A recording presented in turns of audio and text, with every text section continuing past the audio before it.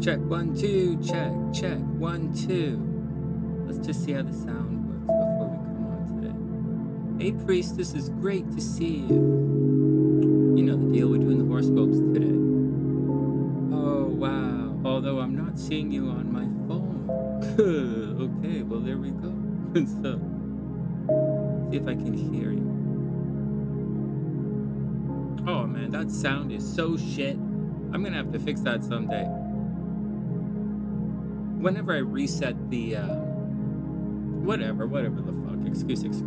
Okay, let me take my headphones off. We'll come back and do the thing. Oh, there we are. All right. And Gina, yeah, of course. Also, that white line at the bottom, I tried to get rid of it, but I can't get rid of it. So, like, what the hell? I guess I could if I tried a little harder. What else is going on? Gina, of course. Well, not of course, because I always say, I've been saying no for so long. But for Gina, yeah, I'll read your charts, and I'll just add them to the horoscope. So I'll put another video up separately for the readings as I edit everything. I thought about doing that last time, and that's kind of the thing, and we started it last time, but I really fucked up the recordings.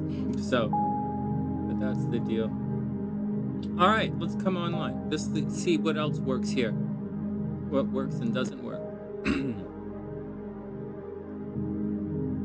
Video capture device. That's me. Hey! Whoop, whoop. All right, that's B. What about the tarot cards? Oh! We did it! Okay, let's see if I can see this on my phone now.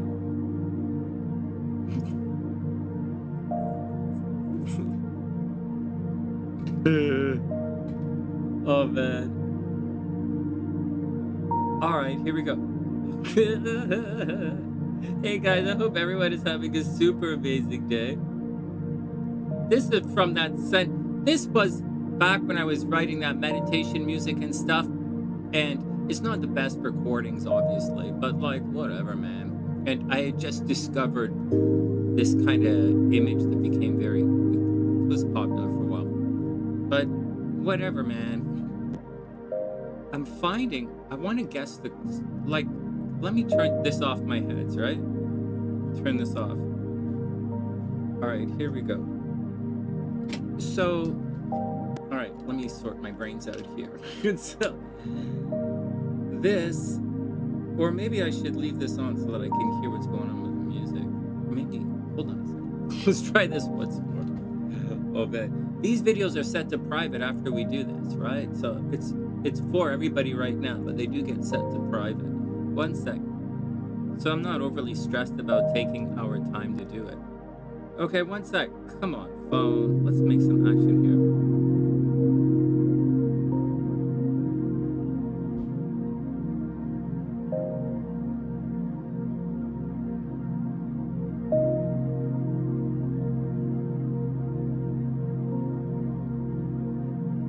Here we go. Well, the music in the background is quite loud, right? I'll turn it down a bit. Quite a bit. Oh, they hate Priestess. Yeah, I'll turn it down. I was going to turn it off, but I'll just turn it down, I guess. Okay, give me like 10 seconds to catch up in the headphones. Oh, I'm drinking coffee this morning. I didn't go to the coffee shop. Ever since the motorcycle stuff on the weekend, I woke up early to go, right? So, and you can't really, and so I made my own coffee. And so ever since the weekend, I've been making my own coffee. And it's not like I don't have coffee here. And it's not like I don't have a coffee maker here, like, obviously. It's like, I don't know, that's obviously, like, it's a, but I decided to make it, I make the coffee myself.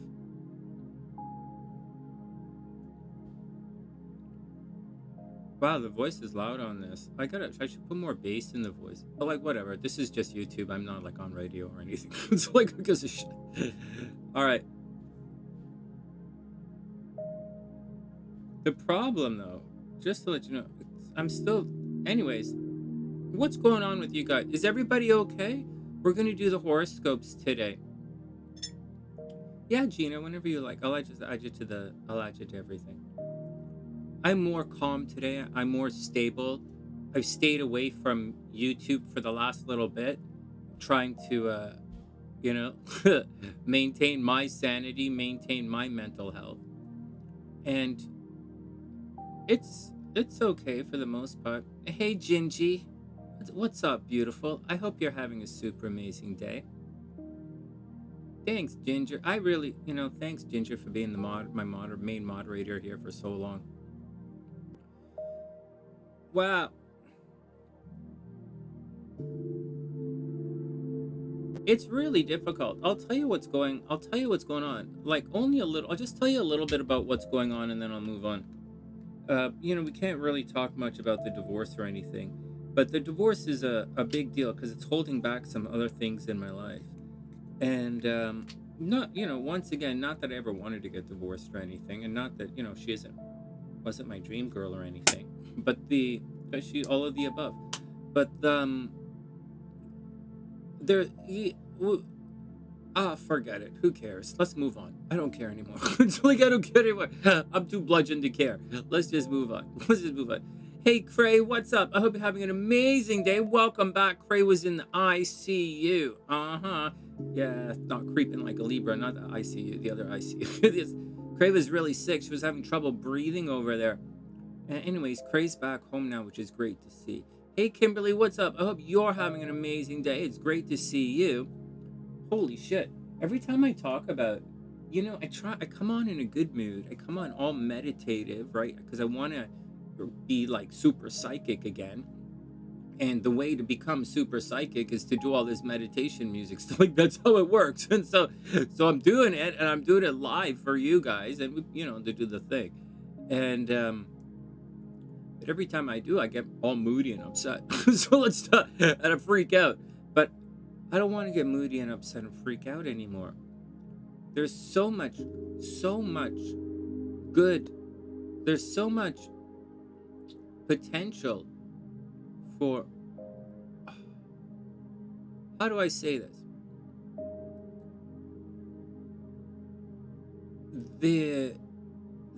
It seems like for many of us,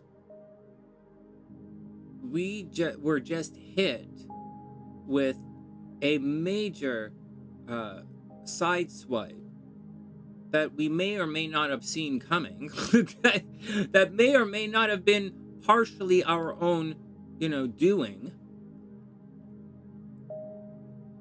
Nevertheless, for many people, it's a major setback. Hey, K1, I hope you're having a beautiful day. For many people, it's a major setback. And to say things like it's a major setback is a massive understatement. Some of you guys were hit so hard last week, you probably don't see a way out. Whether something happened in your health, right? Whether it was a problem with your health, or with a problem with where you live, or a problem with your money, problem in your relationship status. You know, for some people, relationship status is a little bit more than just being nice to each other. For some people, relationship status has a bit of an international kind of situation here, with many different parts of many lives being affected. So, and I'm sensitive to that. I'm also sensitive to the language that I hear. And some of the language that I hear is, you know, I can see through some of the language. I can hear your pain, and I know why you're upset. And I not only wish you the best, like sometimes I do want to help, but to the best of my abilities. And that's the deal.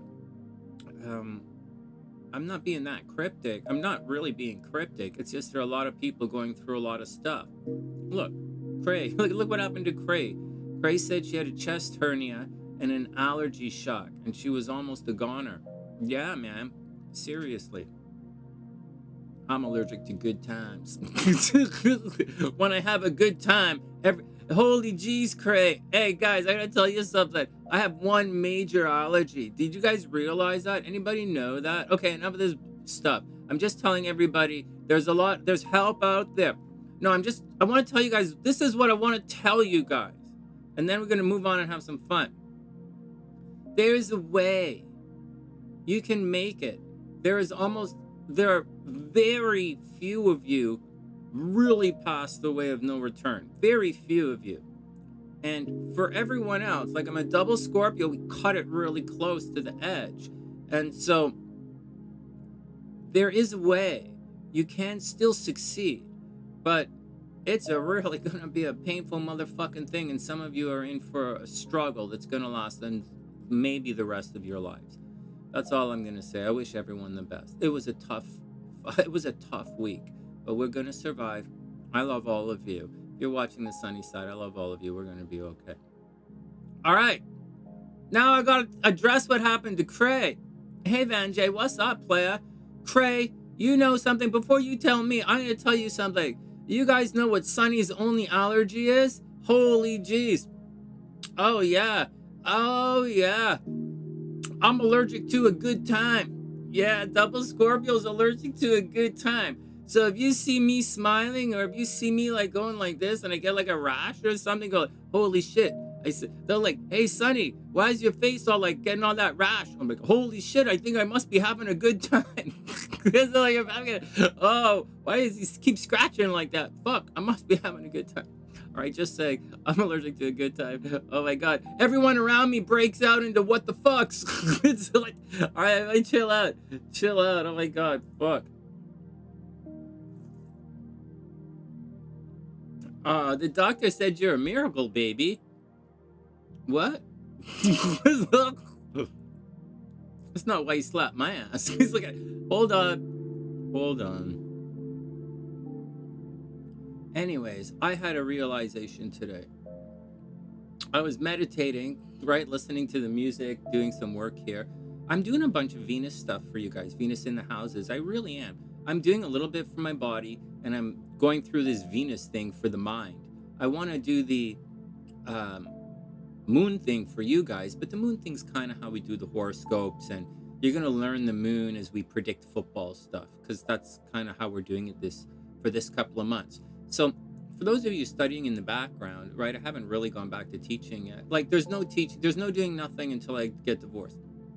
And so I absolutely love SLC. I wish we didn't have to be here. I understand autism a lot more. I didn't know she was on the spectrum. I should have figured it out. I didn't realize it. I thought she was being a narcissist because she is a narcissist. Well, blah, blah, blah, blah, blah, blah. I wish she would have realized that her brother and sister and her family are narcissists and they trying to break us up. But like, whatever, let's move on. Sorry, I gotta try and snap out. I can't snap out of this shit, man. I'm so still fucking stuck in this shit. All right, more good stuff. Let's more stuff. Hey, Anne, I hope you're having an amazing day. Yeah, Anne, we'll do a birth chart today. I'm doing a couple ones. I'm gonna do Gina, and if you want, I'll do yours as well. All right, next. All right, let me snap out of this. I want to be in a good mood today. What degree is Saturn? Oh my God.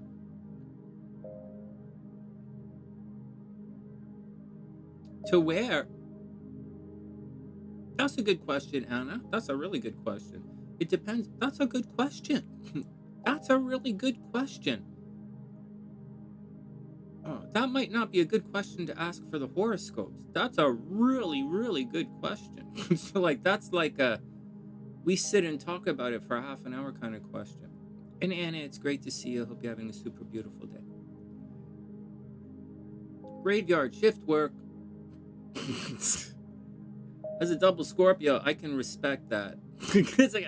Okay, hold on. Everybody calm down. I want to put myself in a better mood. I'm going back and forth between this good mood, bad mood, good mood, bad mood.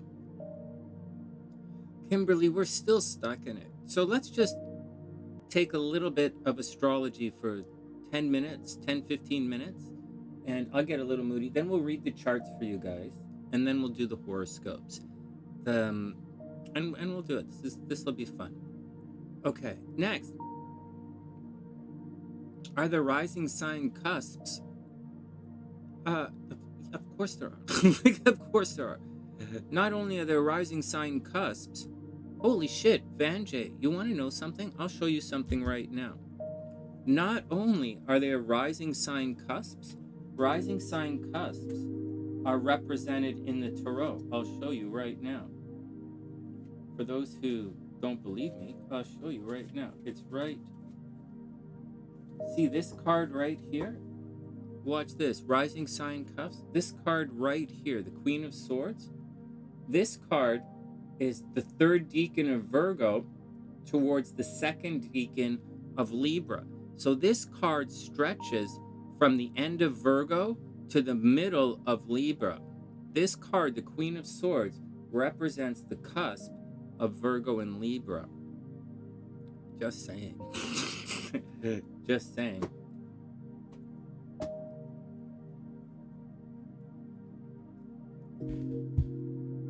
All right, next. What else you guys need to know? So I'm going to say this again. So for many of you, you may have lost a major battle. You really may have. Some of you might have lost something major. And there is a way to get it back. And for all of you. Except for one or two of you. Some of you, two or you might be past the point of no return.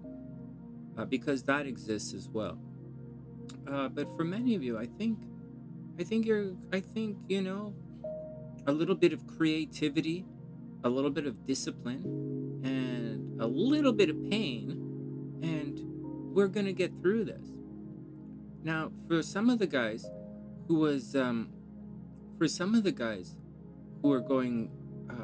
still going through this, again, we're not quite at the turning point yet, right? Kimberly's asking about the degree that Saturn is at, and for some of them, for most people, it's still gonna be rough. So let me address some of these guys who are going through some of the really difficult stuff. And for some of you, the difficult stuff is way beyond. Like, it is going to be, it's so life-changing. And I've seen this. So I've seen, I'm quite confident in what I'm seeing. I'm quite confident that many of you are going to be fucked up for the rest of your lives because of this situation. And I really feel for you guys in the worst possible way. There is an answer for most of you, and it's been my experience that that's not what happens. So I wish everyone the best. I do wish everyone finds what they're looking for. A little bit of creativity, a little bit of compassion, and at this point, you are gonna need the kindness of strangers. But once you delve into that world, it gets a little. You have to be very careful. And I don't normally tell you guys that, do I? I don't usually, when I say the kindness of strangers, I rarely tell you guys to be careful. But now I'm telling you guys, in this stage, while you're going through this particular astrological transit that's really putting a crunch on a number of people, you are going to receive the kindness of strangers, a lot of attention, actually. Many of you are going to receive a lot of attention. And I caution, not that you guys are going to be taken advantage of, because like that's going to happen anyways, but there's going to, people are going to try that anyways, because, nature of vulnerability. But you guys got to watch out, because you're going to be distracted. And that distraction is going to take you away from what you're trying to achieve, which is get back what was taken from you. Whether it was your health or your money or your heart, your emotional states, whether it was your sanity, whether it was your physical safety, whether it was your emotional safety, whether it was where you live, whether it was, I don't know. It's like, I don't know, whatever kind of fucking shit happened to you. And so, now once again, the important thing is, you have to remember, as we go through this situation, it's going to feel, for many of you, as if it's, for some of you, it's going to feel it's worse, worse, worse. How can it get worse? And then for many of you, you crossed that line in the last week or 2-3 weeks ago in the past. And for some of you, you have yet to cross that line. We're going to go through this until the end of October, guys. So for all of you going through your stuff, be careful, because you are not out of the woods, man.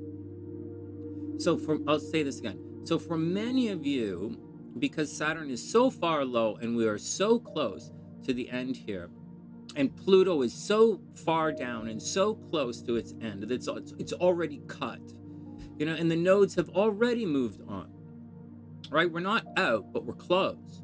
So for those who have already had their massive events or their what the fuck moments, right, it's going to feel like you should be in this astrological space right now where you have to figure out how you're going to deal with all this bullshit, right?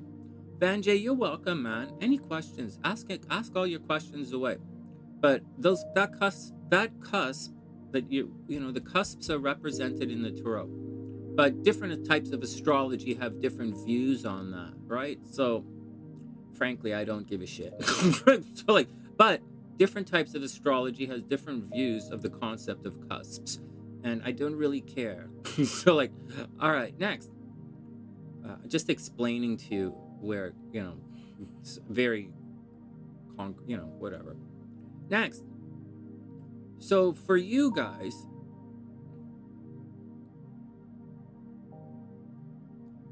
see, Kimberly, I believe you. So for some of you, that event has happened. And for some of you, that event is yet to happen. It's going to happen in the next month, depending on where it lines up in your chart. And so that's what's going on. And then so for those who haven't had it happen to them yet, you are in a major, gonna get hammer time. So you guys are gonna watch out. I'm talking baggy pants and all. Now you're fucked. For everyone else who has already gone through it, you have this window of opportunity for the next, it's going to be 2 weeks. It's the next 2 plus 4 weeks. And in the next 2 plus 4 weeks, you have this opportunity to take a leap of faith. You're going to be tempted to figure out how you're going to apply yourself to make it happen. To make whatever it is that you wanted to happen. And many of you will become distracted. Many of you will do things counter to what, and many of you are going to succeed. Many of you are going to succeed. So good luck. And so, but we're all still in the fight. And in a couple of weeks, 2 plus 4 weeks, we're going to do all of the things to really heal up the wounds that we're going through right now. The warning is you're not going to make it if you don't apply the Saturn lessons. And the Saturn lessons are a real hard dose of reality.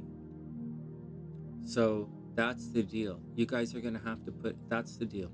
Saturn is bringing a very hard dose of reality to the situation.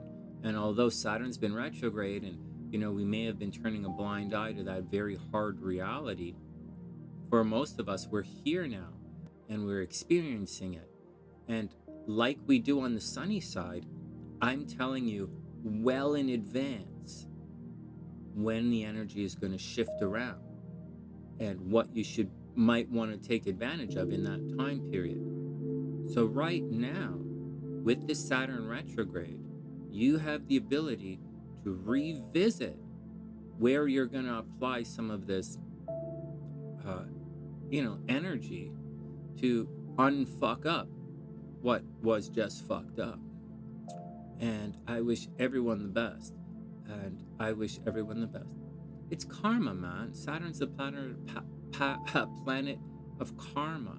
And the planet of karma is putting a holy what the fuck on everybody. And that's all that's going on. All right, enough, spookiness. Anna, hold on. Let me do your thing. Let me pull up the charts. That's my 2 cents. That's my warning. That's me trying to be nice to everybody, trying to help everybody be nice. Hey, Ruhani, what's up? I hope you're having an amazing day. I hope everyone is having an amazing day. It's gonna, I don't know what to say. I just get all upset. I just get all moody and shit. But I shouldn't be. I should be in a really good mood. It's just I look out and I see so many people going through so much fucked up shit that it's... I got you for... Wait, who?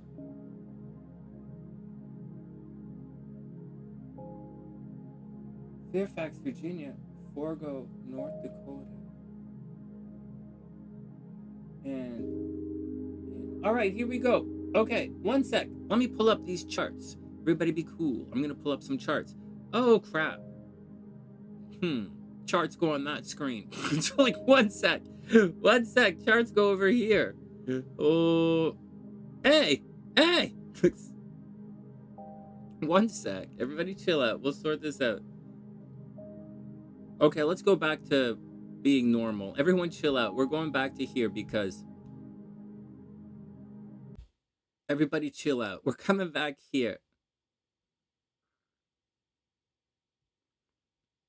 I'm doing okay, I guess, Cray. I'm doing okay.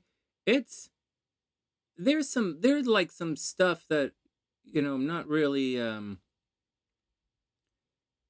there. Hold on. Let me sort this out. Let me turn some of this off so that it's not running endlessly in the background again. Although I like it. I like the music. Let's turn it off. And let's bring the astrology back up. Because I have to punch in a bunch of charts. 1 sec. We'll go here. I'll adjust this so that I don't screw myself up. Check. I'm thinking this is check as well. Probably, maybe not.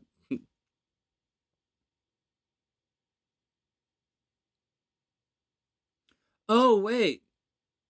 Oh, you said you were in tears when I asked if you were okay, when I messaged you. Oh, the email. Oh, well, Cray, man, you're a sunny sider. I had to check up on you. I check up on people all the time. Really, it's kind of what I do. It's kind of what I do. I check up on you guys all the time. For better or worse, man. It's what it means to be a sunny sider.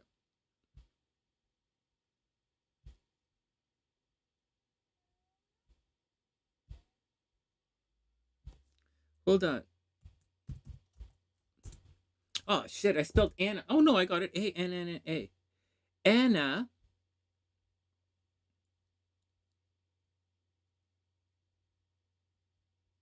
Anna, can you type in your birthday? Or tell me which Anna you are. I have a bunch of Annas here. I'm not sure.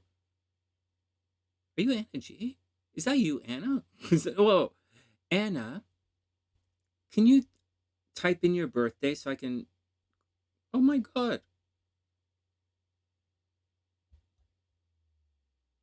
That's really cute. This is Alexis's.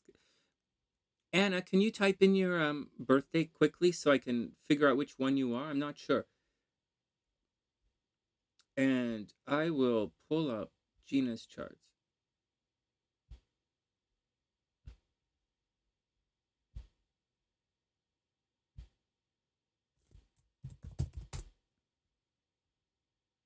What? Okay.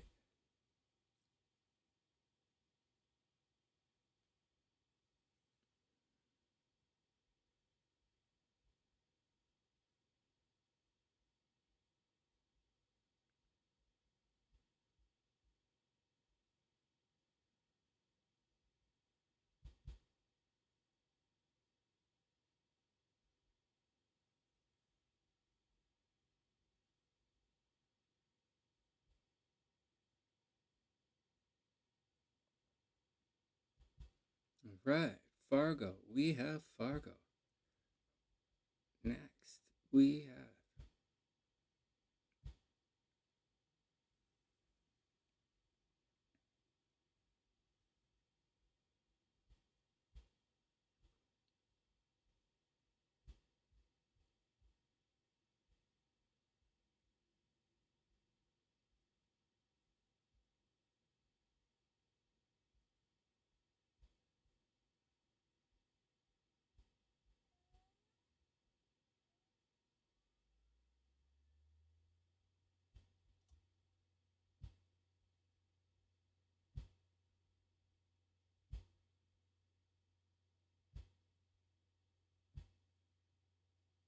What?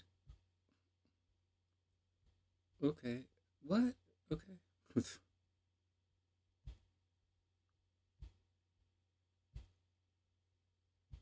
I'm just pulling up. What the fuck? Okay. What? All right. All right. That's weird. Okay.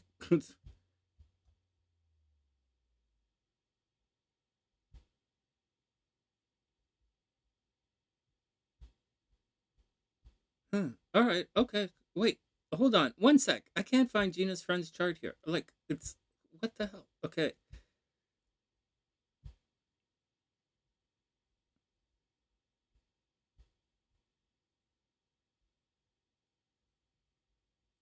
Yo, what the fuck?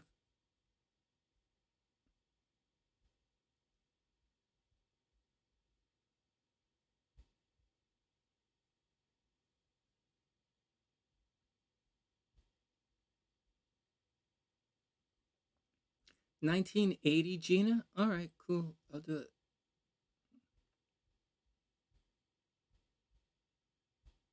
All right, cool. Let me set it up.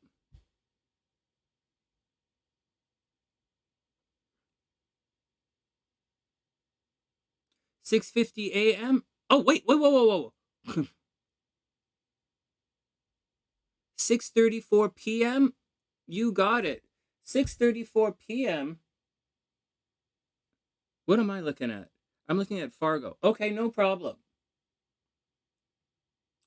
I thought the Virginia chart was in my thing and I can't find it. I'm just going to do a new one for you.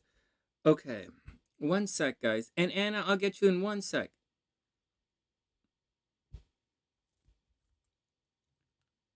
Hey, Angelica. Hope you're having an amazing day.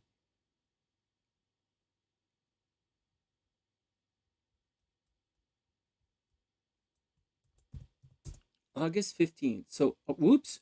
August 15th, 1980. Oh, like right in the middle. August 15th, 1980. And it's all cool. But his birth time is PM. That's cool. 6:34 p.m. I gotcha. 6:34 p.m. for Virginia. Virginia's new, right? Yeah, it's not like it's not what I'm seeing. It's all cool. FAIRFAX. Virginia. Virginia. Hey, I did it. Okay, I did it. Okay, hold on. Okay, August 15th, 1980. Well, you'll see this when we do it. August 15th, 1980. 6:34 p.m. Fairfax, Virginia. I got it. I got it. I got it. There we go. All right, we good. All right, we good. Next. Anna, San Jose. Yeah, man, Anna's in here.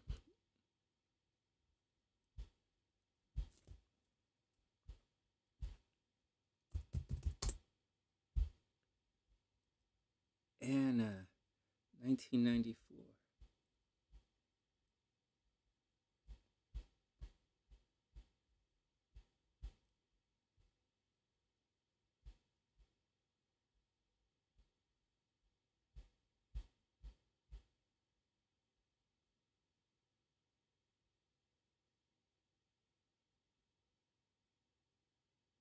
Oh, you're Anna.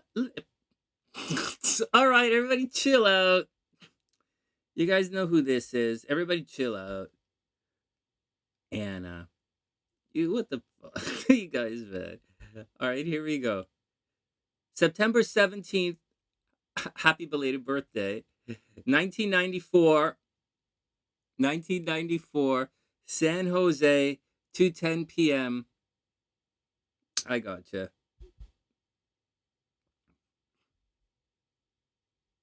No, don't spell Virginia wrong.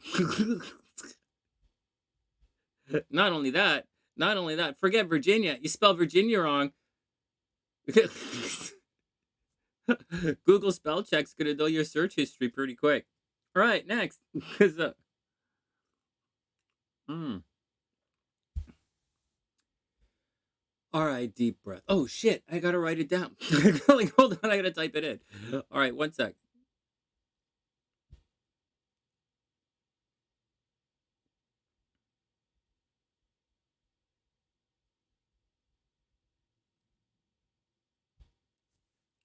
Okay, you guys are going to be deep in the description box. Timestamps, right? It's going to be Gina Fargo. Okay, Gina Fargo. And then it's, oh, this, I'm going to put this in the, one sec. And then Gina Virginia. I'm going to make a separate video for these guys. And then Anna. I'm going to make a separate video for this, guys, and I'll put this like ka-chunk right there so you guys will be able to see it.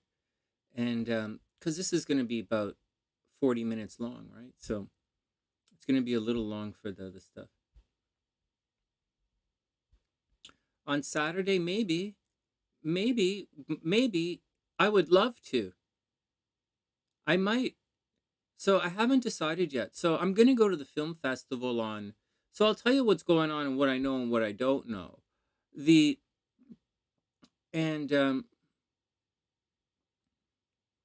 It's so I really do miss coming online with you guys, and I don't know what to say. I haven't figured out what I'm going to do in my life yet. And I do know that I'm in, rough state emotionally. I'm getting stronger every day and I feel pretty good, but I am quite fragile. And, I'm still short tempered. I'm not angry anymore, but I'm like, I'm just working through my stuff and I feel really good. Everything is cool. It's just, I really haven't been coming on a lot. So I don't really know what's going on, what I'm going to do tomorrow night. And I'm not sure what I'm going to, like tonight. Today is easy. I'm going to spend the next 4 hours with you guys. What time is it? I'm going to spend the next 4.5 hours with you guys. And then edit the video for another 5 hours while I sit here does things. But then I'm going to the film festival on Saturday. And I already bought my tickets. Got a VIP pass. Yeah, I'm not standing in no fucking line. Hey, Lisa, hope you're having an amazing day. It's not really my thing, guys. I'm not really a festival guy. I'm used to being backstage. I don't really feel good when I'm in the audience. And I never, I performed at the film festival many times when I was younger. Like man, like because that's I'm a musician, but I don't really go to these things in the audience, and I'm not a good schmoozer. But I was invited, so I bought the tickets, and I'm going to go on Saturday. I'm not going to go tonight or tomorrow. I'll go Saturday. And for those of you who want to know, I'll tell you guys something very personal about me, and then we'll move on. And I'll tell you something that I don't think you realize, but I am totally good. I know exactly why I'm getting divorced, and I know exactly why I got divorced the first time. I know exactly why, and it's for this reason right here. I don't like it in the audience, and I'm a content creator. I'm a content creator. I'm a creator. I'm an artist. I create. And the girls' fans, you know, you know, to those guys, I'm really boring. Like I am really, really, really boring. And so, although we joke about it and say, Sonny's not going to that show, even if he's playing in it, it's kind of the truth. And maybe the girls wanted to go to the show, so I get it. I don't begrudge it. But I am telling you guys that I'm aware of this as I move forward in life.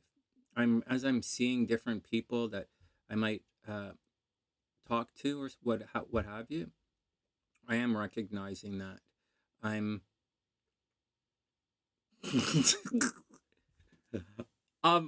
whatever. I don't give a shit. I hope everybody finds the best.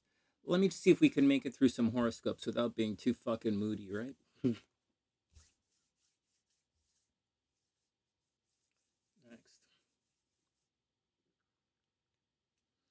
All right, next. Let's do this horoscope shit.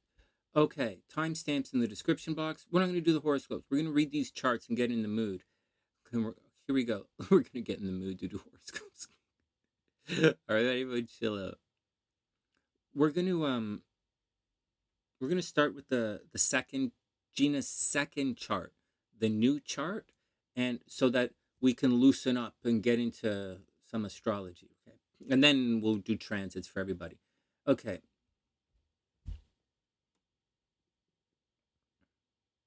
I hear you, Craig. Oh no, man. I'm really, really, really, really excited for the future. Oh my God. I almost like if I wasn't, let's just move on. I'm so excited for the future. Like half of me, I'm gonna be honest with you, half of me wants to get back together with the ex. Like more than half. Like 80% of me wants to get back together with the ex in spite of all the insanity. But I keep seeing this new life that I wanted, and I see a reality that I have in my life. And I see a lot of parallels to a lot of different, like I can see the part of SLC, I can see certain parts of her in other people, as if, we talk about this spiritual entity of understanding how different parts of different souls are put together in different bodies in this physical world. I don't expect anyone to understand what I'm talking about, but I see it and I hear it and I feel it.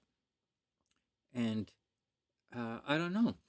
I don't know. I'm at this stage where I really don't want to I don't want to make the mistakes I made in my past ever again. And I want to, I still don't know where I'm going to be. I still don't know where I'm going to be next month. All right, next.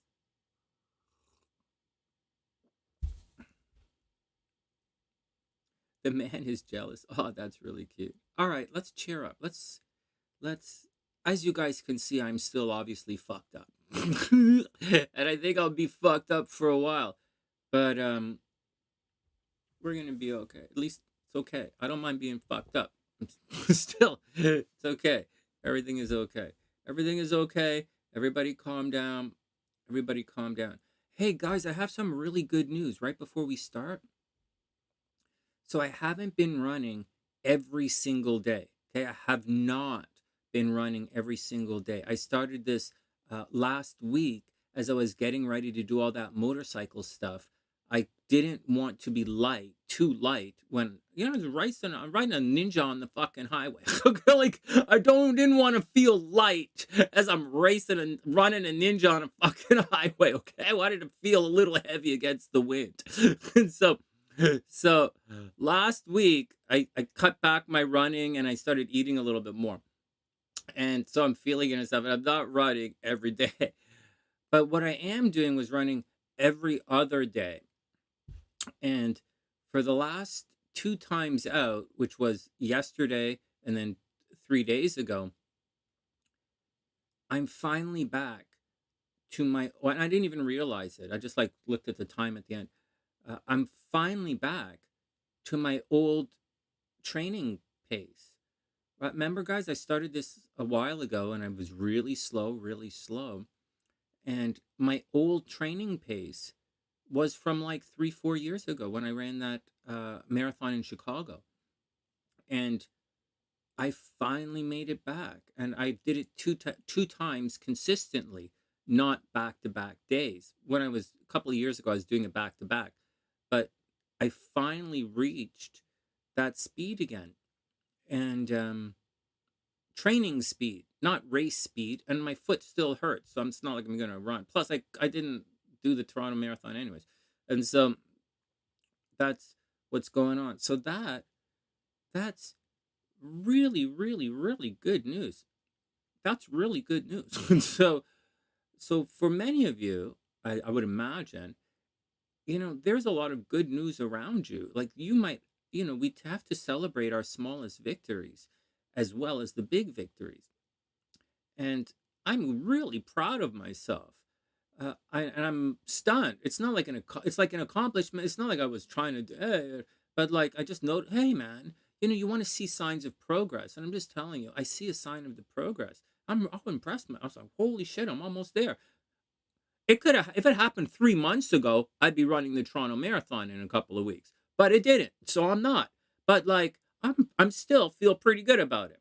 All right, fuck you. See, like, sit on your fucking ass and do whatever you want. All right, next. I'm saying there is good, and you need a little reason sometimes to be proud of yourself, or a little sign within you that shows you that the light is still bright inside of you, regardless of what the fucking world is trying to shit on your fucking head. And when you realize that there is a light inside of you that's always been there, and that you've had this ongoing thing where you've been nurturing and doing some kind of bullshit in your life, whatever ass bullshit you do. My ass bullshit right now is running. And so it's sure of fuck not YouTube videos. It's like, it's the running. And so, and I'm proud of that. And because that is one of the points of leverage I have over everything. And for many of you, I would imagine there is some kind of thing like that in your life, whether you realize it or not. It could be your daughter. You look at your son, say, wow, man, I did a pretty good job. That kid's not even as remotely as fucked up as I was at that age. Said none of us, but like, I just joking. But like, find your victories where they are, because you do have your victories, and allow those victories to build on each other so that you can take down that bullshit that we're still going through. Another 2 + 4 weeks. I'm going to say it again. We have another 2 + 4 weeks of bullshit that we have to go through, and then we're going to fight back en masse. But it's important to see where you're going. Okay. Everybody cool? Next.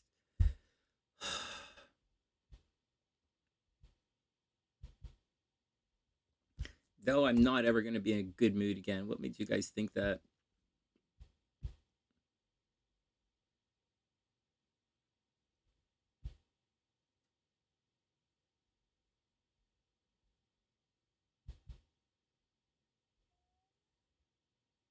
Oh my God, Gina, this is another one. Oh, I'm going to show you in one sec. This thing kind of stuck in the center of the screen. So just give me a sec. But You know, Gina, I was thinking, and I'll put a timestamp in. I after the last chart, we're gonna start with the fear. After the last day, I was thinking, you know, because like I was thinking about uh you guys and having a little bit of the like the Mars or the Aries or the competitive energy in you guys. Because like because you know the deal. Everybody wants to know how to make it out there, right? Like everybody wants to know. And you guys are successful. Like you guys are professionals. So like, and I get it. I'm in a different, you know, I'm so, but like, you know, I get it. And so all you, most of you guys, not all of you guys, but most of you guys that you're showing me, you know, Gina, you guys have that real, all of you guys have some kind of like pushy kind of Mars, like some pushy kind of Mars or some kind of competitive thing or something that's a little pushy, doesn't want to, like a competitive pushy kind of thing, um like a driven to success kind of thing, as opposed to a passive artsy fartsy kind of thing, right? You got, even though some of these charts are a little like they're, you haven't really shown me any artsy fartsy you've shown me charts that are have artsy fartsy in them, but they're not artsy fartsy charts. And so even that last one, like that last guy you made me look at, is definitely a playboy. So like, but this one, I'm gonna pull it up in one sec. This one has that aggressive tendency in it as well. So like, so that's just a heads up. All right, let's look at the chart. I think it's fascinating. I think it's very fascinating. All right, heads up.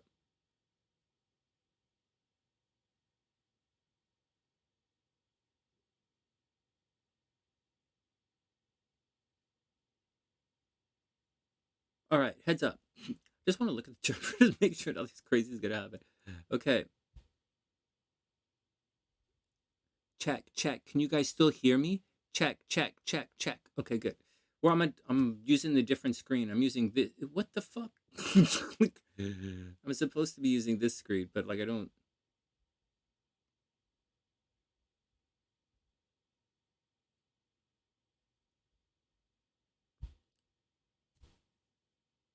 All right, next. We'll sort that for the horoscopes. Okay, here we go. Here we go.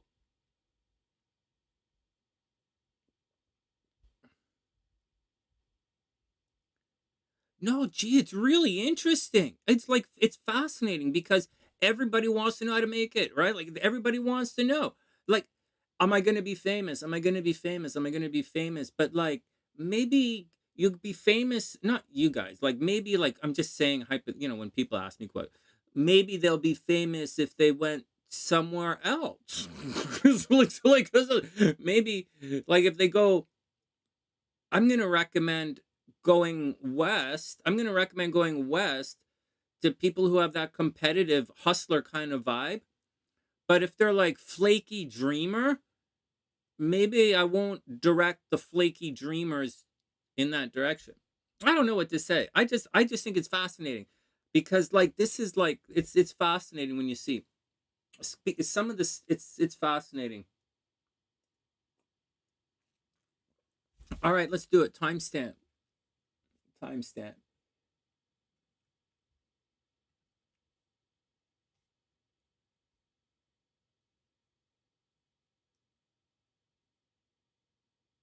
Okay, this is Virginia. Virginia is first. Sonny. Virginia's first. This is really neat. All right, I'll show you guys. All right, next. All right, next. So, timestamp. Virginia's up first. The Gina comes here.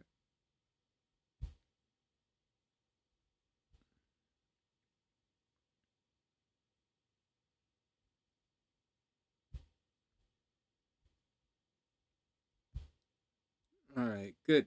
Here we go. Here we go. Are we all looking at the same thing? All right, let's do it. All right, let's do it. Let's do it. Let's have some fun. Let's have some fun. Let's check this guy out. That thing, I find that fascinating. I really was thinking about it. Okay, here we go. Okay, here we go. Okay, so starting out loud. So this is Gina's friend, August 15th, 1980, 6:34 p.m. in Fairfax, Virginia. All right, now, right before we start, right? Hey, Spirit Girl, right before we start and do like the thing, this is what's aggressive right here in his chart. Right? It's the moon conjunct Mars. All right, it's conjunct Pluto as well, which is like really intense. Holy jeez, this guy's probably freaking intense. Oh my God. Holy jeez. Oh man. Except that this energy is in Libra. So, holy jeez. In the 9th house. Oh man. Maybe he killed some of his teachers at school. So like, oh man, or maybe this guy rages against people in different cultures. Anyways, and that's not the point. That's not the point. And forget the Pluto. Oh, leave the Pluto for a second. It's so here we go. So Mars conjunct the moon that's an astrological thing. Mars conjunct the moon. These guys are very aggressive, assertive. Depending on where it is in the chart, it can be, or what sign that Mars conjunct the moon is, that can make them competitive or very aggressive. It can make them passive aggressive, right? That's possible. If it was in Cancer, they could easily become passive aggressive. Or if they were in Scorpio, it could become super reclusive or like, don't bug me, don't bug me. But in Libra, it's like super, like that's kind of like a super lawyer. Like it's a guy. Like, so this guy, and this is another thing here. So as we're talking about parts of the chart that it's in the 9th house over here. That's not only things at a distance, not only higher learning, but it's also a very strong part of your chart of spirituality as spiritual beliefs. So it's things at a distance. It's the bigger picture. So I would imagine this guy's, and it's also in Libra. So, and his moon is in Libra. So, and his moon is totally always has that Mars action in it. So this guy's probably always seeing the other side of a story, always seeing the other person, always doing things for other people, like always doing things for other people. I would imagine he might be like a super lawyer. Like seriously, Gina, this guy might be a super lawyer. All that stuff in Libra, except that there's a little bit more to it. The 9th house also tends to be successful in the entertainment industry. 9th house kind of Sagittarius vibe, very Sagittarius energy, very successful in the entertainment industry. 9th house vibe can be successful in the entertainment industry. I don't know if this guy's in there or not, right? But I'm saying this guy actually gives off a big legal vibe, and he gives off a very fair play vibe. He's probably a straight shooter, probably very much sticks up for the underdog. And I would imagine, like, without any doubt of any kind, that this guy is like super mega argumentative, like super argumentative. And if you don't listen to him, he probably freaks out all the time. Oh my God. Oh my God. But that's okay. He's probably very direct. Always sees the other side, sticks up for other people very, very much. He's probably a really nice guy. I would imagine that he's probably, I would imagine that there was cheating in relationships. If he got married, almost guarantee this guy got divorced. Maybe he's on his second marriage already. Like, that's almost a lock. He's always thinking about relationships. He probably very much works with other people, helping other people do things, sticking up for other people, right? There's a major relationship. Like, a lot of his energy gets put into the relationships. Actually, it's difficult to look at this guy and not uh, ask about who he's dating or ask about who his girlfriend or his boyfriend is or wife or a husband or whatever. Like this guy resonates with his partnerships, whatever they may be. Or he dates really good looking people, right? With the sun here. Anyways, next, let's move on with some stuff. Okay, so back to normal. Oh, he's a lawyer, like a probably awesome lawyer. Yeah, it doesn't say entertainment industry. Like Gene, it doesn't. It doesn't. It says it could be. It doesn't. It says super argumentative lawyer. He's like he's a real fuck you up guy. Like it's. Anyways, let's move on. Let's move on. Let's move on. Okay. Okay. Let's chill out. Let's chill out. Man, I like stalking you guys. I like stalking your friends.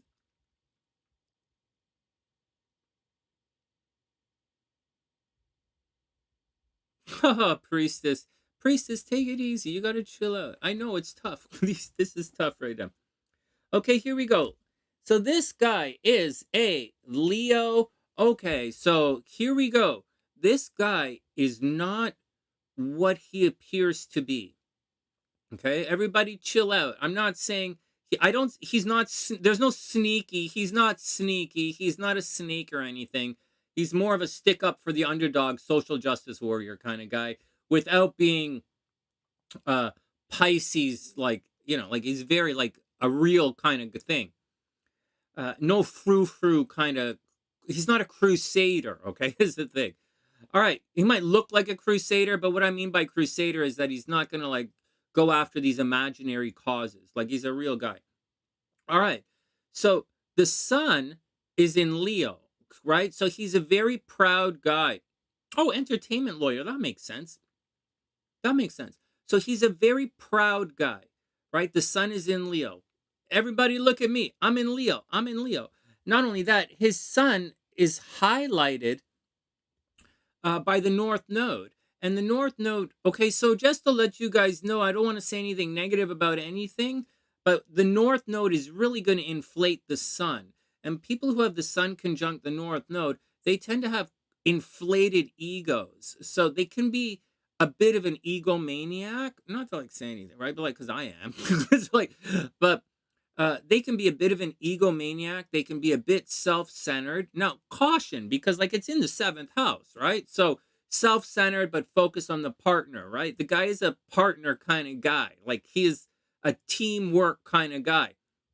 And, and he resonates with this team that's always around him or a person that he's always with. But nevertheless, it's in Leo, which is look at me, look at me. He wants to be the king of the castle, all right? So that's like, but his castle is with other people or someone else. Having said all of that, right? And he's pushy, okay? So he's pushy and he's always thinking about the other person. Now, the reason I'm stressing all of that, okay? I'm stressing all of that because he's a Capricorn rising. And so, hey, JF, it's great to see you, Jamie.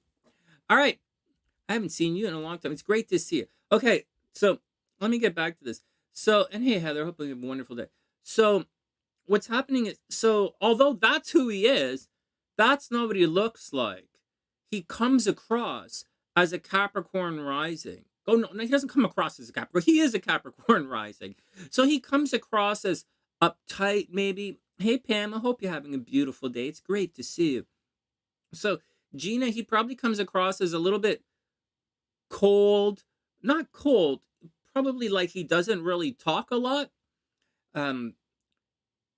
It's probably like this.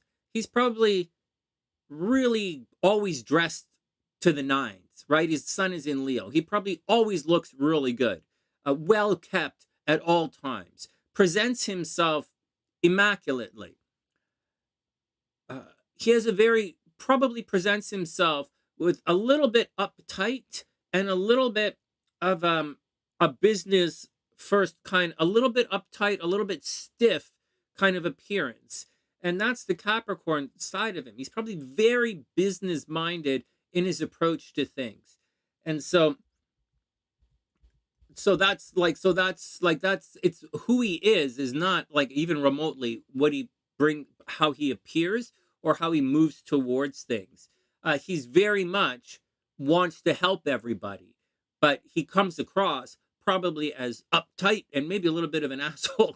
That's because he's pushy, right? So all right, next he's gonna have some problems with himself, right? All by himself, he has to watch out. That south node is going to cause problems. He'll be dissolving groups of people. In his lifetime, he'll be changing groups of people he associates with.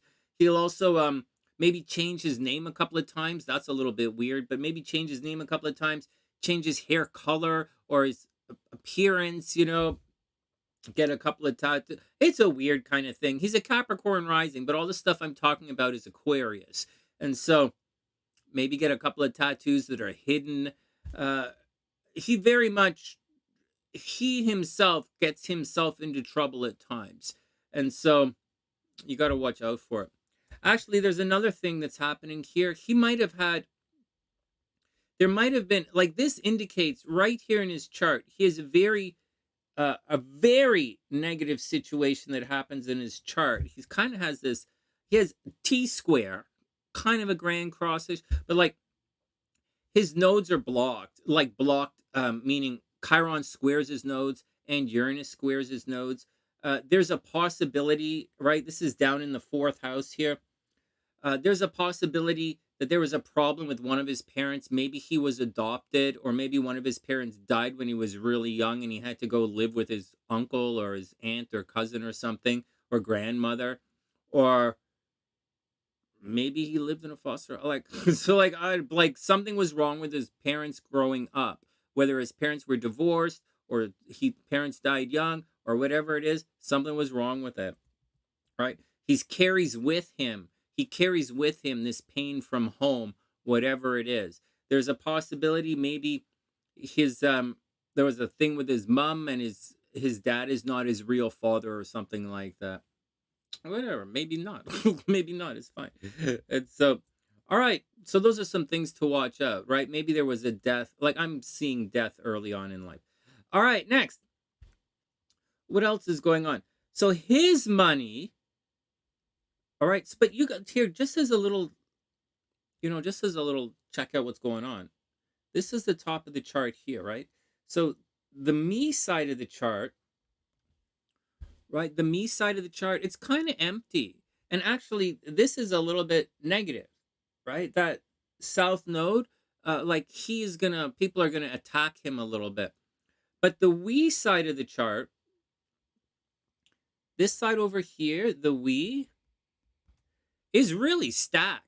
Like it's like stacked, man. So he's got to partner up with people. Like he probably knows this at this age. He probably knows he has to partner up with people. He has to be careful who he works with, right? There's a possibility up here with Saturn up in the 8th house, like, and Jupiter is here, right? Saturn and Jupiter are there. Jupiter means there's a possibility he's going to inherit a lot of money, or he's going to win a lot of money in legal battles, right? Like this is legal battles right here, right? This is why the law, right? Like this is law and this is law here. So, but having said all that, like, yeah, a lot of money is coming in, right? A lot of money is coming in, shared resources, like making commissions, that kind of stuff. But at the same time,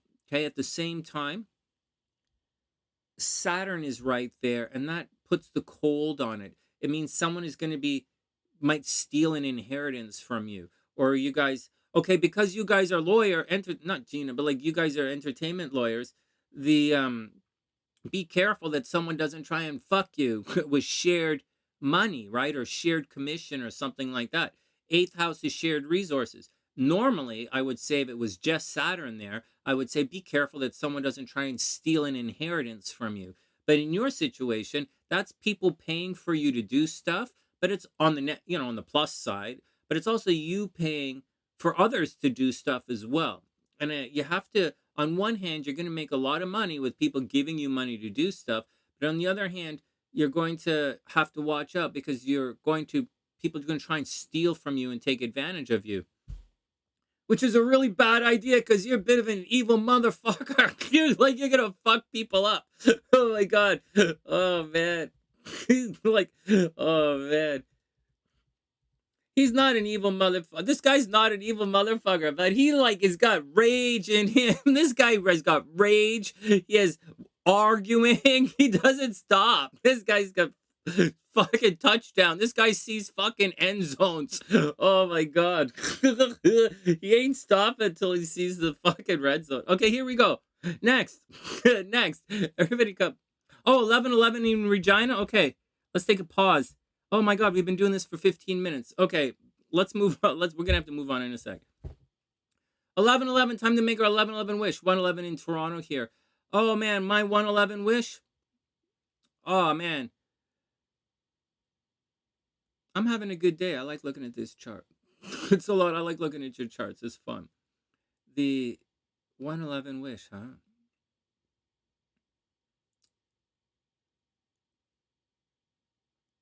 I want to get to the next section of... No, I want to be patient. I want to win the lottery is what I want. But aside of that, I'm okay, man. I wish everyone the best. My 111 wish, 11:11. I wish everyone the best.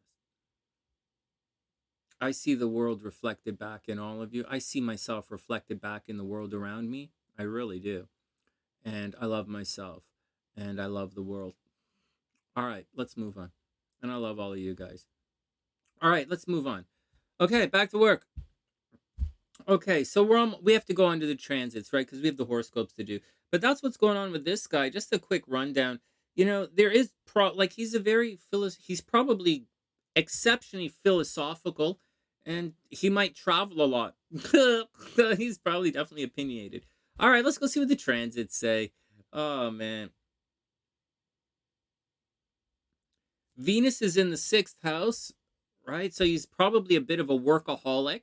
A lot of free time in the day. Very, he takes care of other people. He probably really likes to take care of other people. He might be a bit of a health freak with Venus in the 6th house, and he's probably gets into relationships with people he works with, which is all cool. All right, next. All right, next. Let's go look at his transits and see what's going on. So he's okay. I'll show you what's going on.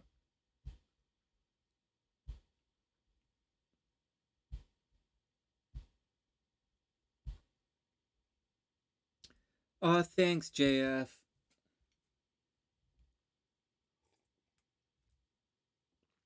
Hey, Jamie, I might go to Vegas for my birthday again. I might go to, if everything works out, I might go to Vegas in November.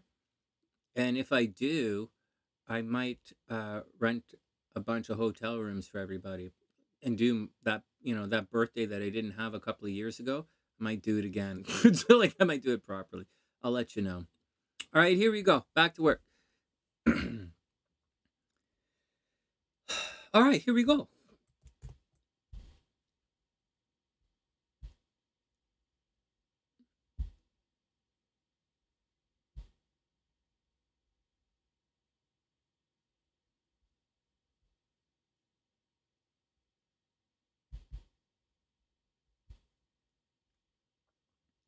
All right, so what's going on with this guy? So, hey, so Gina, so this guy, so let me just look at this chart and make sure that he's not going through any kind of hell or anything right now. Aries, Leo, oh, that's okay. That's pretty good. Saturn,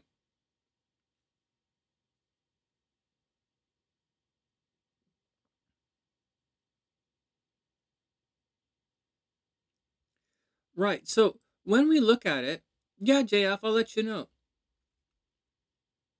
You're going to be there October 6th. Maybe, Anna. Maybe. No, I have to be here that week. We're doing stuff that week. All right, hold on. All right, so before I do the transits, you guys just let you guys know before I start talking about the transits, I kind of make sure he's not going through any really difficult stuff. He's not going through the worst of the worst, I'll tell you that. Um, but there's stuff he has to watch out for right now. Pluto is retrograde right here. And so he's probably like, and not only is Pluto retrograde right there, Saturn is also retrograde in his first house. Yeah, all of this is retrograde, but it's retrograde for everybody. It's not really the point. The point is, this is almost right on his ascendant. And so this is going to cause a big change, if not something physical. So in the last 2 years, right, maybe 2 years ago, when Pluto was at about 25 degrees, last year, the year before, right, it goes retrograde, so he would have changed something about himself. Maybe something happened with his eyesight, like he started to wear glasses, or maybe his hair fell out for some reason, or maybe he got some giant tattoo, or maybe he changed his name, was forced to change his name, or maybe he was forced to change jobs or something, companies. But something happened which made him forced him to change something about himself. Maybe he became very sick, maybe he hit his head or something.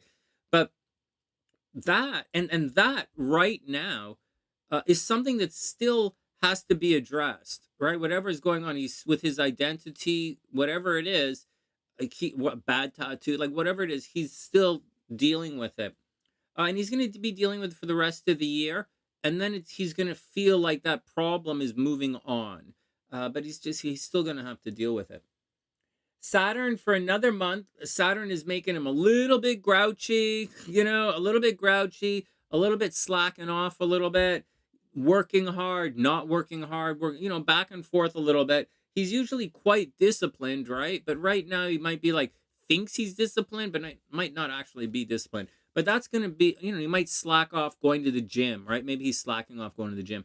But that's only for another couple of weeks. And then he's going to be, bam, direct again. Everything is going to be cool. What else is going on? There's great stuff happening in communication, right? Great stuff happening in communication. Maybe he's thinking about getting another car right now. This would be a good time for him to get a car, or he probably would have bought a car or something like that last year, actually. Like, he's still a possibility, but he probably bought it last year. All right, next, what else? Something massively unexpected is going to happen at home in the next, between now and March. It's like whatever, like whether something, maybe he's going to buy a new house, or he's going to buy property, or something about him is going to unexpectedly change. In addition to that, maybe something unexpected is going to happen with the relationship with his mom. If nothing, make sure there's something like going on. He's got to check in on his parents. Something unexpected is going to happen at home. Maybe he's going to buy another property, or he's going to be forced to move or something, or forced to sell. I don't actually see too much forced to sell. Like, if this was all retrograde up here, I would think forced to sell, but it was retrograde earlier on. Well, not really. I don't think Mars was retrograde. There was Venus that was retrograde. This is what was retrograde, and Mercury was retrograde. Maybe he renegotiated a mortgage last month, or he thought about renegotiating a mortgage, or he thought about bringing in some tenants, or he was paying for somebody. That kind of was the action. In addition to that, partnerships were highly aspected for the entire summer. So lovers from the past, business partners from the past, people from the past, all of it was happening. And although money should be, like, shared resources should be your key focus, like your credit card, spending money on other people. Money is being hemorrhaged from your chart. You're hemorrhaging. He's spending money on someone else, or someone else is just cranking out the quan on his credit card. Someone is kicking his credit card in the nuts. But something like that's happening. He could be spending a lot of money on love right now. Nothing wrong with that. I'm newly single. I find myself spending a lot of money on love. Whatever. But spending my money on love and love paraphernalia. It's like scented candles. Don't be so, you guys stop being so nasty. All right, next. Anyways, that's what's going on. That's what's going on. Before we leave this chart, like this chart's focused on relationships right now. There's someone in his life. If he's thinking about getting married, he should do it. The person is probably right now is a very good time for him to get married. If he's dating somebody, this person is probably a keeper. They're a little expensive, but they're probably a keeper, and that's the deal. There's one more thing before we move on from this chart. He has to watch his health for his entire life. Like seriously, seriously, seriously watch his health, because over here, like I mean Saturn, Lilith, Lilith is going to make everything seem like his health is okay. And with Venus down here, you know, he has to watch out for breathing problems, water in the lungs, right? It's cancer, breasts, stomach. He's going to have to watch out for stomach problems. But up here, like, you know, there's a possibility that he had, and it's in Virgo, right? So maybe there's some kind of possibility that he has some kind of sickness that the doctors don't know about, or he has some kind of MS or diabetes or something that is misdiagnosed his entire life. But there's a little bit of sickness in this chart. So, you know, so that's the deal. So watch out for it, because every once in a while, this sickness gets activated, right? It gets triggered. But like, I don't see any negative stuff happening to him for a couple of years. It looks like he's not going to go, like there's no square there. Like it's actually quite harmonious. Like everything is quite harmonious right now. So, except for the spending money thing, things should be pretty good for this guy. All right, next. Let's move on. Next.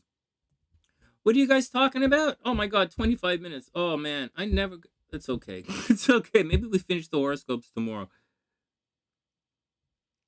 All right, next. We're going to do the next one. What are you guys talking about?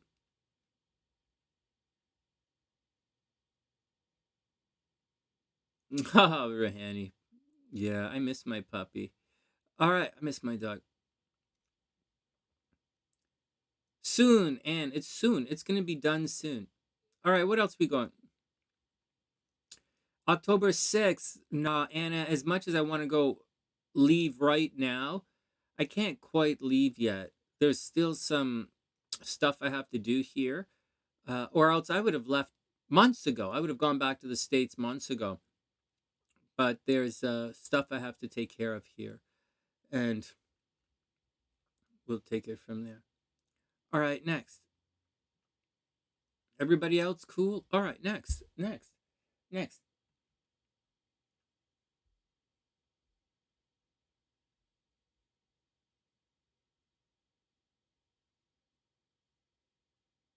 Where is the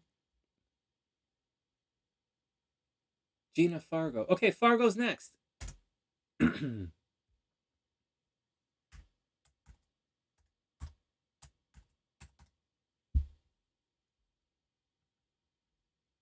Hey, Spirit Girl, what's up?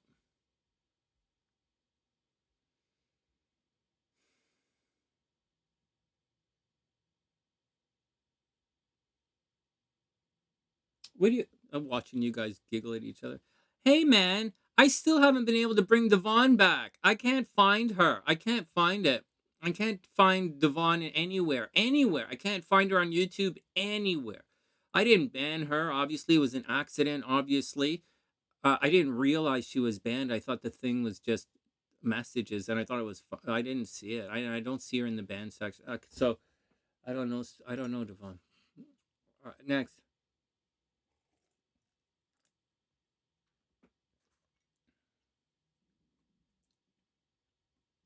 All right, another chart. Guys, we might not get the weekend horoscopes done until tomorrow, just to let you guys know. I'm reading these charts away, going la la la la la la la. And I might if we don't get the horoscopes done, individual horoscopes, I'll do them tomorrow. But I want to do the overview, and because we're talking about the moon cycle in the football, and I'll explain the moon cycle using the football game as an analogy, and so maybe we'll do that, and then tomorrow I'll do the individual horoscopes. You know what, guys, I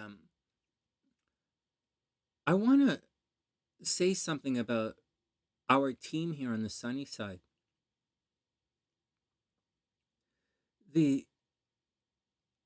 Yeah, it's not cool. We got to get Devon back because, like, it must have hurt. I didn't. It's an accident, sweetheart. It is an accident that happens here on the sunny side all the time.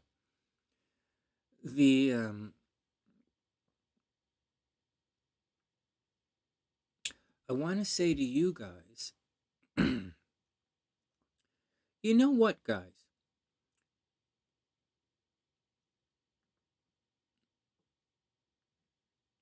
No way. JF? What is that, JF? JF says, Sonny, we have lots to catch up on. Yeah, I haven't seen you in like 2 years. I'm getting divorced again. It's like she's a caregiver now and training to be a death doula, one who helps others transition into death. What the hell, Jamie? You're trying to transition from a Capricorn to a Scorpio? That's weird. Why? Capricorn is sexy hot. It's like, oh my God. Oh my God. You're transitioning from a Capricorn to a Scorpio. That's fucked up. That's almost evil. It's like, so, don't you think you're hardcore enough? That's like, okay, everybody chill. I just bugging her. Oh my God. Okay, everybody chill. Oh, am I the only one who finds this happy? Happy, funny. Way to go. Way to go. Come on, we have more readings to do. Oh, man. Okay, everybody calm down. So, okay. Let me just say what I wanted to say to you guys. You know, I'm watching other channels, right? And I'm actually doing I've been working in the background for us. I'm doing that Venus stuff. The Venus stuff is, I'm writing it all down. To do a video is really, it's hurting my feelings. So there's that. And I'm working on something else that you guys want. And I'm doing a good job at it. And you'll see it all. What else is going on? Northern California, maybe. So I want to thank my moderators here in a very major way. There's stuff we don't do, I'm really proud of you guys. We don't succumb to conspiracy theories. We don't succumb to nonsense. We don't succumb to being yanked politically. The sunny side is pretty tight. For all the mentalness that I'm going through and all the mentalness that you guys are individually going through, collectively as a team here on the sunny side, we pretty good, man. We pretty tight. We get guys bringing in, cool charts to look at. We're learning cool charts and stuff. It's cool. It's good. So we good. I'm very proud of us. Good job, guys. You really did a good job. All right, next. Okay, so this is Virginia. Next up, we're going to look at the next chart. Okay, that's done.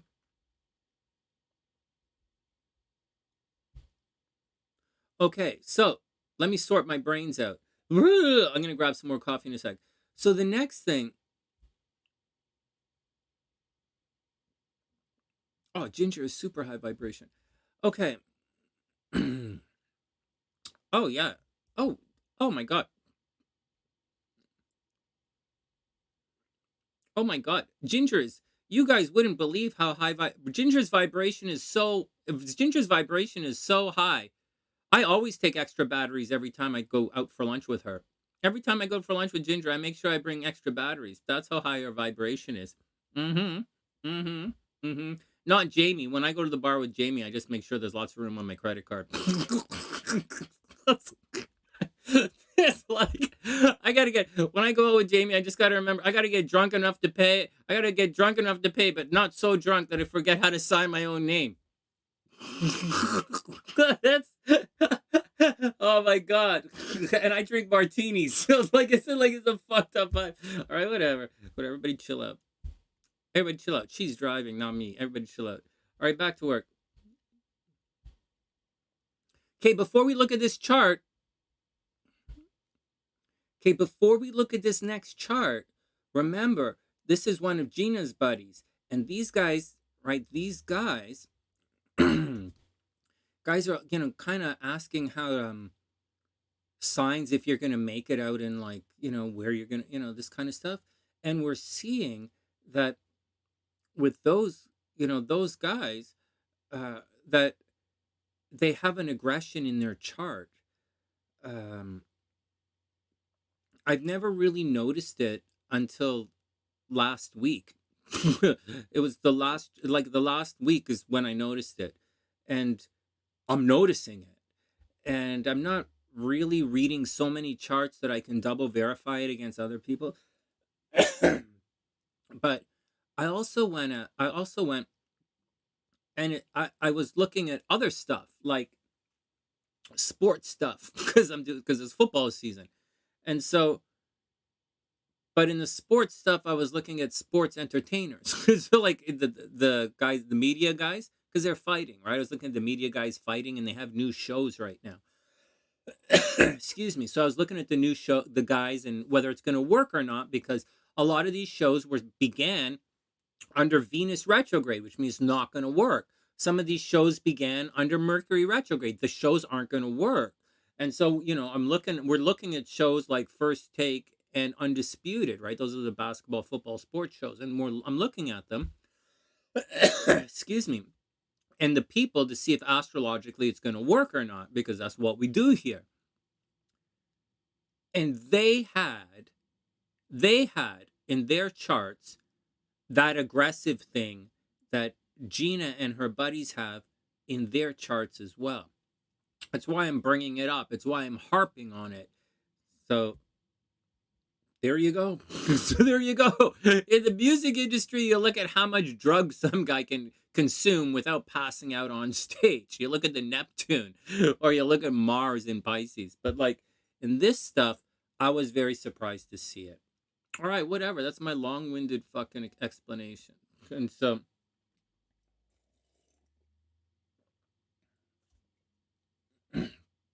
and I'll tell you something. In my family, my uncles that were in the film industry, they're both Aries. And my uncle that was an actor, who did stuff in the industry out there, he's a Taurus with a lot of Aries kind of energy in them. So these guys, I never thought about it, but these guys are competitive, aggressive people. And that's what it is. That's what's going on. They always thought I was homo because I'm like artsy fartsy, and I'm not really like that. Whatever. Fuck. My fucking uncles. Oh, motherfuckers. Everybody's dead. They're not all dead. I thought that was interesting. All right, let's get down to work. Back to work. I'm just telling you guys. I thought it was interesting.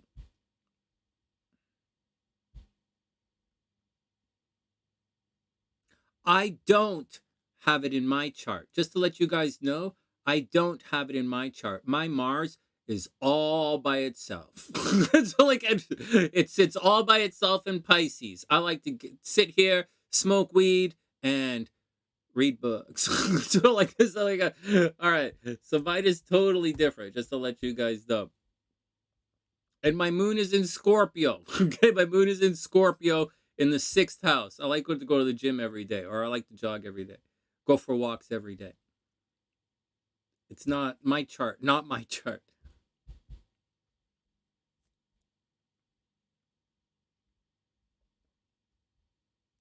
I thought it was fascinating. I need to check my sister's chart. She's the same age as Gina. All right.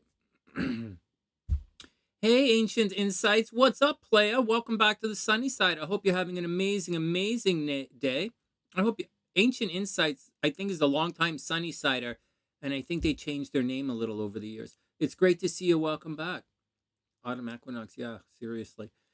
Hey, Amy.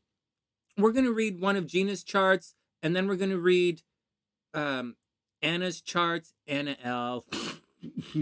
Then I'm going to go blah, blah about the transits, and then probably cut out for the day and do the horoscopes tomorrow. It's why I'm just blah, blah, blahing right now and taking it easy. Also, excuse me, Amy, I can't find Devon. Devon, sweetheart, if you're listening, I can't find it. It's not and to not find someone who's been banned on the channel, it's very normal.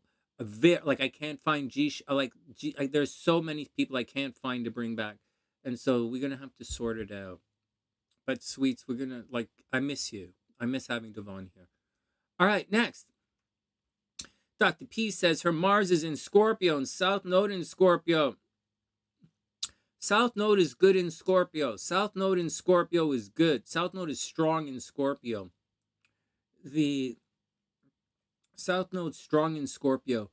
And Mars is strong in Scorpio. Why not? Scorpio, Mars is strong in Scorpio. That's pretty strong. You know, just to say thing before we go on, the blah blah. I miss Devon. I miss her blah blah too. I also miss other parts. But anyway, let's keep it clean. Let's keep it clean.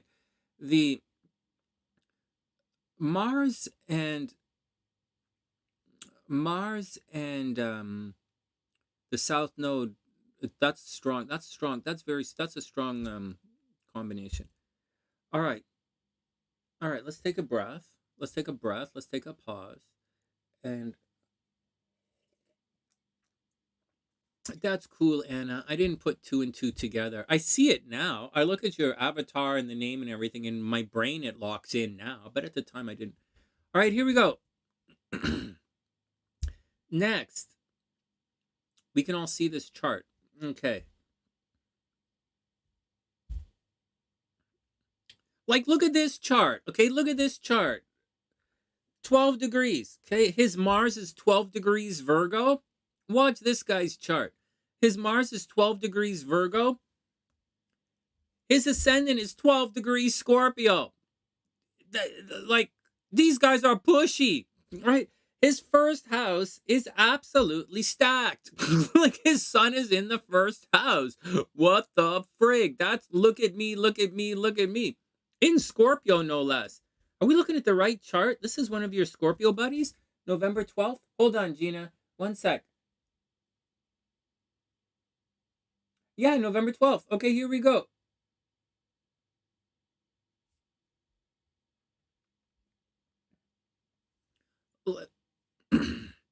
So this guy is but this guy is, okay, so let's talk about some things with this chart. We'll talk about it, then we'll do the transits. Let me see if he's in any trouble here. He's, wow, he's got Scorpio problems. Oh, what the frig? Hey, Gina, look at this. Look at this. Empty house is fine. It means there's no drama. There's, so, hey, watch this. So, Gina, I don't know if these guys work together. I can't. Okay, let's do this. Okay, let me change the timestamp. No, I'm going to leave the timestamp. And I'm not going to set this video to private. This video is going to stay up. And so I'm going to kind of put another timestamp in a little bit because I screwed up the reading. 126, 140-ish. Watch this. Hey, watch this. You know something here. Watch this. Hey, Dr. P. I like it too. We could talk about that in a sec. Gina, this guy, you know something about this guy. This guy's South Node. Gina, this guy's South Node is at 25 degrees. The other guy, okay, so whoa. This is November 12th, 1981. November 12th, 1981 at 6:50 a.m. in Fargo, North Dakota. This guy, his South Node is conjunct, right on top of the other guy's ascendant. So if you put these two guys together in a room, okay, this guy, the guy from, if you put these two guys together, the guy from Virginia, right? The guy from Virginia will feel like the guy from uh the guy from Fargo is draining his energy, right? Or he's draining his identity, or something is causing a little bit of problems. It's like having the south node in your first house. And so what's going to happen is, because of that other guy, he's going to feel like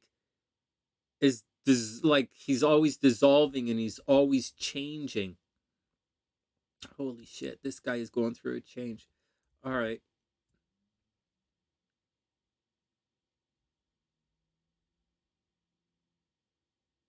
Gina, is this your buddy who I said make sure he doesn't get sick? All right.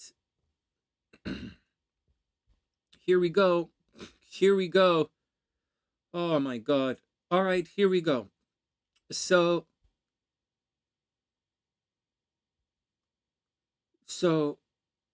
where do we start? First, we have to make sure this guy doesn't freak out. Okay? He's probably feeling extremely frustrated right now. Extremely frustrated. And this is a good time to look at this guy's chart. This is a really good time. This week is gonna be one major week in this guy's life. Holy crap, Ola. So right now, he's going through the node square. Ouch, ouch, ouch. So, okay, so he's going through his node square right now. So he has to watch his health right now. Watch his health right now. Make sure he doesn't gain any weight, but I don't think his weight gain is his problem. Behind the scenes, okay, so stuff is happening behind the scenes that he doesn't know about, that's dissolving away in his life. So, and it was here, like it hit the Jupiter, right? It was just crossed his Jupiter. He might have just thought, like this is going in that direction. It's moving in that direction. So, and this is moving in this direction. But he might have just thought or just went through this thing in secret behind him, because it crossed the Jupiter. It could have been successful, right? Like that south node would have sucked away a lot of the success, obviously, but it's still Jupiter is there doing its thing. But the south node is still there. So there's something happening in his life when he's not there, like in his absence, behind his back, that's absolutely dissolving away. There are problems there. Someone's doing something to him in secret that might not necessarily be an attack yet, but it is going to feel as if everything is being taken away. It might be that someone is planning some kind of legal battle against your friend. For real, no joke, for real. And so watch out for any major kind of legal battle kind of thing happening. Now, there is a lot of energy happening in that part of the chart, right? His 12th house behind the scene in his absence, right? Maybe his friend did something to the apartment when he wasn't there. Or maybe he did something with the money when he wasn't there. Now, in addition to that, the south node is moving in that direction, and it is going to hit that Pluto, and it's going to happen in the next week or so. So that situation, and the Pluto is broken, right? If it was like the clack, it's gone, blah, blah. So something around is broken.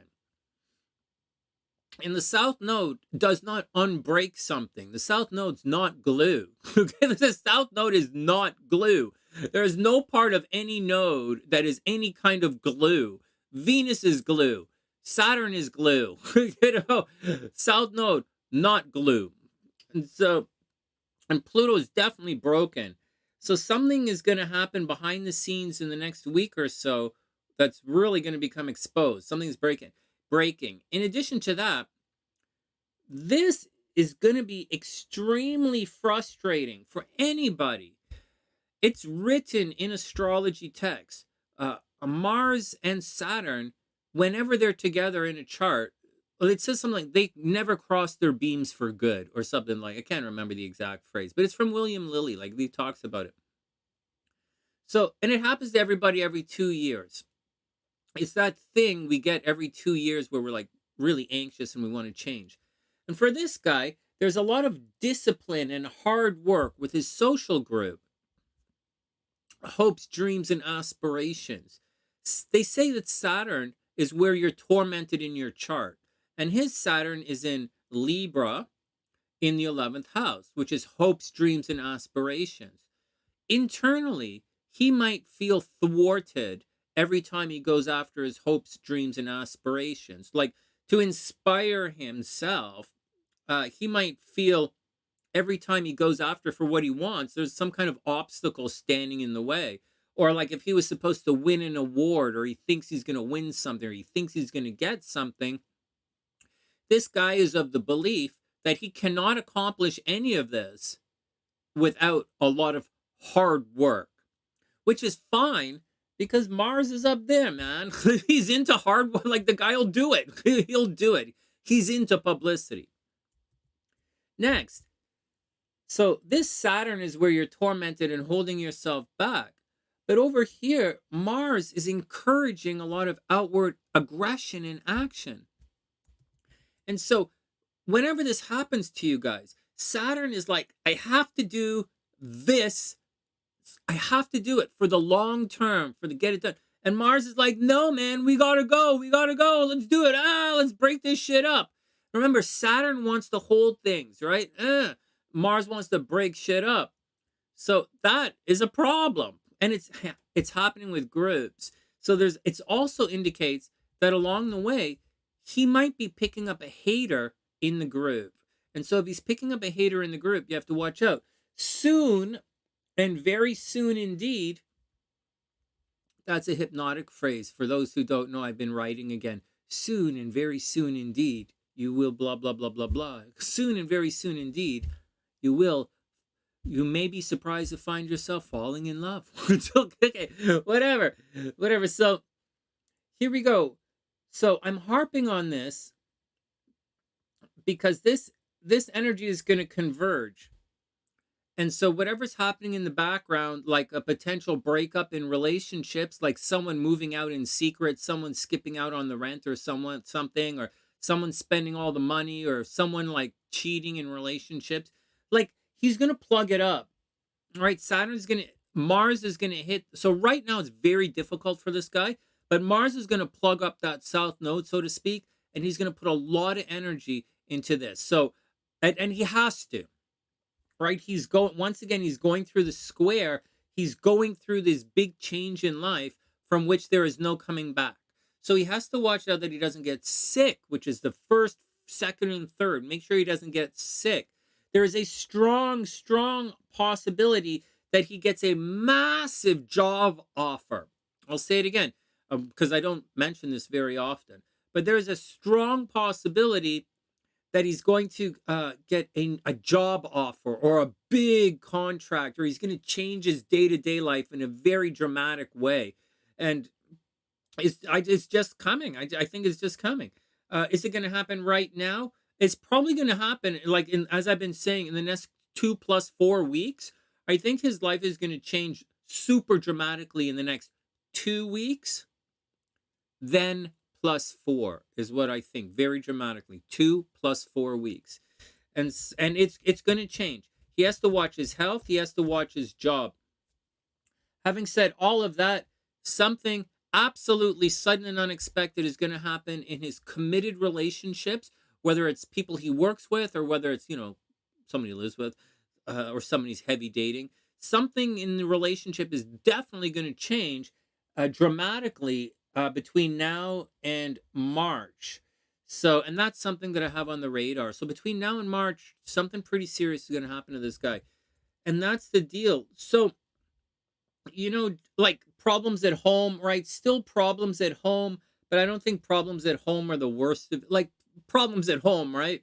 The problem, like 2 + 4 weeks by November, this is like it's gonna be stopped by November, and then a month to resolve it, right? So December 1st moves out, new thing, right? So that's kind of the timeline and the vibe we have going on.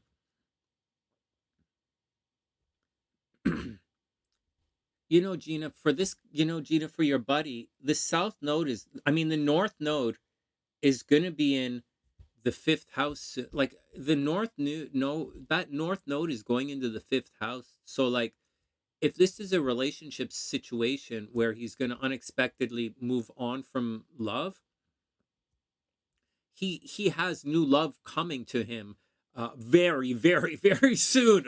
Like, so he has a big change in his life. I think there might be a career kind of big contract or a big money thing coming his way. Watch the health, obviously. And then I really think in like by December he's going to be, I don't think this guy is like, I think he might be single at Christmas, and I think he's going to be loving it. I think he's super love being single for the next year. He's just going to have to go through some, like, it's going to hit Chiron first, right? So he has a little bit of bullshit he has to go through first, and he's going to go through it right now. So that's it. That's it, Gina. That's what's going on with this guy. He's going to be okay. Maybe he wants to travel right now, but he's going to go back to, like, he's going to focus on work very soon, like really soon. 1 week of laying low, and he's going to focus on work again. Like he's going to go, this is his 2 week chunk of life to go through this. And then he's going to come out ace on the other side. He's going to be fine. I went through this too recently, right? So he's going to be okay. All right, next. Gina's buddy's going to be okay. Like he's fucked, but he's going to be okay. On the other side, he has a lot coming his way. Some really cool stuff. Like he might break up with the guy and then get married in March. That would, like this, but I don't think so because of Chiron. But like, it's going to be interesting to see this story play out. All right, next. Everybody cool? Hands up.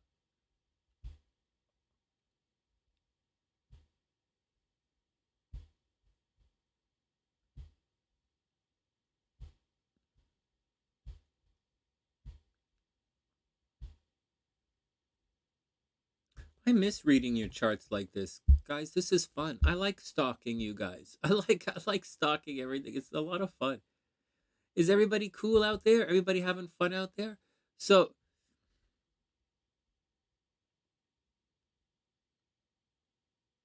I see. I'm gonna grab a little coffee and come back. You're right here, and we have time. And I'm not gonna do the horoscopes. So there's time. We have time to sit and enjoy doing a little astro-stalking. And I'll change the thumbnail and I'll call it Astro-Stalking. And we'll do the horoscopes tomorrow. Ishita, there's time for readings. Today we're doing readings. We're doing readings now, and we'll do the horoscopes tomorrow.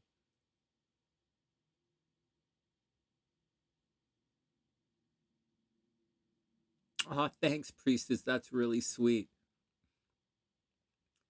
Yeah, well, if we win the lottery this weekend, we're definitely going. We're definitely going to Vegas. We're definitely going to Vegas. Yeah, Anna's up right now, but there's time right after Anna. Yeah, Ishita, it'll be right after Anna. Let me just double check everything. Anna's up right now, but let me I'm gonna grab some more coffee.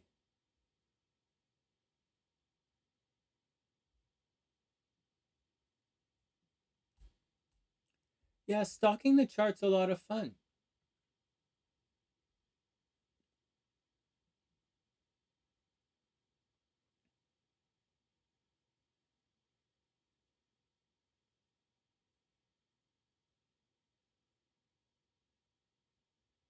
Yeah, Spirit Girl. There's time today.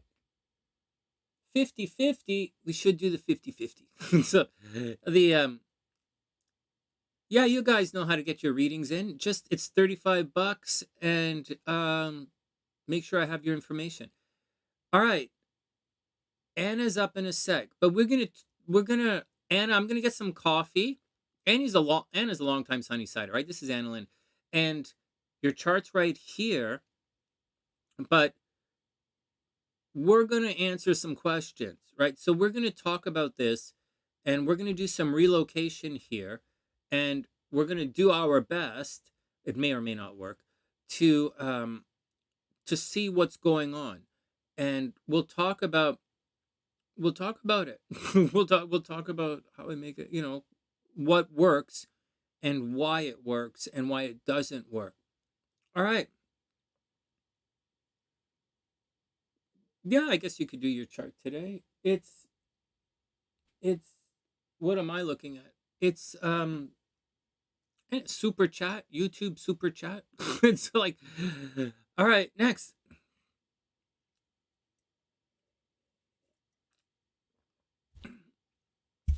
Okay. Oh yeah, it definitely looks like you're gonna move. Oh my god, it totally looks like you're gonna move. For real. Holy jeez. And you're going through your Saturn return. Holy jeez. No wonder you're thinking all of this. Holy crap. And Mars is at the top of your chart. You want to run the fuck away. Oh my god. But you can't run away. Bad time to run away. Bad time to run away. Oh man.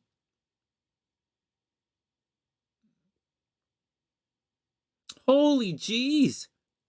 Anna, did I tell you you might get pregnant this year? I'm not joking. I'm not joking at all. In the spring, you might get pregnant in the spring. Holy crap. You might have met someone recently as well. Holy jeez. Okay, one sec. I'm gonna get some coffee and I'll be back in a sec. 404. What? Okay, hold on.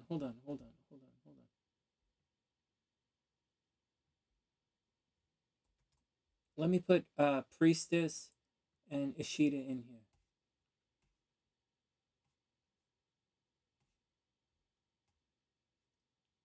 Oh geez. And I didn't put a timestamp. Okay, so Priestess, Ishita. I got you guys. Okay. All right, Anna, timestamp. Oh no, wait, I'm gonna get some coffee. Everybody chill out. I'm gonna get some coffee and then we'll come back and we'll do everything. No, Priestess, it's all cool. And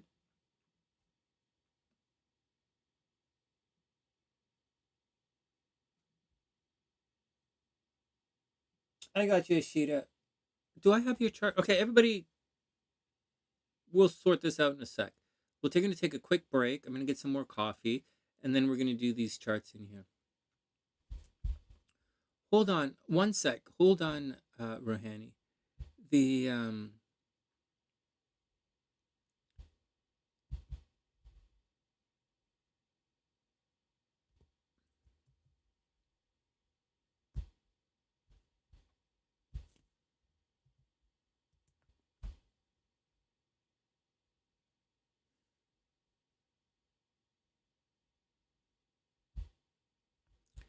this is the link here, Ruhani. This is the link right here for everybody. This is the link right here. And this goes to Google. It all goes to YouTube.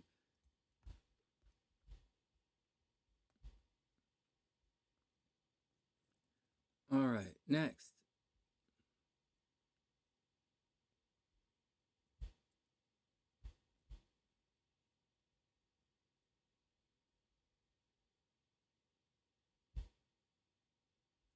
All right, next. All right, next. All right, we're gonna take a quick break and I'll come back and then we'll do the thing. Then AnnaL. So AnnaL, Priestess, and then Ishita will be up. Check.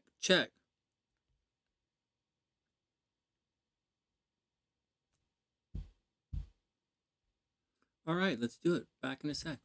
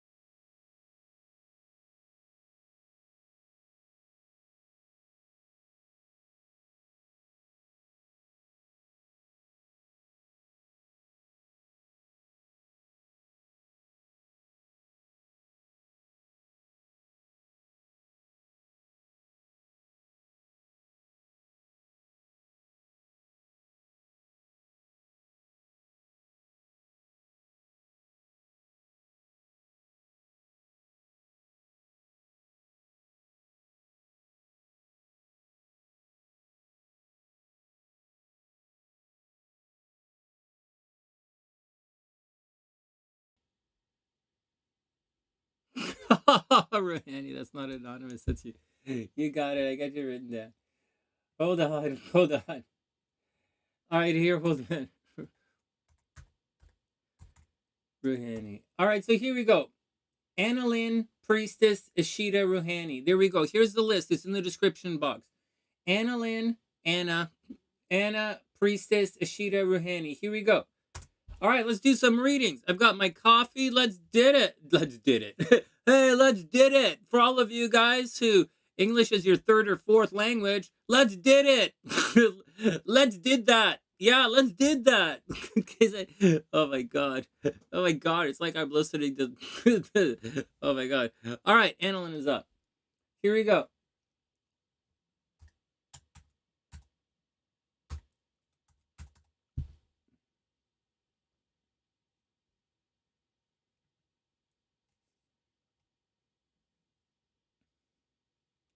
What? Oh my god! You guys are all going like score. What are you guys laughing at?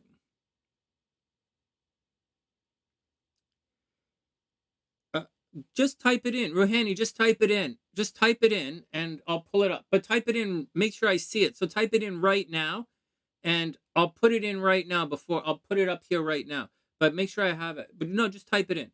All right. What's the other thing?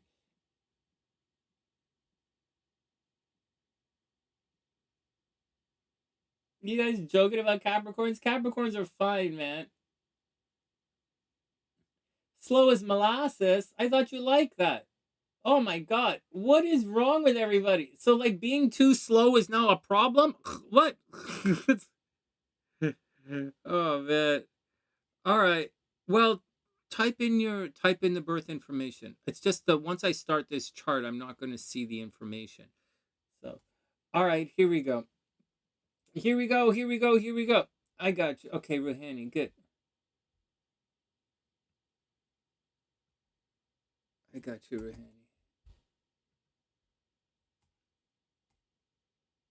That's perfect. I just type it in, copy paste. Perfect. Okay, shit, not perfect. I kind of put it in the wrong spot. Okay, let me do this again. It was all perfect, but I fucked it up. So like, it was perfect. I put it in the wrong spot. I fucked it up. Okay, Ruhani.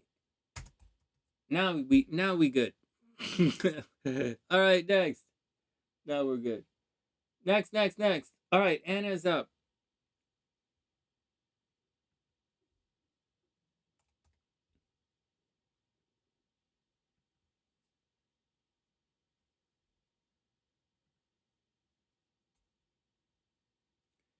Guys, who's that last anonymous? Is that you as well, Ruhani? All right, well someone will tell me. All right, next.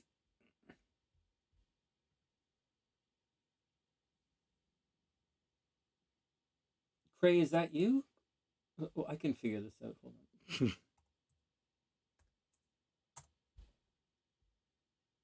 What the fuck?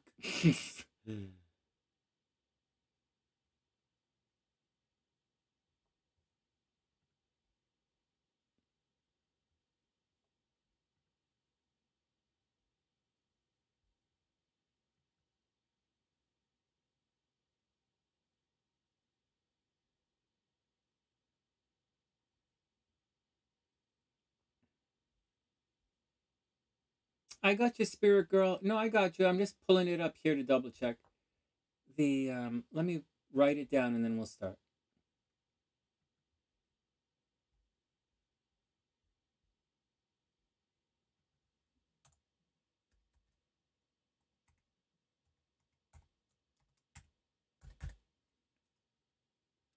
All right, guys. You guys are all in the description box of this video, and this video is going to stay public.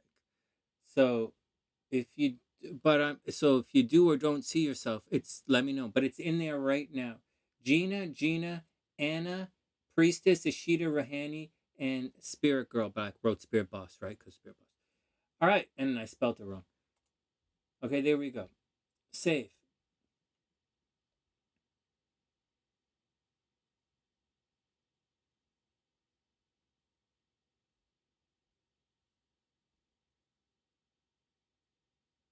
Oh, Pam. Oh, yeah, long and slow. That's the only way to tenderize meat these days. Yep. Now, just not to make anything weird or perverted, but now that let's just say I'm cooking for myself a lot, long and slow is the way to go. It's the best way to prepare a meal, long and slow. Just saying. If I had to cook for someone else, sometimes I might rush the process. But like as I'm cooking for myself, long and slow is the way to go. I also tend to eat many times during the that's cool, priestess. I got you. I got you right here.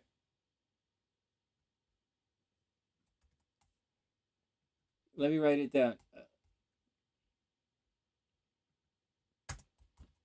Okay, we'll dig everyone up in a sec.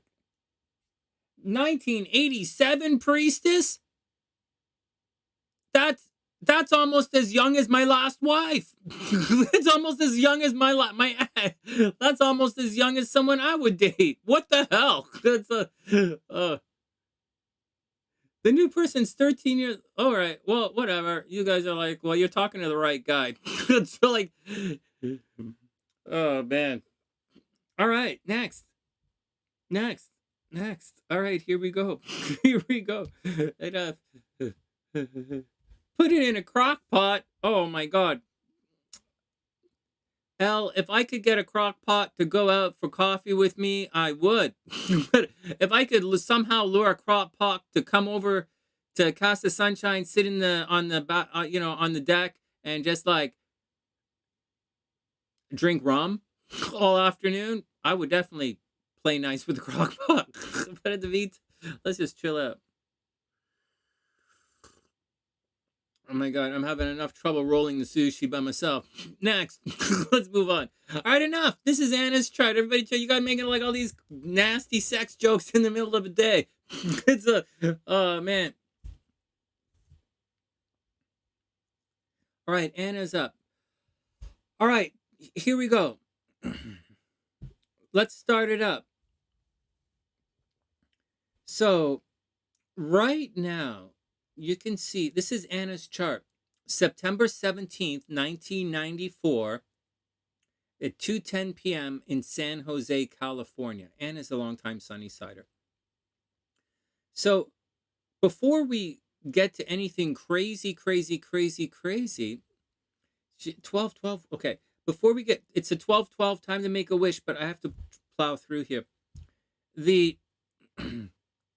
Before we get to anything too crazy in Anna's chart, there are times in life when you're going to want to switch up everything, like just change everything. These times in life tend to associate with a Mars transit or a Saturn transit. Sometimes the nodes, but the node transits don't really happen often enough to really, like it's a big deal when it happens, but it doesn't happen that often. But Mars happens often and Saturn happens often enough. And now these kind of situations here, and so Anna is actually going through both of it. So she does have Mars transiting the top of her chart. And Mars transiting the top of your chart right now is going to make her feel like running away from home. That's a big one. It's also going to have problems with authority figures. So Anna, no fighting with the police. Watch your speeding. No arguing with the boss. You might pick up a hater at the office. You might put in extra hours at work. Like it might just be going on and on. People dumping work on you. You should be very popular right now. But at the same time, you might have problems with the boss. The cops might be on your ass a little bit. So watch out for fighting with the police. In addition with fighting with authority figures. On top of all of that, a very, very strong desire to move in that direction, which is away. All right. So you might want to be away. You have running away from home right now in your chart. Now, is that good or bad or anything? Like, in addition to that, the South Node has been transiting for the last year and a half at the top of your chart. And you've been dissolving your friends group. You've been changing your hopes, dreams, and aspirations. You might have quit your job recently, or quit, or got fired, or something happened in your job recently. And it's even possible that last year you broke up with your boyfriend. Not today, last year, 2022. And so if any of that happened, like, there's problems. Anyways, right now you're going to sort all this stuff out. This month you're going to sort it out. And that's the deal. And it's more of a situation where things are dissolving where you work, as opposed to other things, other kind of situations like that. So it's stuff you gotta, you gotta deal with. But it looks positive. Like if there was a problem with work, Mars is definitely coming in to sort that out. All right, next. It was negative. Mars is going to help it out. And then all of this energy is going to come in and double sort it out. So that's the deal. The eclipse, right? This eclipse situation, when it happens to you, let's see where the eclipse is going to be in your chart.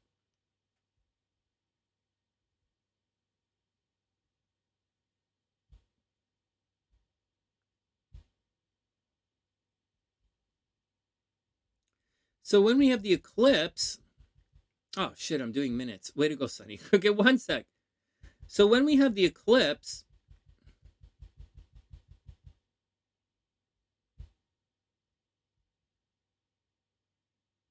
where the hell is the moon? So when we have the eclipse, right, October 14th, 15th, right, the middle of October, when we have the eclipse, right around that time, the second week of October, second, third week, like October is the time, like that's what's going to happen. New job, something's going to happen at the job. Maybe you're going to travel. Maybe you're going to get promoted. Something big should happen right around the second week of October for you, very specifically with regards to your career and your public image. And you should go for it. It's going to be a big deal. It's going to be a very big deal. And I think you're going to be quite successful at it. Right now, as we're talking about that kind of stuff, right? Stuff that's leading up to the eclipse, you're going to find that shared resources should be pretty good right now. You should have the money. Like, yes and no. Like, your money is not so great right now. Like, your money is definitely not so great. Like, Saturn is definitely retrograde there. Okay, so first we talked about the eclipse and what's happening publicly, what's new job kind of stuff, potential to run away from home. Down at the bottom of the chart, you're definitely going through your Saturn return. And this is a big ass deal. And from what I recall, Saturn, I think it made it up to 7 or 8 degrees before it went retrograde. So you've already technically gone through your Saturn return, but you're going back through this thing again. Right? Technically, you already hit your Saturn return because your Saturn return is retro. Your Saturn is retrograde. It's already happened, but Saturn is going to pass it again. So, and just like everyone we've been talking about, everyone who's worried in the background, guys, like Kimberly, myself, other Geminis, Gemini risings, Gemini moons, Gemini Venus, guys, it's going to come. It's going to get bad. It's going to get, we're going to move forward. And so that's what's going on. So there is a big change that's coming in your career. So Anna, we're talking about travel. We're going to talk about traveling and stuff. But when you look at it like this, these houses here, like this kind of transformation, that's really your job and your career. Like that's where the energy in your chart, that's what's going on. And this is shared resources. Like people are paying for you to do stuff, whether they're paying for you to go back to school or whatever they're paying for you to do, they're paying for you. And that's pretty good. Because down here, your money, right? Your money, because all this is retrograde, is not so good. It's not necessarily so good right now. Like maybe you're waiting to get paid. Maybe you're waiting for a bonus or a raise to kick in. Or maybe you just spent too much money, right? It's so watch out for it. But it is going to get better. It is going to resolve. I think, and it's going to resolve by Christmas time. So I wouldn't overly stress it out. So, or maybe January at the latest, but it's going to resolve. Your financial situation is 100% going to resolve. And so you just got to deal with it and be patient as you move forward. All right, next. stuff is happening. Like there is a strong possibility of moving for real. Very strong possibility of moving. Very strong possibility of moving to like another state or country. But before we talk about all of that, I'm going to tell you very sincerely there is a strong, strong possibility of accidental pregnancy between now and next March. Very sincerely, Anna, you got to watch out, especially if you go to Vegas and there are other Sunnysiders, crazy, horny Sunnysiders out there. You guys got to watch out that you don't know accidental pregnancy. But I'm calling it here first, although I think I've said this before. No slot machines in Vegas. What? No, absolutely play the slots in Vegas. Hey, you know what? I wasn't talking about the Vegas thing. But you know what? Just as I'm saying accidental pregnancy, this is gambling right here. This is gambling. That's how you have accidental pregnancy. I think you should gamble in Vegas and I think you might win. I really do. And you're talking about September, right? Is Jupiter going to be direct by September? I'm not sure when Jupiter goes direct. Let's try it again. I think Jupiter goes direct in November or something like that. Yeah, we have a ways. We have a ways. Jupiter's clicking all the way down through November. Jupiter's not changing for a while.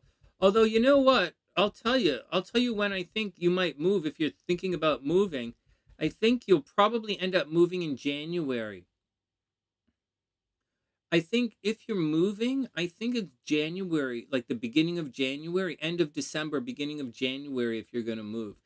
Like big stuff should be happening at home around that time, right? The beginning of January, New Year's, big stuff is going to be happening. All right, next. And stuff's going to get expensive for you with Pluto entering into your second house of finances. So let's bring it back. So that's what's happening. Let me bring this back a little bit. So that's what's going on. And then that's what's going on. And then the unexpected with regards to dating and everything like that, that's going to happen in March. So take it all with a grain of salt. Okay, what else is going on here? Okay, so that's what's going on. Now we're going to ask some questions. You're not going to get pregnant on vacation. When else would you get pregnant? Oh, right. At work, at the Christmas party. Well, you don't have to get pregnant on vacation, Anna. I'm not forcing you to do anything. You could get pregnant at the Christmas party just as easily. I could. Depends what we have for dessert. All right. Now, let's talk about where you think, where you'd like to move. Where would you like to move, Anna? And we'll see if you can find anything there. Now, before we relocate your chart, I'm telling you, San Jose is a good place for you. San Jose is really good for your career. Really good for your career. Really, really good for your career. Really good for your publicity. Very good for your hopes, dreams, and aspirations. Like this part of your chart is stacked here. So in San Jose, it's really good. The problem in San Jose is you might have difficulty with the kids, right? You might have difficulty getting pregnant in San Jose. And in San Jose, you have cheating in relationships and divorce and abuse in relationships. So that's the problem. Your career is very good, but you have cheating in relationships there. And so that's the deal. A patient care tech, nice. So where would you like to go? Anna, where would you like to go? This is pretty good, except there's no, except it's not the greatest for relationships. You do a lot for other people, and other people take advantage of you. Look, this chart, you see this chart? This is like the opposite of one of those Hollywood charts, right? All of Gina's charts has that aggressive characteristic in the chart. In this chart, instead of Mars conjunct the moon, we have Saturn conjunct the moon. That's like the opposite energy. In Gina's charts, Mars is aggressive, right? Aggressively doing the moon. In this chart, in Anna's chart, we have Saturn is holding back her emotions. She's not she doesn't do what she wants to do. Anna feels a very strong sense. She's a total dreamer, right? She's a Virgo, but her moon is in Pisces. She's a total romantic. And she's a total, she can be artsy fartsy and she wants, this love dreamy thing.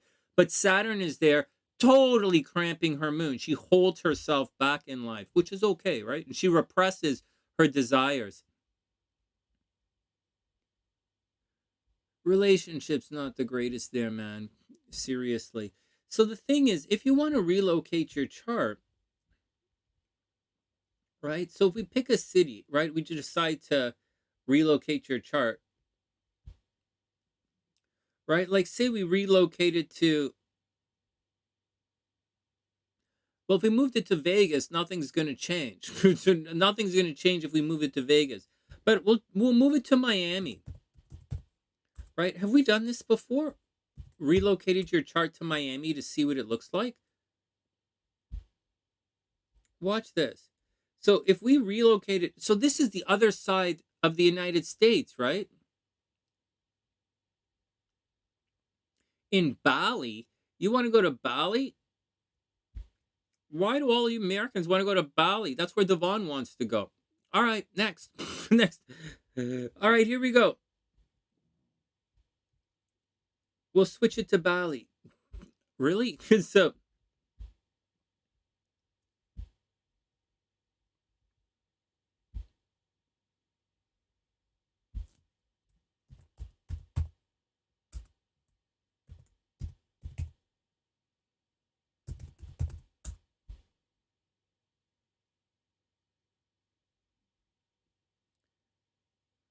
fuck. How do you spell Bali?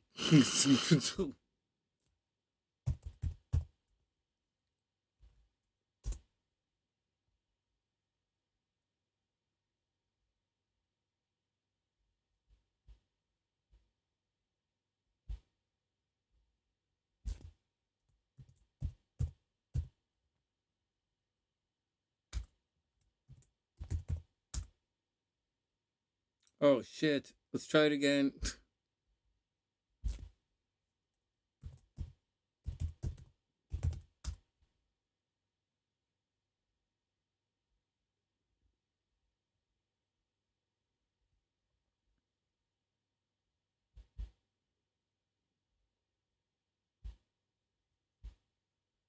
Oh, this is easy. It's not, this is difficult. It's not coming in.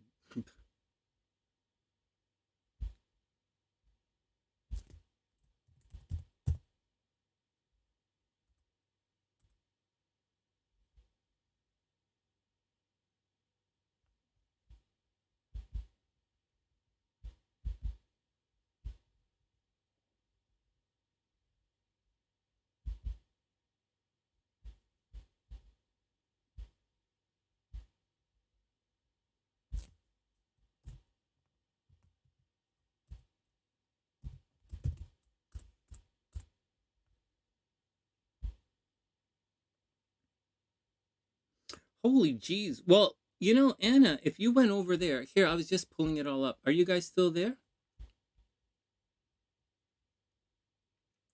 Well, if you went to Bali, you would make a lot of money. If you went to Bali, you would make a lot of money. There you go. If you went to Bali, you would make a lot of money. There you go. Relationship's not the greatest. Saturn's over here. Wait, I'm lagging, right? I can't even see what I'm doing. You'll see relationships not so good in Bali. Relationships not so good. Down here, money is really good for you in Bali. Holy jeez. And blogging. Look at this. I know it's not your gig, right? But if you went to Bali, holy shit, you would actually make a lot of money. Life would be easy for you over there. No joke. Life would be really easy. You could easily vlog and easily make a lot of money there. Holy crap. That's really funny. You want to go from San Jose to LA?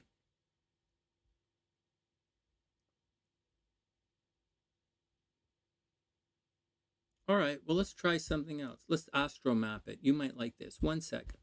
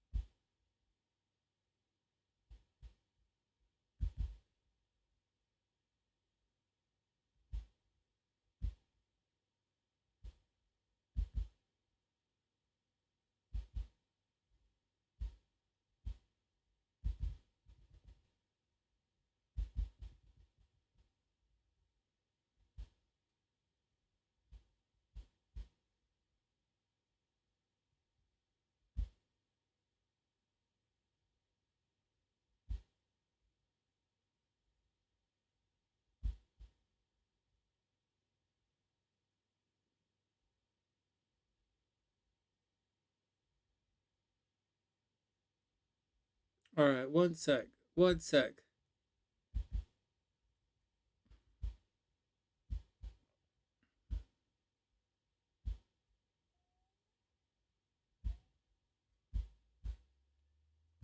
I'm doing a thing. For those guys, like, I'm doing a thing. This just takes a bit of time to do.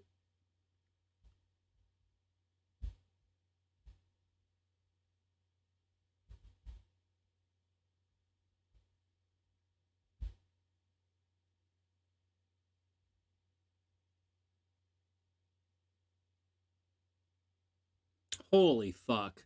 All right, hold on. Hold on. This thing is not gonna, it's not, I'm not gonna be able to do that, do what I want to show you guys. I want to show you guys the map, but we can't really show you the map. So I'll change this. So you want to know if moving to from San Jose to Los Angeles is gonna change.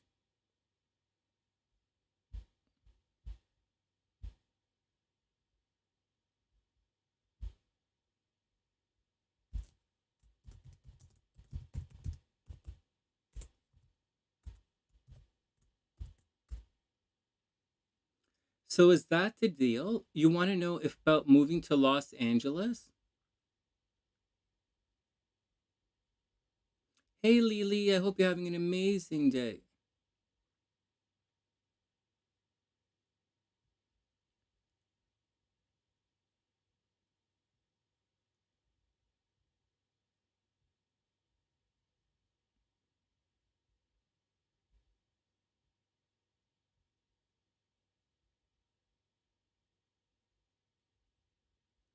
There we go.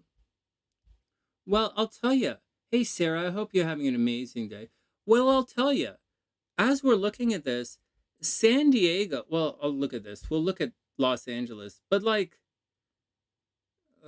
San Diego is better. You know, San Diego and Los Angeles are quite different here on this. Here, watch this. Anna, it depends on what you want in relationships or what you want in life. I think you are definitely here. I'll show you. So in San Jose, you're going to have the problem in relationships anywhere you go in California. So in San Jose, it's here. Like it really is here in the 7th house. Like it's really here. Although San Jose is pretty good for you. It's very good for your career and it's very good for your friends. California is good for you. But if we went to LA, you know, in LA, you're still going to have it. Like it's a north south thing. It changes. It changes. But like in LA, it's like you're still going to have the problems in relationships. It's not really that big of a difference. You'll probably be more successful in San Jose. Seriously, more successful in San Jose. But like, yeah, it doesn't really change. Anna, it doesn't really change enough. Like Saturn is still in the 2nd house, Mars is still in the 7th. Nothing really changes that much from San Jose to California. You're still a Sagittarius rising. I would so either place you're going to be fine. What's that for? We have X. Oh, you didn't have to do that, but thank you. You didn't have to do that, but thank you. It's like you like it's kind of the it's kind of the same. It's kind of the same. It's just in Los Angeles, things are going to happen to you later on. And in San Jose, things will happen sooner. And you're probably more popular in Los Angeles, but you probably have more friends in San Jose. I know that seems weird to say, but you probably do better at work in San Jose. But when you go out into the world, you're more popular in Los Angeles. But the negative parts of the chart, the problem is the negative stuff, the problems in relationship and the money stuff, it's there in both situations. It's both there. You have to You'd have to get out of California. You'd have to get out of California entirely to get rid of that relationship stuff. That sucks, man. That sucks, Anna. That really sucks. I really feel for you. That sucks. But like, what are you gonna do, man? What are you gonna do? All right, I might go to Bali because they're like, oh my god. All right, next. Hey, Anna, go make some money in Vegas. Go make some money in Vegas. Go have some fun.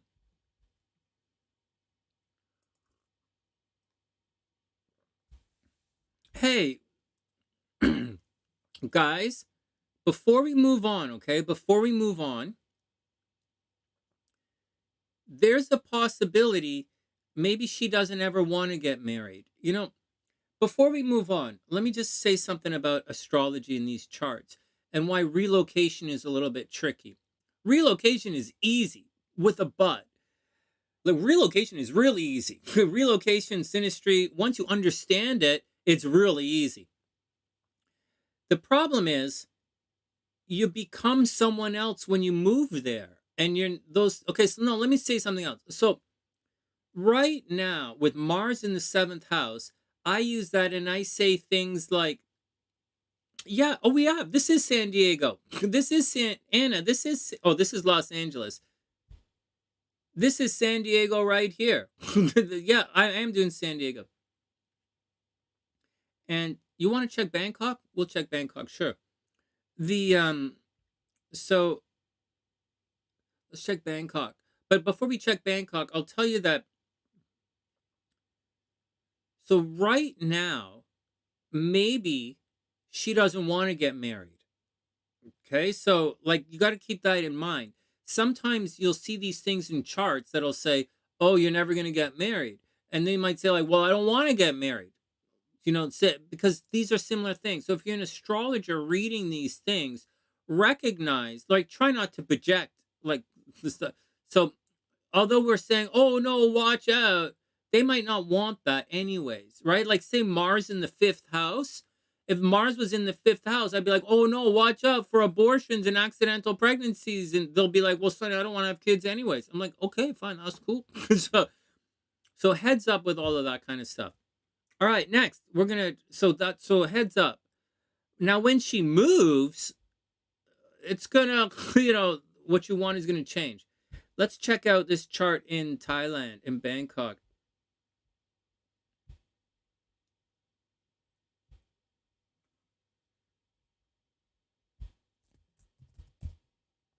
How do you spell Bangkok? B-A-N-G.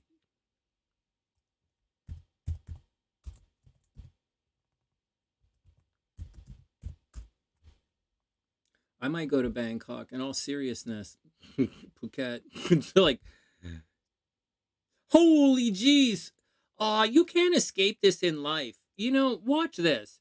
Can you guys see this? Look at this. So in Bangkok, look at this. So in Bangkok, you have this Saturn over here in the 7th house. Check it out. Oh, no. Well, no, it's cool. No, this is really easy for me. This is really easy. Oh, thanks, Al.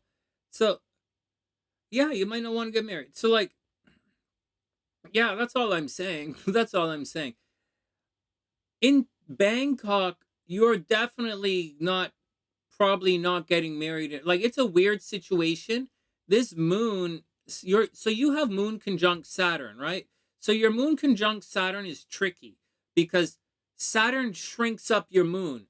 Like, it makes you a little bit cold. It makes you a little bit emotionless. It makes you reclusive. It makes you not want to share your feelings with people, right? You might be tormented by the things you feel at times. You might be psychic.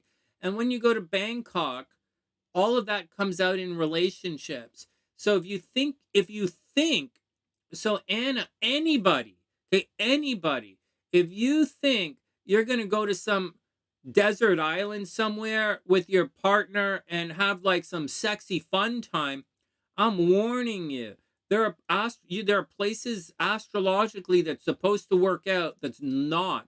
And you're going to get there and they're going to be all cold fish on you and you're going to go, what the fuck? Anna might have that problem in Thailand. If she went to Thailand to get married, as people do, that's not going to work. Saturn is in the 7th house of not getting married. So, like, even though the moon is there and she wants it, it's not, what I'm saying is it's not going to be the wedding of your dreams. If you move to Thailand to get married, it won't be the wedding of your dreams. I mean, not move, but you visited Thailand. So those are some things to watch out. You'll still get out there, hopes, dreams, and aspirations. You'll put a lot of energy into the people, a lot of energy into having fun. You'll spend a lot of time on day trips, a lot of time communicating with people. You'll probably work. The sun is going to be in the 2nd house, so you will be focused on money when you're over there. But honestly, for me, this doesn't look like a lot of fun. This looks like you're going to be, this to me looks like you're going to be spending a lot of time taking pictures and talking on social media and post. This 3rd house is what's highlighted for you in Thailand. That's a social media kind of thing, as opposed to like 5th house of romance and running around in your bikini all day long, and 7th house of everybody wanting to bring you massage oil and drinks on the beach. And that's what the problem is. So that's what the problem is over in Thailand. Is it going to be fun? Yeah, it'll be fun. Will it be expensive? It'll probably cost more than you think.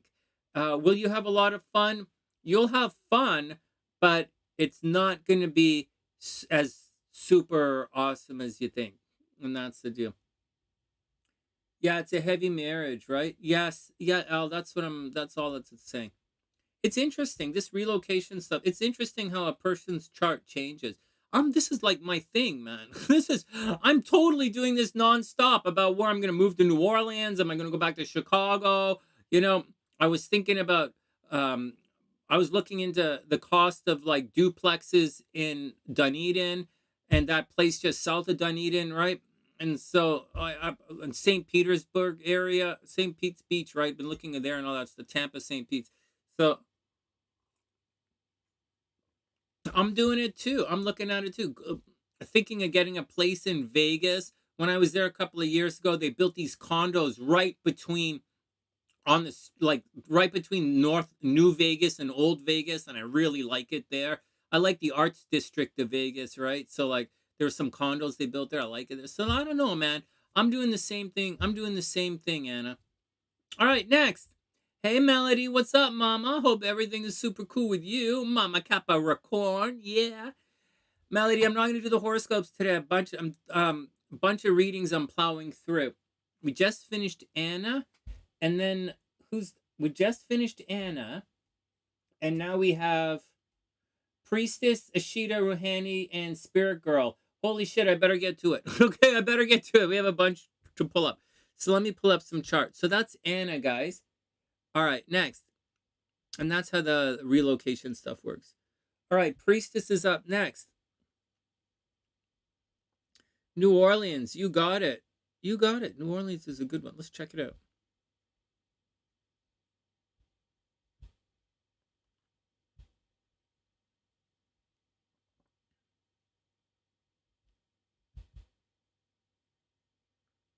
This is an intense chart. Priestess has an intense chart. All right, Jamie, have an amazing, amazing day. It's great to see you again. It's great to see you.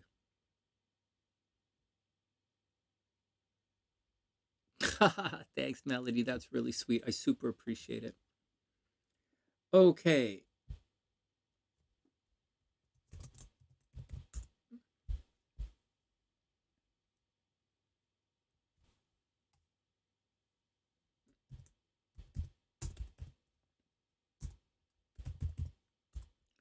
$1987. Holy jeez. Oh my god, that's a cradle. Holy jeez, that's a cradle, Priestess.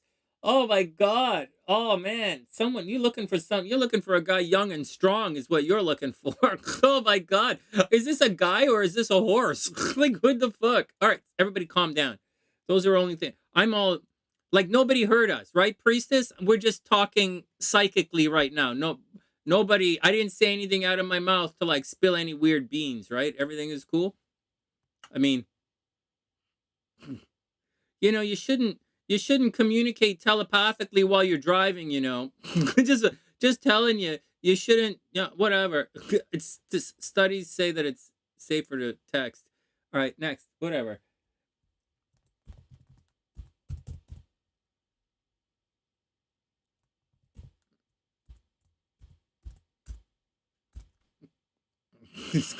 Go strong or go home. Oh my god. Now I know why you want one of those. Oh my god. I was gonna say now I know. Talking about, I was starting to think about the back seat of the car and just think about how you probably want like one of those SUV truck things. So there's a lot of reinforcement in the back of the car. And then I thought, wow, you probably want a Hummer. And then I thought, nope, that's what Sonny wants. What? I don't have a car for the winter now. If I stay in Canada, I can't drive the Mustang. All right. Oh, Anna, you are super, super, super welcome. Stay out of trouble. It's great to see you. Stay out of trouble, Anna. Anna, anywhere in California is good. All right, next. Priestess is up. Let's go. Let's do it. All right. So first, before we do anything, I'm looking at the wrong chart. So,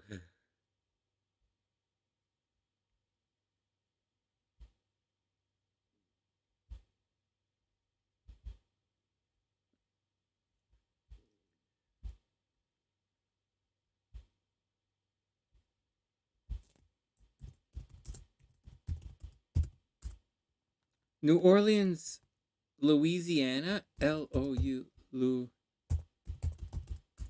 Hey, spelled it right.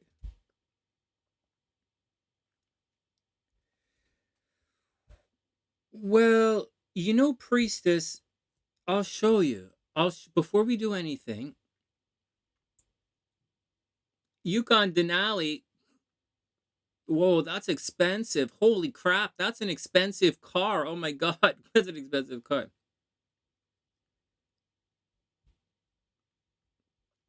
Okay, so watch. So reversal. What are you talking, Pam? What are you talking about? Who's it? Amy, I still might move to New Orleans. I've been looking at the cost of the thing. The problem is I don't know what anything is like down there. And a lot of the condos I was looking at aren't really condos that I would move into. So like I don't really know anything about it. I don't really have the money to screw around. And so I was also really thinking about St. Petersburg area, Dunedin. All right, next. But there's also a strong possibility that I'm not going to do anything. Ruhani, relax. You have like an hour before we get to. It's Priestess, Ishita, then Ruhani. All right, next. It costs a lot. Oh, you don't know where I live. where I live. All right, no. Yeah, New Orleans. You gotta watch. Yeah, I'm curious. I don't want to like. Yeah, you have to watch the money when you're going into cities. It can get expensive very quickly, and it can also get dangerous very quickly. And so, but before I ever move into it, like I check it out and I set it out. It's like moving to a new city is expensive and it's dangerous. So, anyways, let's get back down to it. I'm not sure, Amy. I'm just not sure yet. Yeah, hurricanes and flooding. I'm not sure what to do. I'm really not sure what to do. Oh, lots of alligators. Well, that's not cool for me. That's not cool for me. All right, here. Speaking as a guy who likes to get drunk and pass out on the street, alligators aren't going to work for me. So I have no trouble with the cold. Black magic I can handle. Voodoo doesn't. Magic, crazy, psychic, like none of that bothers me. I'm well up the psychic chain. I'm not worried about that. I'm worried about alligators. What are you guys talking about? What? They don't like New Orleans? All right. There's crime in New Orleans. You guys don't understand. I'm from. I don't think. I get that you. I don't think. I don't think any of you guys from the big city. I don't think any of you guys from any. I know that I live in a city of close to 3 million people, so like I'm well used to it. I'm well used to it. So I grew up in this. I grew up in the city. You guys live in cities of about 50 people. Your crime come from your boyfriends. All right, next. Ruhani, don't worry about it. Ruhani, don't worry about it. Let's move on. Right. All right, next. All right, next. Okay, next. Hey, so first, okay, timestamp. I didn't put a timestamp in. Priestess is up. And then we're going to look at Priestess's guy and stuff.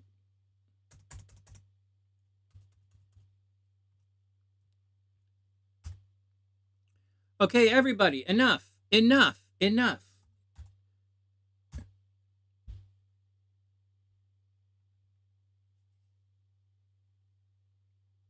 Oh, AKA lives in Los Angeles. Yeah, AKA surrounded by a lot of people. Like, I'm sure AKA, I'm pretty sure you could handle New Orleans in your sleep, is what I'm trying to say. I'm pretty sure I could handle New Orleans in my sleep. The only problem is I don't want to fall asleep drunk outside with the alligators, is all I'm saying. And Ishita could, I don't think Ishita's worried about, I don't think Ishita's worried about crime or alligators. So like, oh my God. All right, let's get on with it. No, but I hear you guys in a different, but I do hear you guys in, it's all relative. So it's all relative. And when you say things like New Orleans is dangerous, for many of you, it is a dangerous place.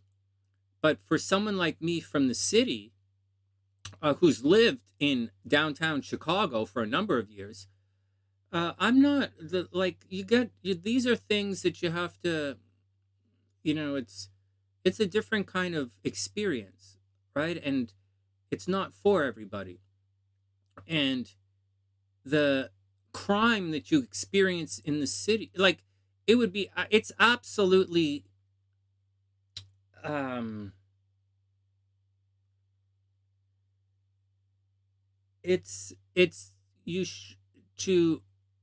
say that, like, when you say that there's more, it's a false assumption. It presupposes that crime doesn't happen in small cities on the scale that it happens in large cities. And I just don't believe that. I just think that the crime that happens in small cities goes unreported, because most of the crime that I see in small cities are stuff that you guys consider acceptable. That if it happened in the big city, you would probably get in a lot of trouble. And so there you go. All right, next. Anyways, I don't really give a shit. I'm a city snob. Amy, how's your colon? Amy, you went back to your doctor. You said no polyps. Why'd you go back to your doctor? They usually bring you in when they want to tell you that it's not bad.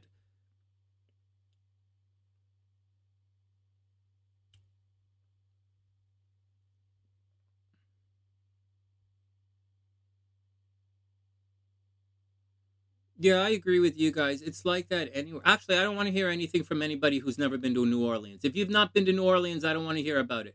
If you haven't been to Toronto, I don't want to hear about it. If you haven't been to Chicago, I don't want to hear about it. If you haven't been to New York City, I don't want to hear about it. If you haven't been to LA, I don't want to hear about it. If you haven't been to Tokyo, I haven't heard it, because all you're doing is talking shit to me. Every single one of you who's commenting and has never been there is just talking shit to me. Unless you live in a city over 1 million people, I don't want to fucking hear your comments, because it means shit to me. You have no frame of reference other than the TV. And if you have no frame of reference other than the TV, you better not fucking bring it here to my face.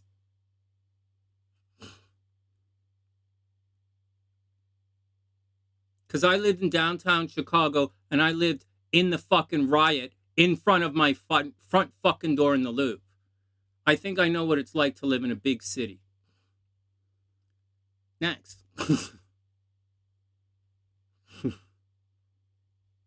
Well, Pam, like seriously. I've been to Boston. I know what Boston is like. I know how expensive Boston is. So like, I know what it's like. Next.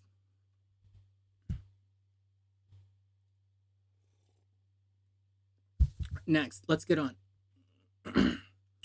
Yeah, I can't live in New York anymore. It's too New York's a little too. I'm not doing that kind of stuff anymore. I'm not really pushing my career. So, or like not that type of career. So I don't think New York is my place anymore. And I still like Chicago, but it's really expensive. And unlike you guys, I'm not an old lady. So like unlike you guys, I'm not an old lady. I want to go. I like living in the city. I like living in the city. All right, next. Boston's amazing. It's expensive, but it's amazing. All right, next. Let's move on. Plus, I'm not going to university, so I don't see any reason to go to Chicago. So here we go. Next, Priestess is up. Timestamp.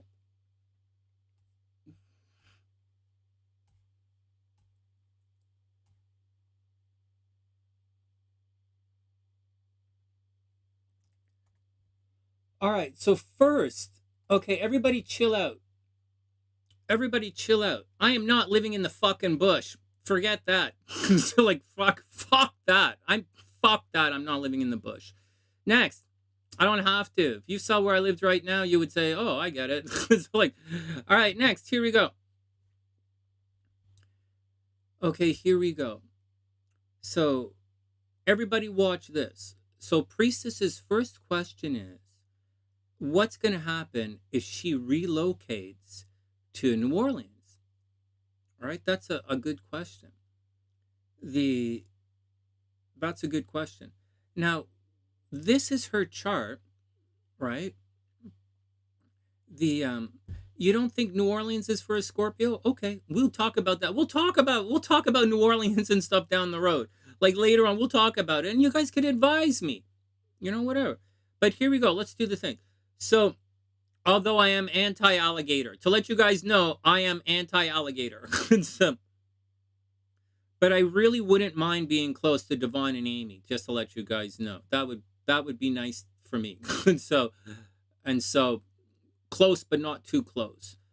And it would be nice for me.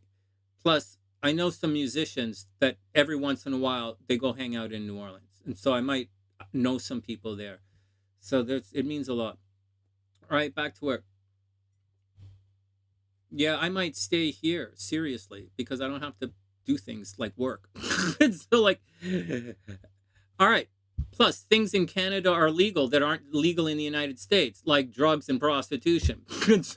So like, big things in my life are legal here that are not legal in the United States. So let's see where life takes us. Next. All right, and now enough. Everybody calm down. Enough of the ego bullshit talk here. You guys know not to talk to me like that. So, but here we go. But I do appreciate I do appreciate it. Just not like that, not right now. But we'll talk about it, and then I will need to hear it from you. Next. And you guys, it's okay. Next. Watch this. Most important, watch this. So, Priestess wants to know about New Orleans. Now, this chart starts off in Cleveland, Ohio. Okay, Priestess is from Cleveland, Ohio. This is a super intense chart, and a number of you have very similar types of chart. Not exactly the same, but many of you have, and some of you, the charts are more condensed, right? The energy is even more intense than it is in Priestess's chart. And some of you, the charts spread out a little bit. So it's still intense, but it takes a little bit longer for the events to happen. And for yet others of you, and for a number of you, you have a similar kind of layout in the chart, but it's rotated. So you might not see it as easily as you see it in this chart. Gabrielle has a chart like this as well. You could see it, right? You could really see it. And Lexus has a similar kind of thing in her chart. I think Pam has a similar kind of thing, but it spreads a little. And so that's it. So that's what's going on. So this is kind of a chart that a number of Sunnysiders have. It's kind of a teeter-totter chart. If you guys are studying astrological chart signatures, this is kind of a teeter-totter.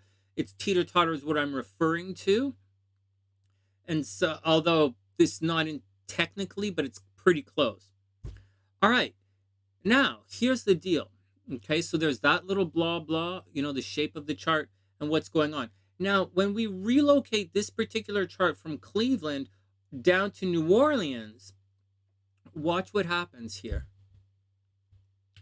So this is Cleveland, and this is someone else's, this is Anna's chart. Okay, hold on.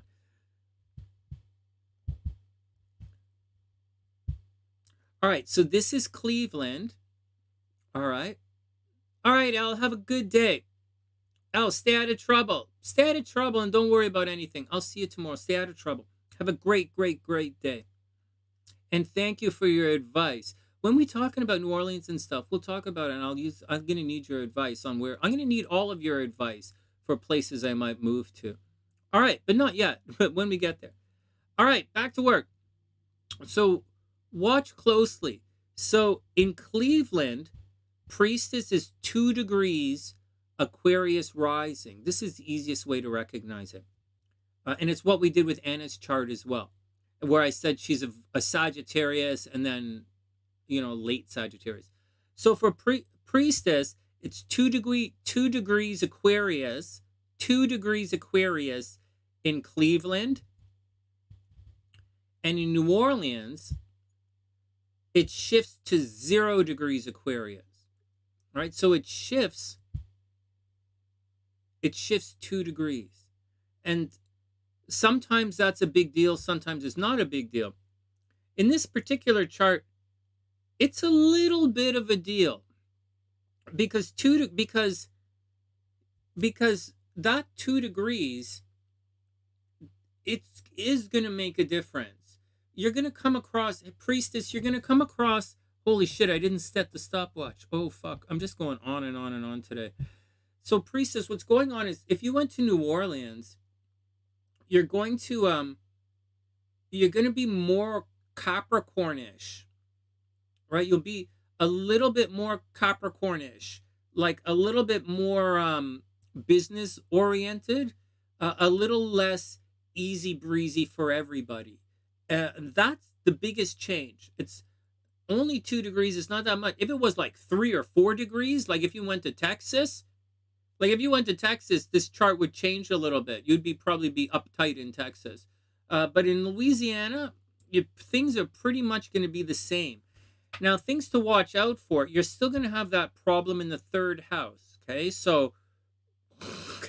so in Louisiana, you're not going to escape any of the nonsense that's been happening to you. It's probably going to be a lot like it's probably going to be a lot it's going to be a little better, less intense. It's going to be less intense than Atlanta.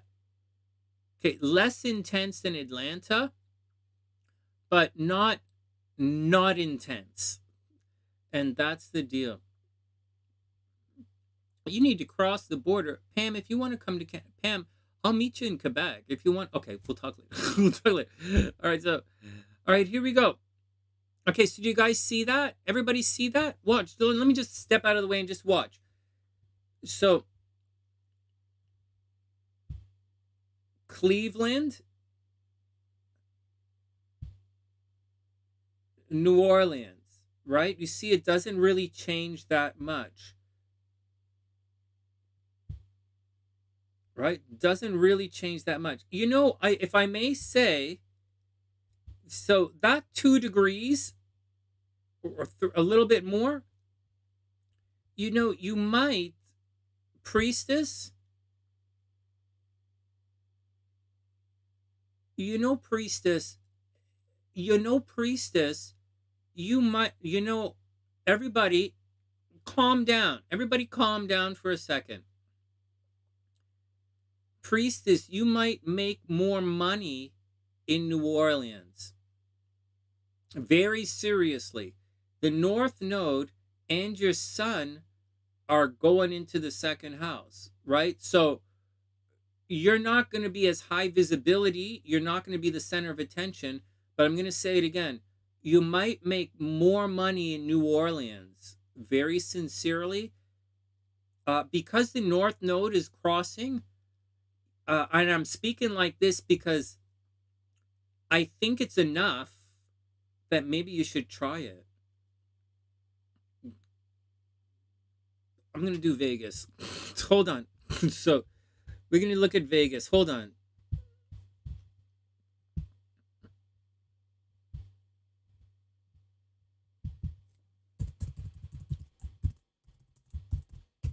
Not that you're going to move to Las Vegas or anything, but I just want to see something in your chart. Yeah. See, Vegas is too far. Priestess, Vegas is too far. See, whoops. You see, if she goes to Vegas, Venus is now in her third house. Vegas is too far west. Venus goes into the third house. So this means you're going to make money driving. So if you wanted to make money driving, right? If you're going to drive a lot, Vegas, you're going to make a lot of money driving in Vegas. You'd also make a lot of money writing in Vegas as well. Or that's where your money's going to come from. But I think, and I think you'd be successful. I do think you'd be successful in Vegas. But I think driving is going to be a problem. Like everything in, like, Louisiana is going to be the same as Ohio, except there's probably a little bit more money for you in Louisiana than in Louisiana. If you went to Vegas, as an example, you'll have problems at home in Vegas, but you probably make money driving, and you're probably going to make some good money in Vegas as well. All right, you guys cool? You see where I'm looking at?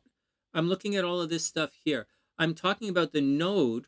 We're actually following the North Node, right? The North Node and the Sun. These guys here are what we're following. So we'll go all the way back. See, in Ohio, the Sun and the North Node are in the first house. You know, she's the center of attention. But when we go down to Louisiana, the Sun and the North Node are in the second house. So money is going to be significantly better. It's still going to be good, but significantly better. The problem is in Louisiana, the problem with the third house, jail, violence, arguing, freaking out, it's still there. But when we go to Vegas, you're going to see money is still there. Money is from driving and communication. And instead of jail-y kind of stuff and movement restricted, it's really the home. You know, Priestess, we should sit down one day. I will do St. Petersburg right now. I think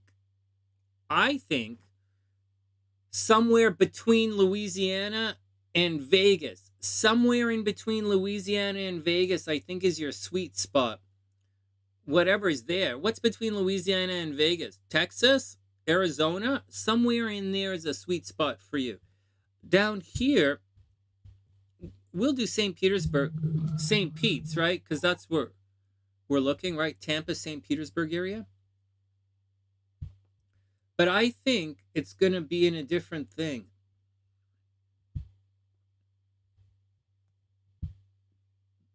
Excuse me.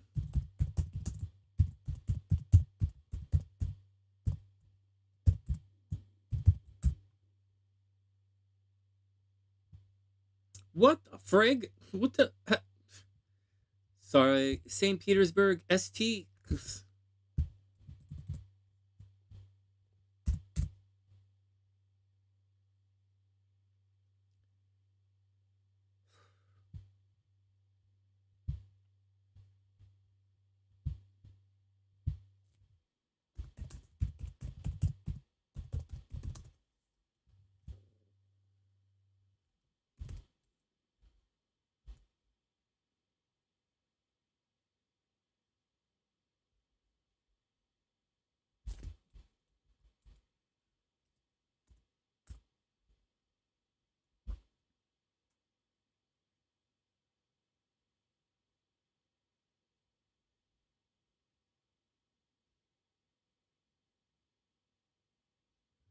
Yeah, you see St. Petersburg? Watch this.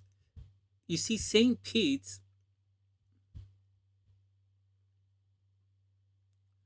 We haven't found her best place yet. Oh, I think it's someplace between New Orleans and Vegas. I think this is okay. This is okay, but the farther east you go, priestess, where let me see, I can see you guys. The farther east you go, you're going to the farther east you go, the more stuff moves out of the second house of money and stability, and it moves into the first house of identity. And you're already like super pretty and you're like super sexy and all this. So like, I don't know that you need to go any place. I don't know you need more attention in life. So like, I'm just saying. So like, if you went to Florida, like if I were you, I would keep that Venus in the second house at all costs. It's a really special thing to have. Comfort, security, money. So although St. Pete's is fine, uh, Florida is going to be very similar to Ohio. Florida is going to be similar to Ohio, which is okay. Which is okay. Except again, you got to watch you have to watch out for. This is a scary thing in your chart you have to watch out for. You know what I mean, the third house thing. Just like Kimberly has to watch out for her eighth house and getting sick all the time, you have to watch out about the third house and all the problems it brings with restricted movement. All right, next. All right, next. I actually think Colorado would be pretty cool. The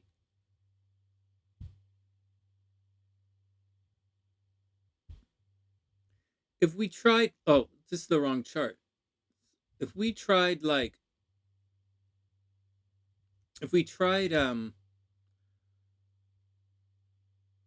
what's like Boulder, Colorado?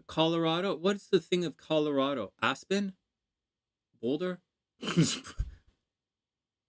Denver. Denver is the big city, right?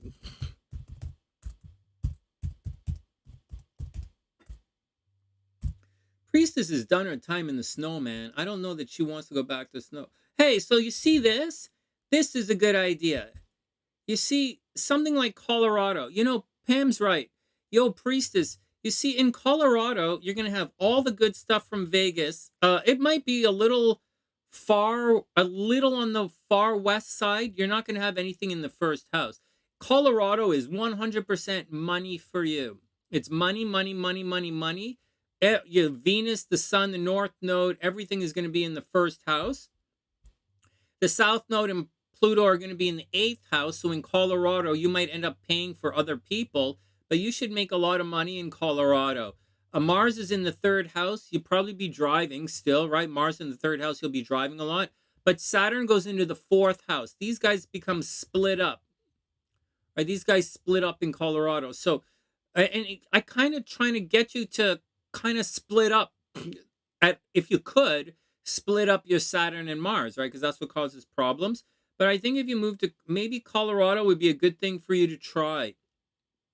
Maybe take a vacation to Colorado and see what's there.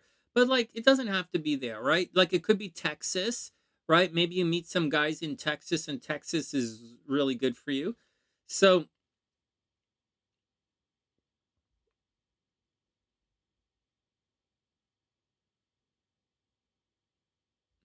Priestess, I don't know the answer yet.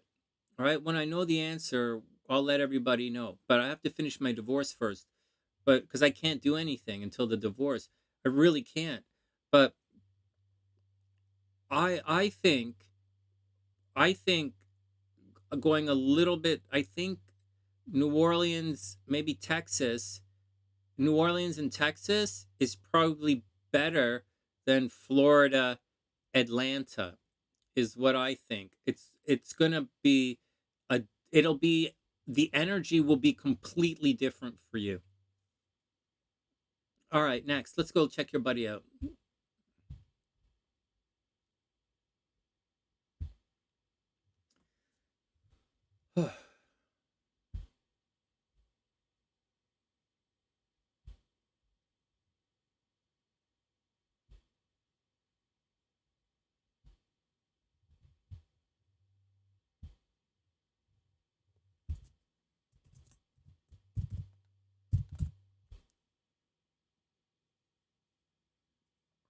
Yeah, no Colorado, maybe Texas.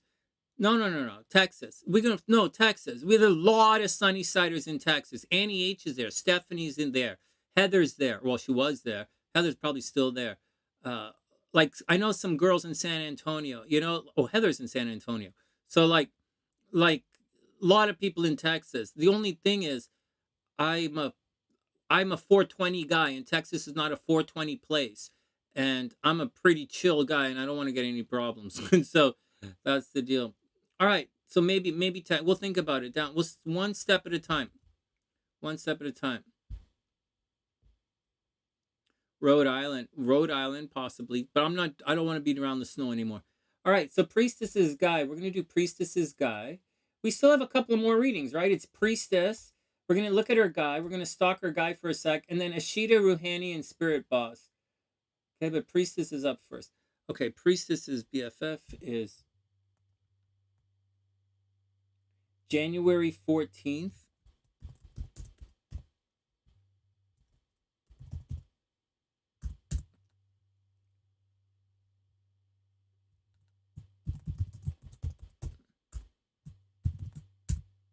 Hey, I did it. I did it. Okay, hold on. Let me sort this out a little bit. I did it. I really did it. You guys just saw me do it too. I can't believe I got it right. Oh my God. I never get it right. Okay, so hold on. Oh man. Oh, that's even better. Okay, let's check this guy out. Let's a little bit more forward and then we'll do it.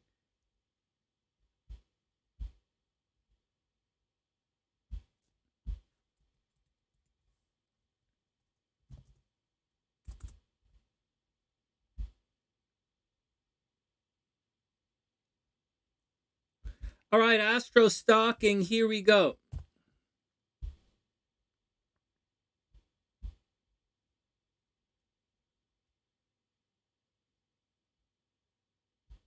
Holy shit. Well, I fucked this up. Hold on. Hold on.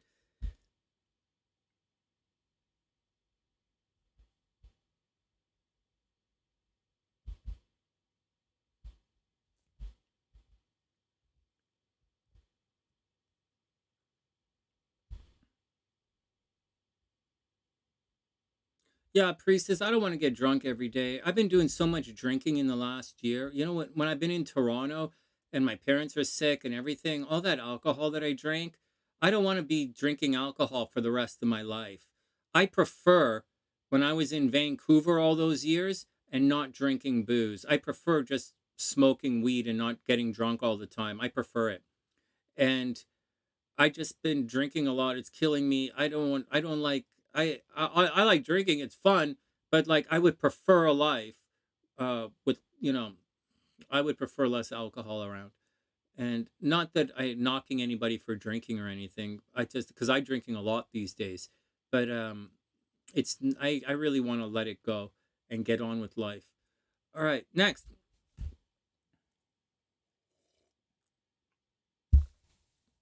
We'll sort it out. We'll sort it out. All right, next. The 80s were a great time. Yeah, they were. They were. They were. I've track pants.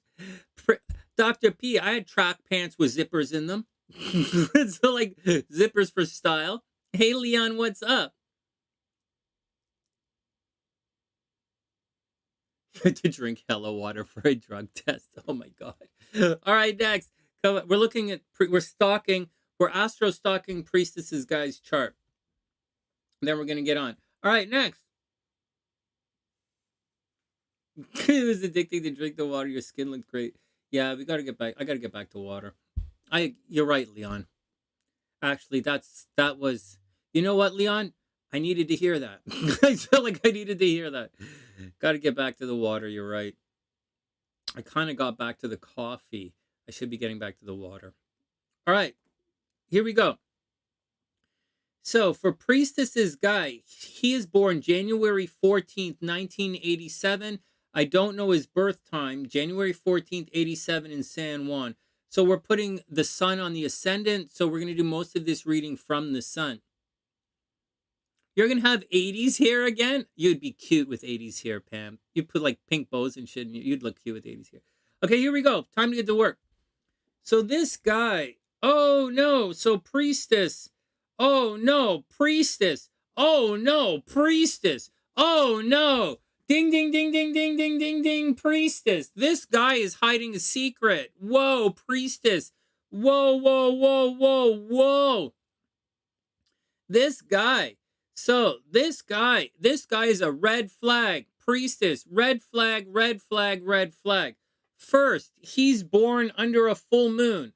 Are guys born under a full moon red flags? Not necessarily. Oh, in Pittsburgh? That's okay. That's okay. We'll change it right now. It's going to, we'll switch it one sec.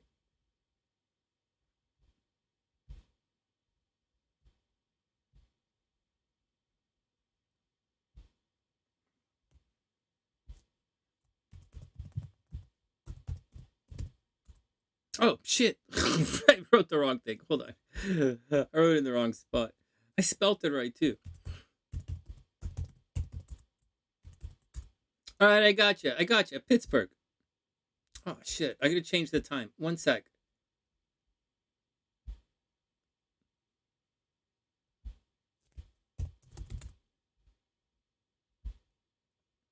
All right, here we go.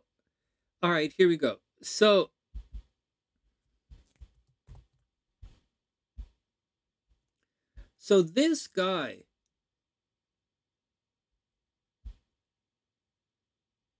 okay, so we do not have his birth time, right? We don't have his birth time. Oh yeah, full moon baby is different. All right, so we don't have this guy's birth time, but from the time of day, right, at sunrise, right, so his chart, his moon is anywhere from here to here is where his moon is going to be. Actually, all right, I'll tell you guys another day. So the guy is essentially born under a full moon. He's essentially born under a full moon. It's more than likely that he's born under the moon being advanced to an actual full moon. This is a guy who's going to put and it doesn't really matter because where it is, he's going to put a lot of energy into other people. Like he might come across as a little cold, a little standoffish, a little, cool, calm, and collected. But his moon is really in Cancer. He's a moody kind of guy. He probably does a lot to take care of other people. Now, things you have to watch out for this guy is that it's easy for him to be taken advantage of. So if you're looking for a guy to take advantage of or a guy who will always say yes, this is the guy. The guy always says yes, and he's always doing things for other people. He can be a little, take his time. He can compartmentalize. He might be a little bit artistic, like he might draw in his spare time. But he's pretty much a no-nonsense kind of guy. He's a no-nonsense kind of guy who really gives in to other people. All right, next. What do you need to know about this guy? So there's a strong possibility, like it depends on when he was born, because I'm getting the vibe that he's probably born a little later in the day, but there's a possibility that he was adopted. There's a strong possibility that this guy was adopted, or there's a strong possibility his father is not his real father, or his mother didn't tell him something growing up, or there's a possibility that one of his family members died when he was young. All of that's a possibility. So watch out for it. He probably has, he has some trauma from his family at some point along the way. And so that's just a heads up. That's a major, major, major heads up, though. What else is going on? He thinks about himself a lot. Like the guy puts himself, like, although he puts a lot of energy into other people, he very much spends a lot of time thinking about himself and the way he looks. He thinks about himself and how he appears in the world. He's very status conscious, whether he realizes it or not. And he very much is status conscious. I'll say it again. In addition to that, he might come across as a Libra. Even though he has all of this going for him, he might come across as a Libra. Someone who's fashion oriented, and he might seem like he's really a relationship kind of guy. So heads up.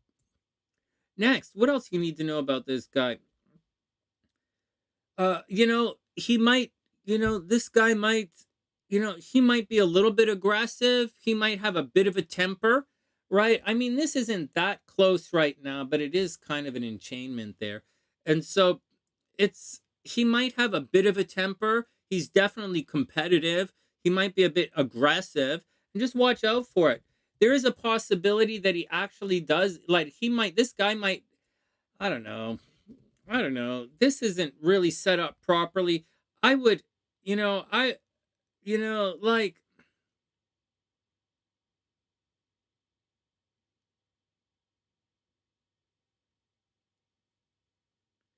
he should make a lot of money. This guy should make a lot of money in lifetime, like a lot. He should make a lot, but he also spends a lot of money as well. So you have to watch out for it. He might have something with his brothers and sisters, something with communication. Maybe he makes a lot of money through communications. But it looks to me like this guy, according to this chart, he's probably financially okay. He probably doesn't really have to worry about money too much. Although he is and he isn't a competitive and an aggressive person. What else is going on with the guy? Like, I mean, he's very happy-go-lucky guy. His Venus is in Sagittarius, so he's gonna want to make people laugh. I mean, he probably has dry humor, dry wit. But that's the deal. He's probably quite popular, and he's probably quite popular, and he's probably successful in business.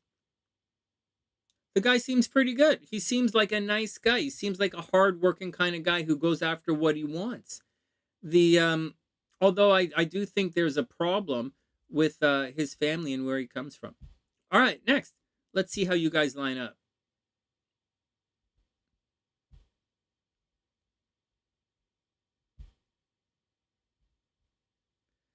All right, now if we check out your charts.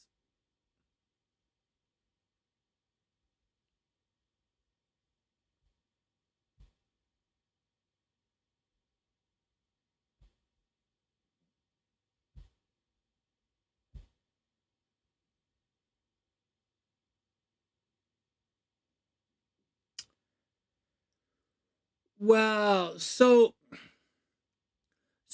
together he has a bit of boss. He has some boss energy. I'm describing your ex, Ruhani. Seriously, we're gonna get to your chart in a sec. So, priestess, like this guy. I know it seems like there's an opportunity for this guy to bring money into your life. I don't know if you haven't said anything like that at all, but I would say that with Mars, this guy's going to put Mars in your second house. Priestess, I think you should be a little bit careful, meaning that this guy is going to make you spend a lot of money. He's going to make you spend more money than you might anticipate. So be careful. It's not spending money on other people. I really wouldn't worry about it that much. But he's going to make you spend money on something, like spend money to make money. I think he's one of those guys. So for you, he might be one of those guys. So watch out for it. There's something about money with this guy. With the moon, sun, Mercury, and all this in the 12th house, you guys, this relationship that you guys are going to have, it's going to be a private and secret relationship, meaning when you guys are together, you guys are going to be together in secret. Like you're going to be in the backyard or you're going to be in a back room or something. It's going to be a secret situation. Going out in public is going to cause a problem because of Saturn there. But that's the deal. But you could make money in public. That's the deal. Just watch out, right? His Jupiter is going to be in your first house. You're going to be very popular. You guys going to make any money?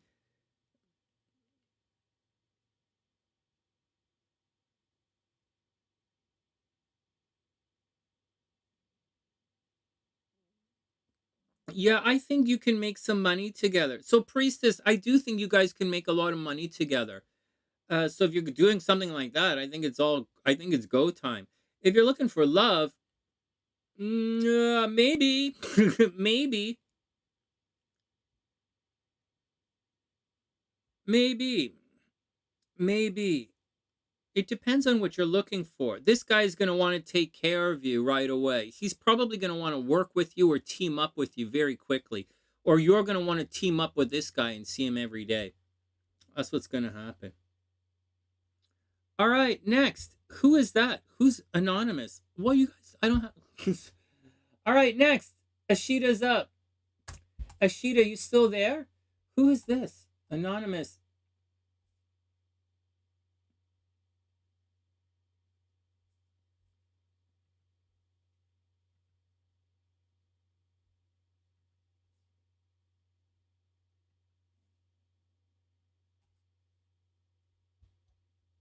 Oh, okay, one sec.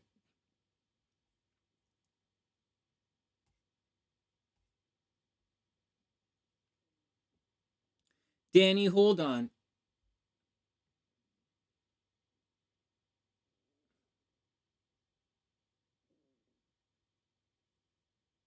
Ishita, is that you? You're Danny B? You're not Danny B. You're not Danny. You're Ishita. Ishita is.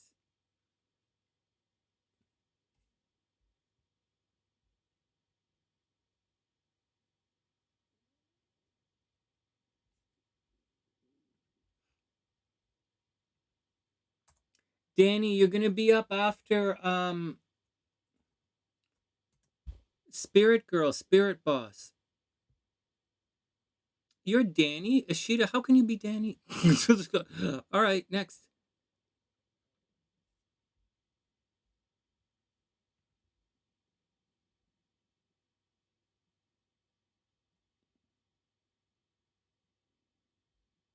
Anyways, you're up right now. Ishita, you're up right now anyways. Okay, next. Everybody chill out. I have both of your charts. So,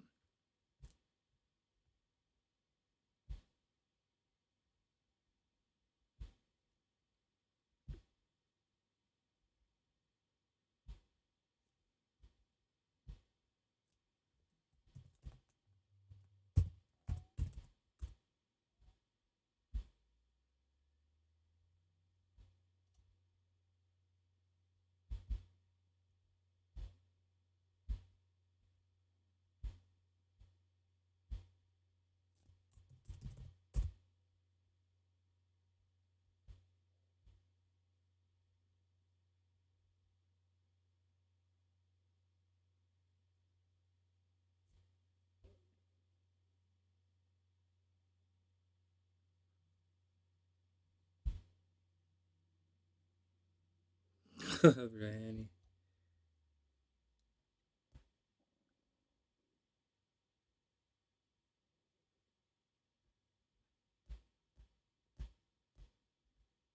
Oh shit, I just fucked this up. One sec.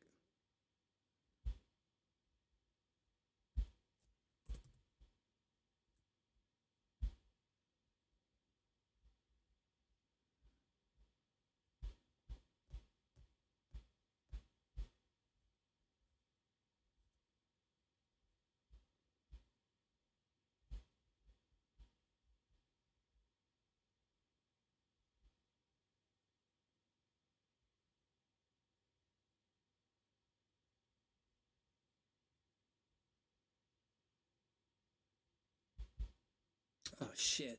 Sorry. One more second. I fucked this up.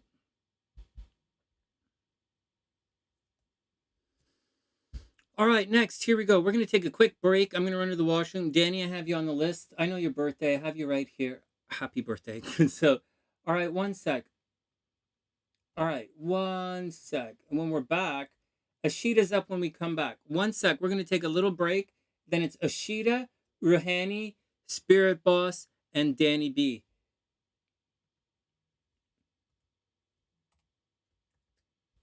You guys got to be on some kind of different fucking vibration planet if you think I don't recognize my SunnySiders. It's all like, oh my God. You guys are my family. I'm Canadian. I recognize my family. Oh, man. Mm. Oh, he's your brother, priestess. No way. No way. All right, next. All right, Ishita's up. Danny, I got you. I got you. Thanks, Pam. Okay, next. But we're going to take a quick break. I'm drinking all this liquid and stuff. I'm drinking all this coffee. I got to run to the washroom for a sec. I gotta get some more coffee. Danny, you're gonna be a while, right? There's a bit of a lineup here, and I'm kind of dragging ass today. I got you. I got you, sweets. I got you. What I don't have, excuse me. Yeah, Ishita's up, and then we're gonna reset for Ruhani. We have to reset for Ruhani because I have to enter in the chart for her friend. So, but Ishita, and then we're gonna do our thing. All right, back in one sec. Everybody chill. Back in one sec. Not too long. We're just gonna zip out and zip back.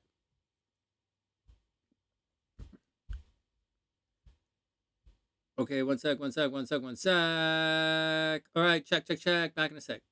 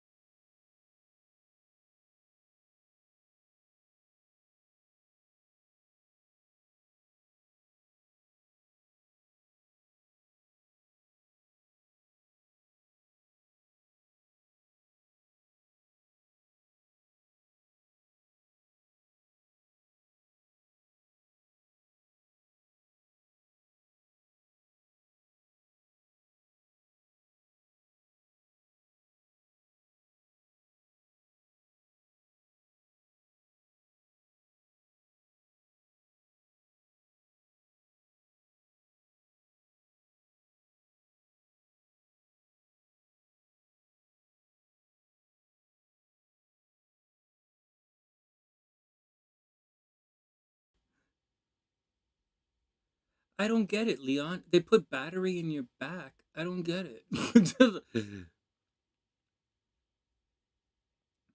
You guys okay?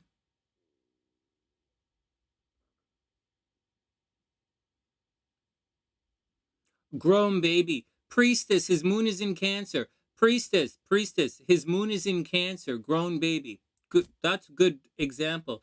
But he's Capricorn rising. Like he's a kind of a badass too, right? Like he's kind of your type, right? He's a badass, but he's a bit of a baby. So, all right. Next, battery in your pack. What is that like? All right, I gotta stop being dirty. We have a bunch of readings to do. The what was I gonna say? Let's get down to the readings. First, I'm telling you guys, first, second, third, fourth, fifth. If I stay in Canada in this house, my working days are done. I will never work again. Not even pretend. I won't even pretend to work again. I won't open up any business. I won't do anything ever again, but probably hang out and write books very quietly is what I'll probably do. And nobody reads books anymore, so it's a bit of a waste of my life. So I'm gonna warn you, like, so if I stay here, my working days are done. Period. I won't even pretend to. I'm not working at the bank. I'm not doing music here. I'm not doing any. I'm not teaching here. I'm not doing anything. I'll be full time, be full time pothead. So the other thing is, you know what? I sent a message to Tina on the weekend or Monday or whenever, saying that I'd be willing to go on her channel and do these compatibility readings for everyone, and she could have all the money, right? But she never got back to me. I guess she's having a rough week. She's definitely having a rough week. All right, whatever. Let's get back to it. Life is life, right? You can only do what you can do. All right, next. All right, everybody take a deep breath. Cray reads a lot of books. Yeah, well, you do.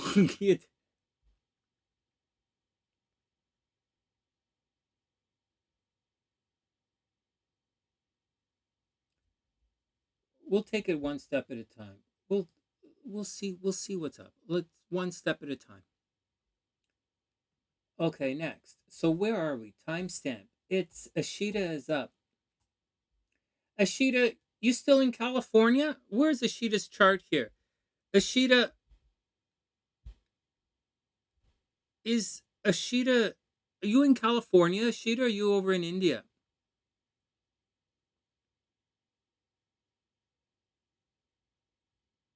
Oh, Pam, I do it all the time. Cannabis friendly, for real. Okay, Ishita's up. Timestamps in the description box. All right. Okay, Ishita, and then I think Ruhani's after Ishita. Ishita, and then we're going to set up for Ruhani. You're in India, right? Okay. You're in India. Anyway, who was our singer in California? Okay, so next. All right, Ish, here we go.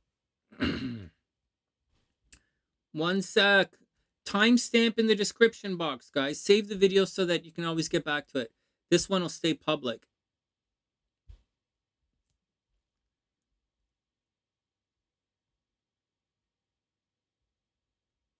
So, you see the difference between here. I'll pull it up. When I pull it up, I'll show you the difference between this chart and Priestess's chart. Watch this. So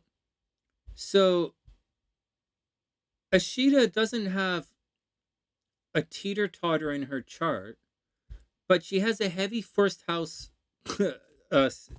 energy. Not exactly a stellium per se, but because her Sagittarius stellium switches into the second house. But she's like a lot of, so this is Ishita's chart right here. So here we go. Stopwatch is up.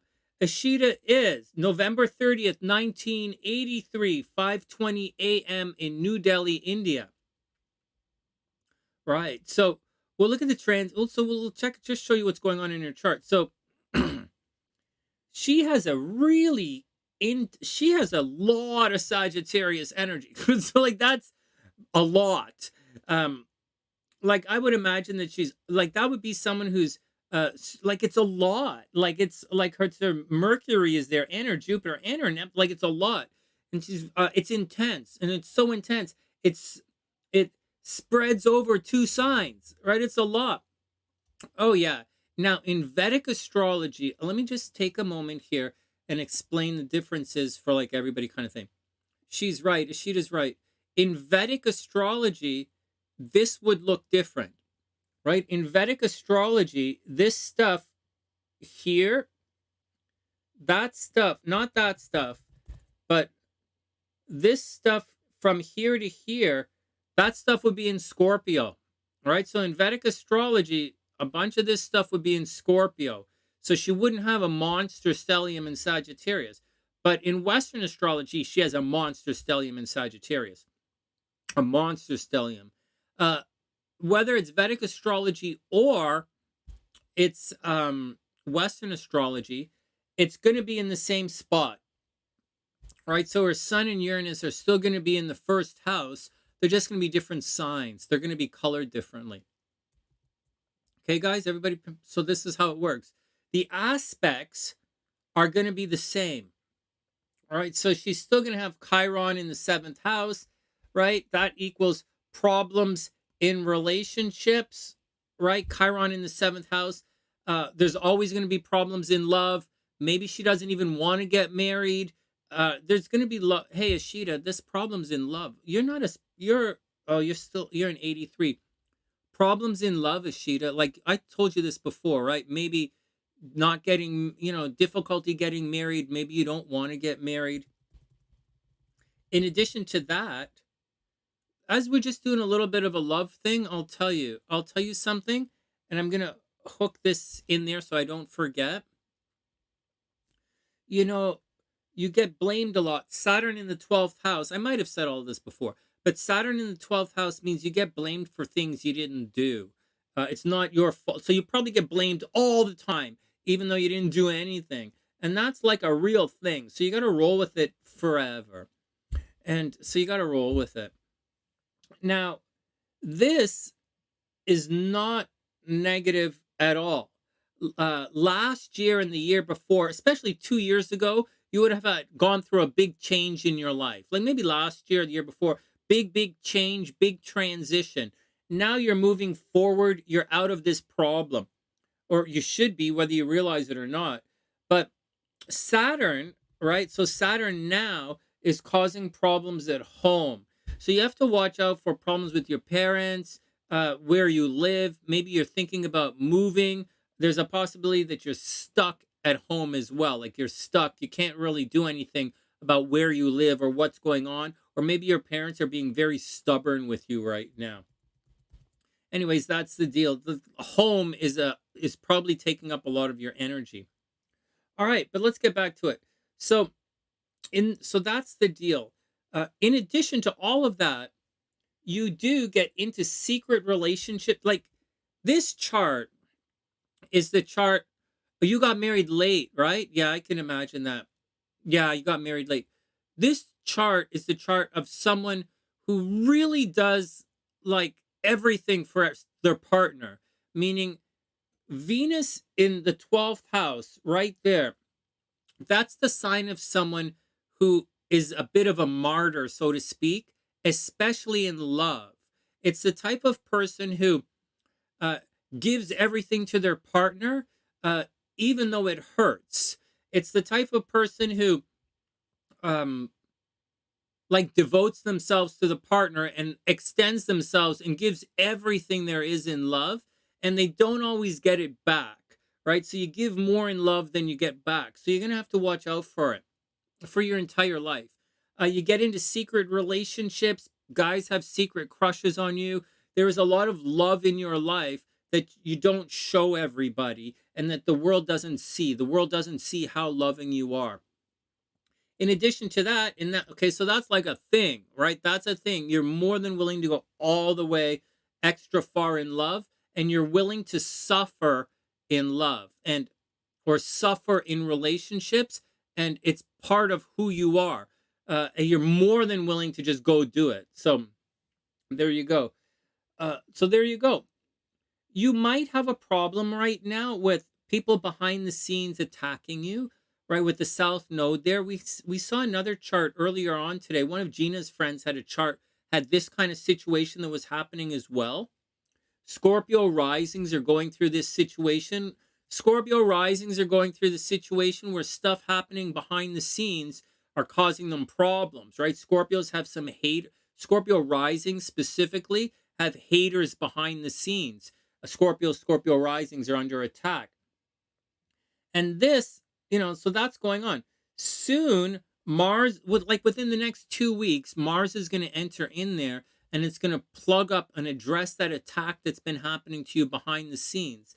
So Ishita, I would be careful, right? All Scorpio risings. I know you're a Sagittarius in this Western astrology, but Scorpio energy has to watch out, or your energy has to watch out, because you have attracted a hater. You have attracted someone behind the scenes who doesn't have your best interest at heart, and they're going to come attack you. It might not happen today. You're not going to see it for another week, but someone is attacking you. So watch out for it. So watch out for it. All right. Anything good happening? We'll do good in a sec. So watch your driving. Obviously, watch your driving. You know that already. Watch for car problems. You know that already. Over here, Saturn, problems at home. Watch out for problems with your parents. They might be causing you problems. Watch out for that kind of stuff. All of this here, all of that, all of it is retrograde. Yeah, you're a Scorpio rising. Yeah, you're definitely a Scorpio rising. Scorpio risings have to watch out right now. So all of this stuff here is retrograde, and it's stuff like relationships, right? It's relationships retrograde. Your health is retrograde. Your love life is retrograde. And stuff happening at home is retrograde as well. So you have to watch out for all of that kind of stuff right now. And it's very personal, right? This is stuff that you have to watch out for. Money and travel to December. We'll get to that in a sec. So that's up here. Okay. That question is all of that kind of stuff. We'll get to that in a sec. This stuff down at the bottom of your chart, this is where the stress is right now. So there's a problem, probably something going on at home, maybe arguing with the parents. Your love life is a little bit on the, it's a little bit fucked up, right? You're married, right? So your love life is a little bit, or the children might be causing you problems right now. So watch out for problems with the children.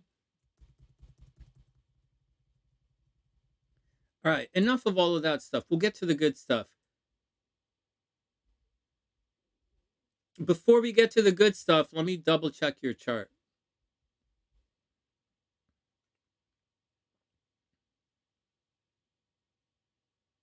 Yeah, Ishita, you don't have anything to worry about. We'll do it. Travel and money, we'll do it. This so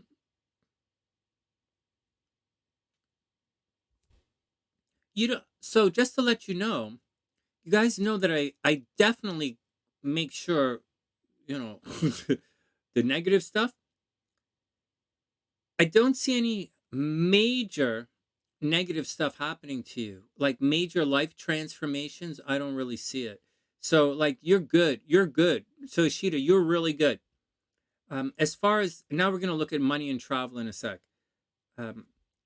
Just watch out. Something unexpected might happen in your relationships, right? But so that is sudden and unexpected with marriage happening between now and March.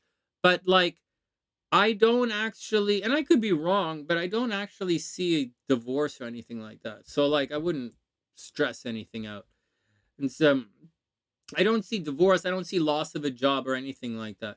So if you're looking for, yeah, I know married life, right? If you're looking for money and travel, right now is a good time to travel. Right now is a really, really good time to travel, or plan your travel, or pay for the vacation, right? Got like buy your plane tickets. Like right now is the time to really plan your vacation, pay for it. And it's a really good time to travel. Like right now is really good. It's a really good time. It's not the greatest time to get a job, but like by this time next week, seriously, this time next week, very, very good time for you to get a job. You're going to be in a very serious popularity cycle starting this time next week. Very, very, very good time to get a job. And so that's the deal. So like very seriously, if you wanted to travel or get a job, it's both there. But I'm warning you, Ishita, I'm warning you, something is going to happen. Something is going to happen next week. And starting next week, like maybe next Wednesday or something, like around the time we do the horoscopes next week, you're going to think about like you're going to do something, like someone is going to attack you, or you're going to change your mind, or you're going to have to take care of something in secret behind the scenes. And so that's going to take your attention for like a full month, like having to take care of something. And so you might change your mind about a lot of stuff. So just saying, like this, you're going to have to take care of that. Excuse me. Although this is really good. It looks travel, new job, looks really, really good. But you are definitely going to have to take care of this thing that's happening behind the scenes. You might get an offer, an old job offer, right? An offer from like where you used to work or something that might come along. If you're looking for a new job, I definitely think you're going to get it. It might be a new job with an old company is what it might be. And travel looks good. Travel looks really good. They both look good. Job and travel looks good. What doesn't look good is kids. Kids in love. Kids in love problem. All right, next. You're going to be fine. Money's going to be fine. Money's going to be really good. It looks like a new job. It looks like a new job, and money is going to be very good. I wouldn't worry about. You just have to worry about someone backstabbing you and attacking. And right now, you're probably like, Sonny, what are you talking about? Sonny, what are you talking about? But I'm telling you, this time next week, you're going to be, oh shit, someone backstabbed me. So that's what's going on. Money looks fine. Travel looks fine. Money looks better than fine. It looks like you're going to get a new job, like right now. Like right now. It looks like you're going to get a job right now.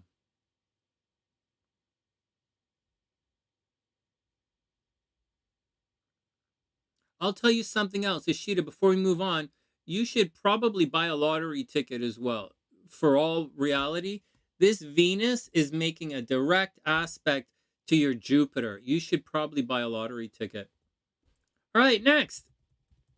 Money looks really good. Money looks good. A new job looks good. Travel looks good.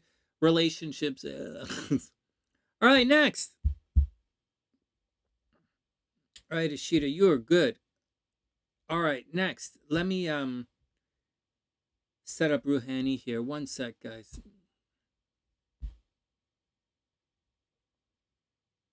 Oh, you think someone's backstabbing you already, right? Yeah, it's coming. It's coming, but it's not something you could see yet. All right, next. It's in that part of the chart that's there, but you don't see. Okay. Ruhani. Hey, right here. Ruhani's right here.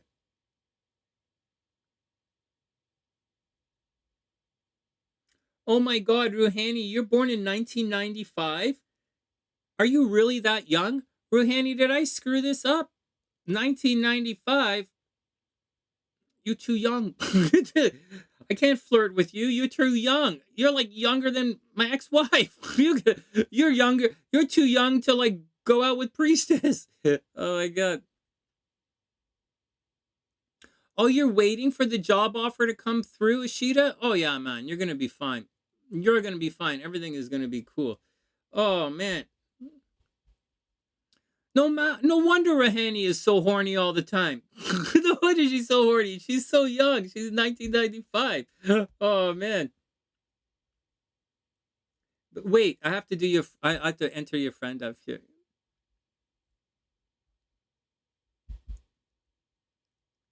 Ishita, oh, there are going to be problems with the kids right now. The kids are going to cause you problems. Until Christmas, kids are going to cause problems.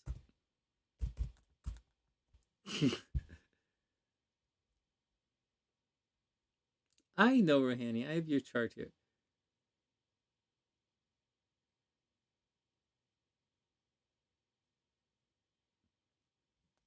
This is the guy, right? 1991? Okay, I got you. I got you. Let me double check.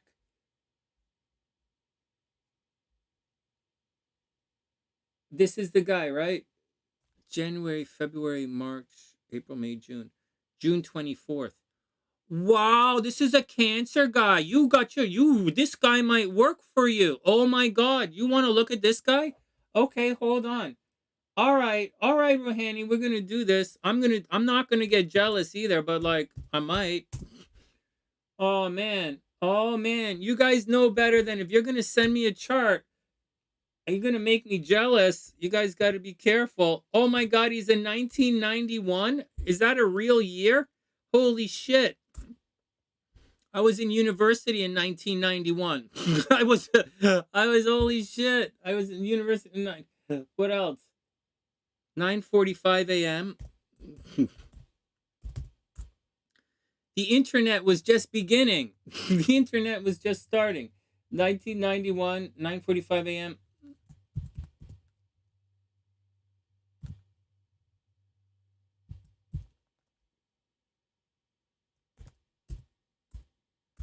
And we have it. June 24th, 1991, 9:45 a.m. All right, here we go.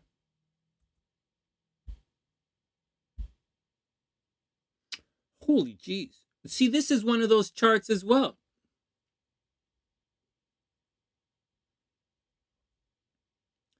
Oh, this is your ex, Ruhani? This is the guy, right? Leon, check it.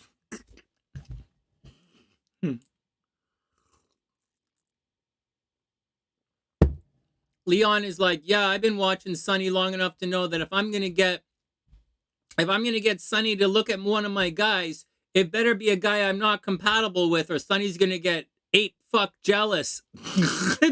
like, yes, I will. Yes, I will. I definitely will. Oh my God. Okay, here we go. This is your ex, right, Ruhani? Check this guy out. Before we check it, like, I'll just show you this chart. See that? This is one of those charts, like a teeter-totter chart, except it has this little thing at the bottom here, right? This is an intense chart. This is an intense guy. He's a Cancer who's like a bit of a problem. Cancer, Leo rising. Oh, this guy's a drama queen.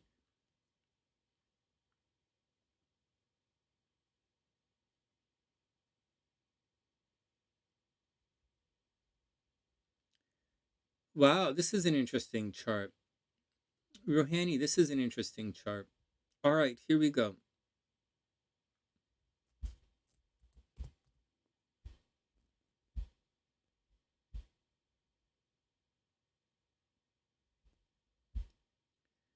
So let me put a timestamp in.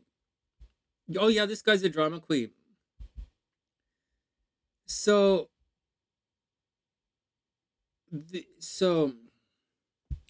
timestamp. One sec.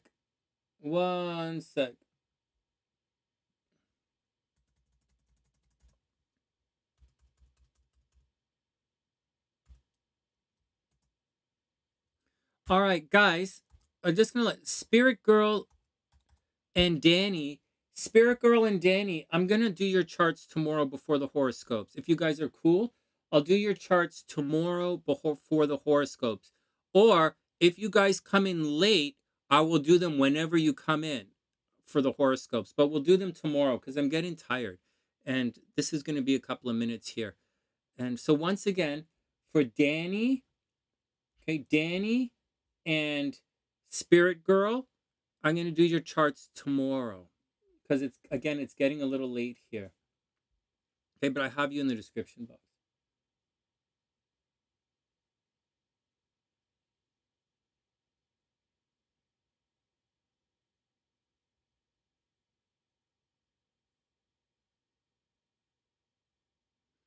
Oh, we're going to talk about that right now. Pam, we're going to talk about that right now. So, like, here we go. Here we go. All right. So, once again, we're going to, I'm really settling in with the charts today. I'm really like, they're supposed to be 10-minute mini readings, but like, I'm really going on and on and on today, which is the problem. Uh, well, maybe, Danny, maybe, maybe, but definitely tomorrow if I don't get it done today. Maybe. It's just we have someone in front of you. All right, here we go. Okay, here we go. Here we go. Maybe, maybe. I have you. I have your chart. Okay, stop. Let me get back to work. Okay, so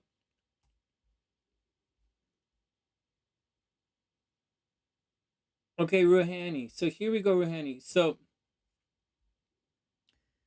okay, first birthday, first birthday.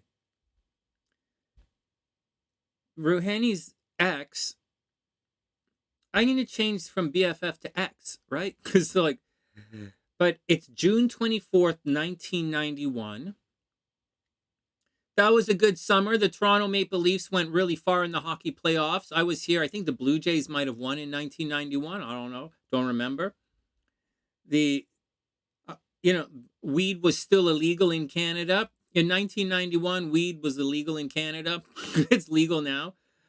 I have 9:45 a.m. in Dehradun, India. Anxiety? Will you have anxiety? Chill out. You can't have anxiety. Oh my God.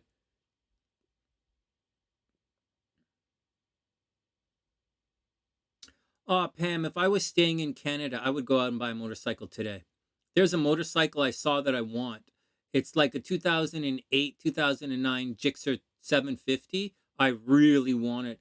And unlike the other ones, it's blue and white, like those are the colors of Suzuki, but it has a black tank. It's blue, white, and black. So it's perfect for me. And so, and he's got a really good price. It's actually kind of cheap, but I have to spend a lot of money on my divorce. And I know that my lawyer bill is going to be expensive. And if I return to the States, I'm going to have another I'm going to have to spend like a couple, more money for that lawyer as well. And I'm still have my lawyer in Canada. Because for my sister. So it's really, really expensive right now. And I'm running out of time. And so it's tricky. 1010 in Berlin. Oh, I have 1010 right here.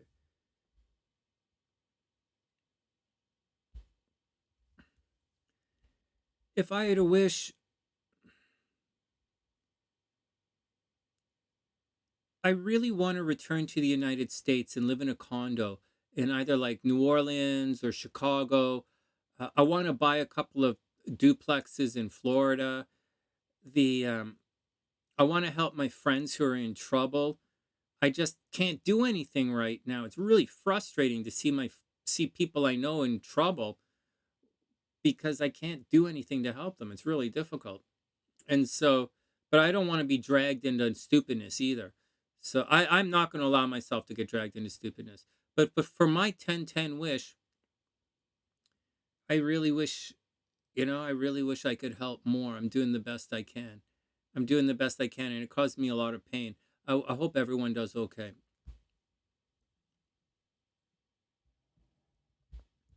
Yeah, Leon, I really want to move back. And I miss living in a condo.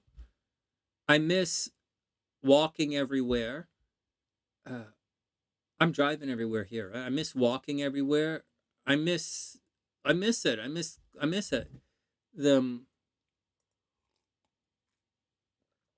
but I don't want to live in a condo in downtown Toronto anymore. When I was younger, I would have, but right now it makes no sense. And Toronto is way too expensive. Way. You guys have no idea how expensive Toronto is. So the so I don't know what I'm gonna do. I don't know what I'm gonna do. I don't know what I'm gonna do. All right, let's move on. Okay, here we go. So Ruhani, let's deal with it. So Ruhani, if this is indeed the guy's birth time, let's start. Stopwatch going. If this is the guy's birth time, then so before I say anything negative, let's say some things that are positive. Excuse me. First, this is an intense chart, right? This chart is a lot like Priestesses. Aw, thanks, Leon. I really want that. I've been thinking about it more and more and more and more. Let me just do this wish thing, and then because we're really doing Ruhani's chart, and we're gonna have fun with it, and then I'm gonna take off for the rest of the day. It's a good time for this thing. I don't know what I want right now. It's a really weird time for me. I've spent most of my life seeing everything up until about June 2023. I saw all of it, every single thing along the way. And I took precautions along the way, and I didn't cry about it, right? I knew what was going to happen in Chicago. I knew that years in advance what was going to I knew what was going to happen here in Toronto. I knew it was going to happen. I am a psychic. I knew it was going to happen, and it did happen. Some of it's my fault. Some of it was out of my control. I knew I was in this direction. I didn't see the future. I didn't look beyond June for my entire life. I didn't really look beyond it. I knew it was going to be such a difficult and damaging part of my life, where to see the healing, to see myself healed on the other side of this, the old me. So to let you know, to see myself whole and healed on the other side of all of that I'm going through, it involves me damaging other people.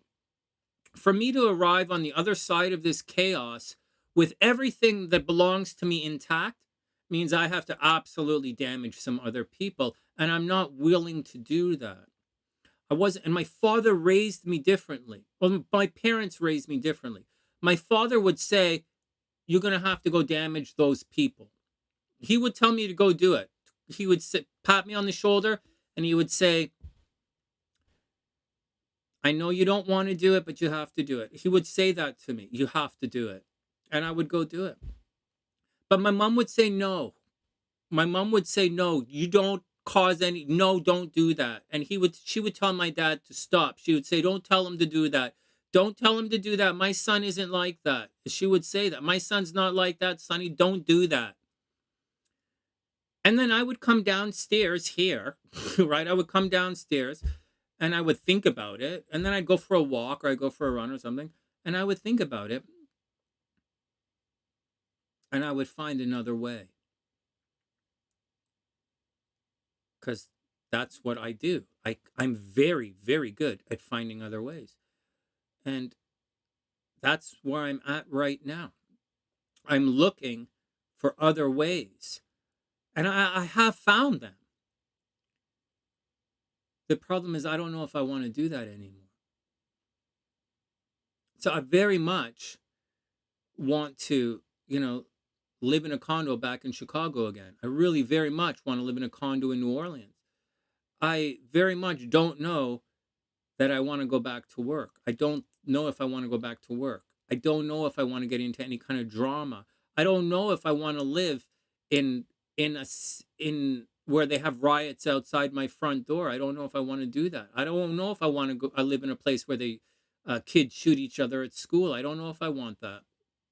I don't know if I want the humidity of Florida, when I could have the beautiful mountains of Vancouver.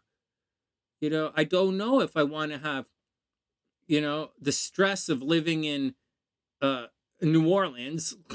I don't want the stress of living in certain places when I can, so I don't know what I want in the future, right? A large part of me is massively codependent. I am massively codependent.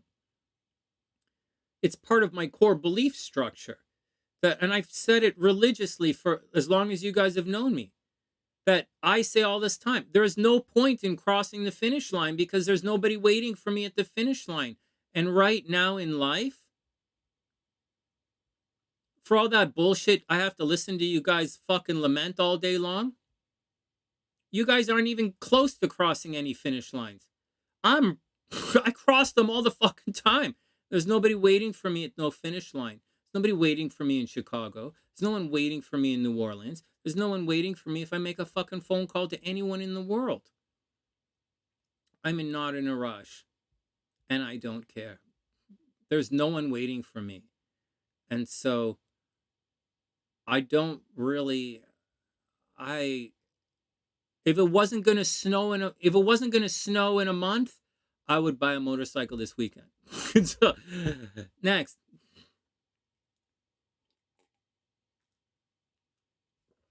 It's just my 2 cents, man. I really don't know. There's no one waiting for me on the road. There's no one waiting for me. So I just close my eyes and I keep running. And one day someone is going to call my name and I'll hear it. My destiny will find me. Just like with SLC. I knew what was going to happen. And out of the blue, SLC called my name. I heard her above everyone else's voice. And I moved towards it. And it's going to happen again. But in the meantime, I don't give a shit. Next.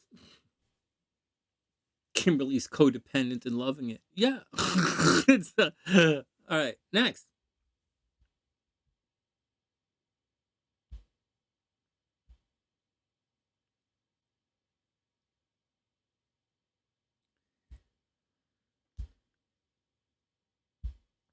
It's a tough one.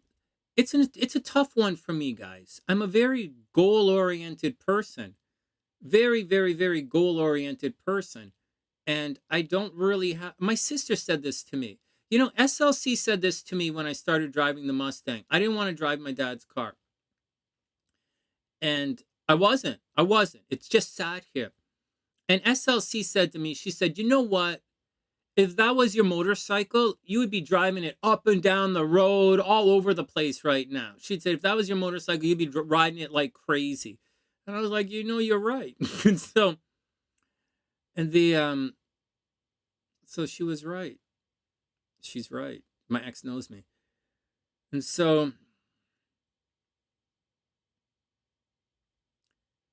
I don't really have any, and my sister said the same thing to me. My sister said, I'm like, you know, Melena, I can't, there's nothing for me to do here. I'm like stuck. I got no place to go, nothing to do. I can't go anywhere. I'm going crazy. And Melena said, that's not true. Melena said, if you wanted to be here, she said, I would have already opened up a music studio. I would have opened up a school. I would have opened up a tattoo parlor out in Milton where Melena and Jane live. Like I would have already have done it. Melena said I already would have done it. And it's not true. She says it's not true. She says if you wanted to do it, you would have done it. So if you wanted to go back to university, you would have done it already. So like, and she's saying that's not true. So I don't know, man. I don't really know. Yeah, Ruahani's right. My father also wanted me to help them. Yeah. He wants me to help them. So I don't know. I don't really know. I don't really know what I'm gonna do. But I do know that if I stay here, I'm probably gonna be staying in Thailand and Mexico. So like that's all I'm gonna say. All right, next.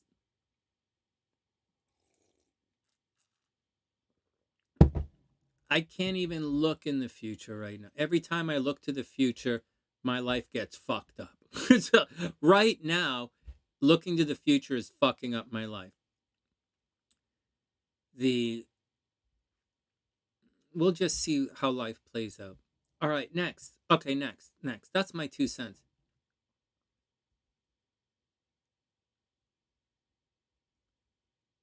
Actually, I'm not really.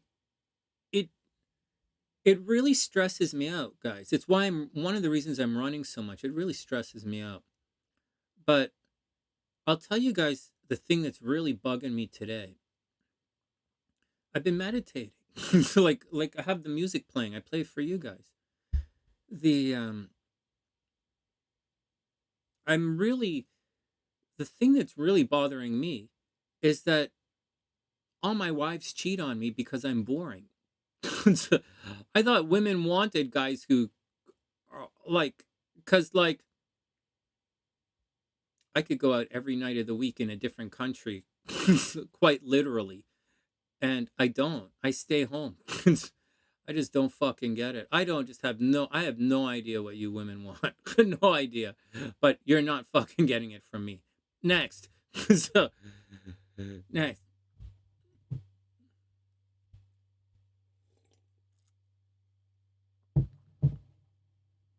I hear you, Leon. I totally hear you. All right, let's get back to Ruahani's buddies chart.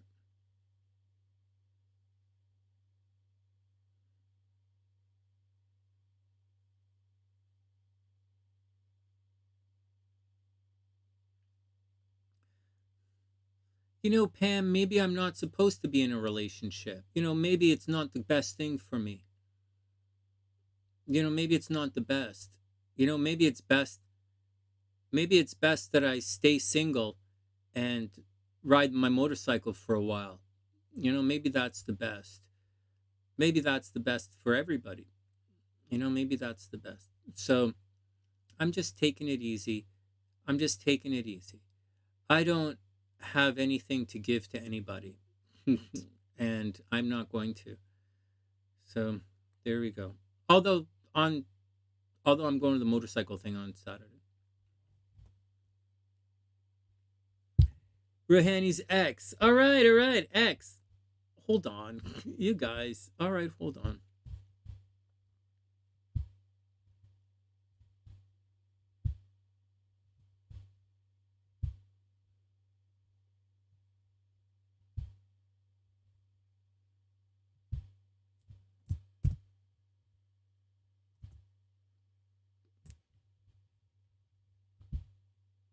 Okay, I did it. Ruahani, I did it. Ex BFF.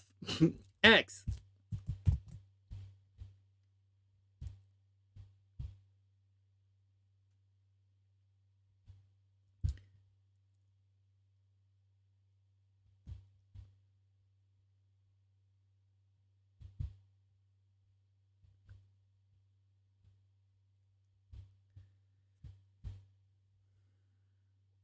What's the best thing about an empty cup, Leon?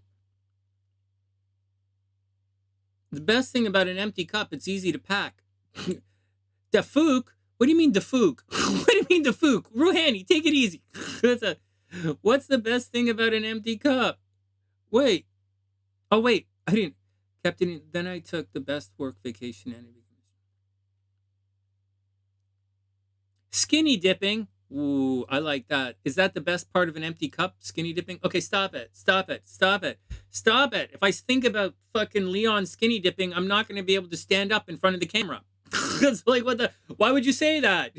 Why would you say that? You not have to sit down for the rest of the show. What the fuck? Like, or whatever.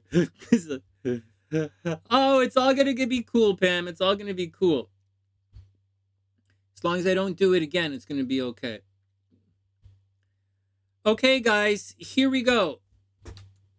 This is Ruahani's ex.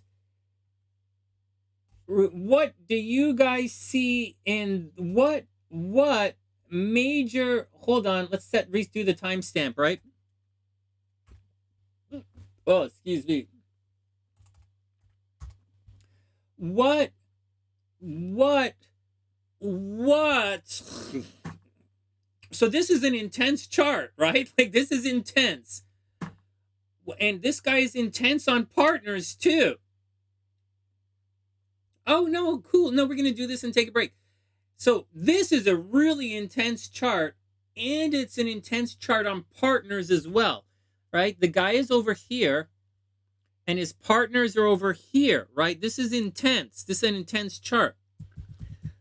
This is also the 5th house, right? So as a little hint, that's the 5th house. So I didn't draw a face in the heart, right? I'm not going to do pro or con right now. We're going to get you guys to guess right now.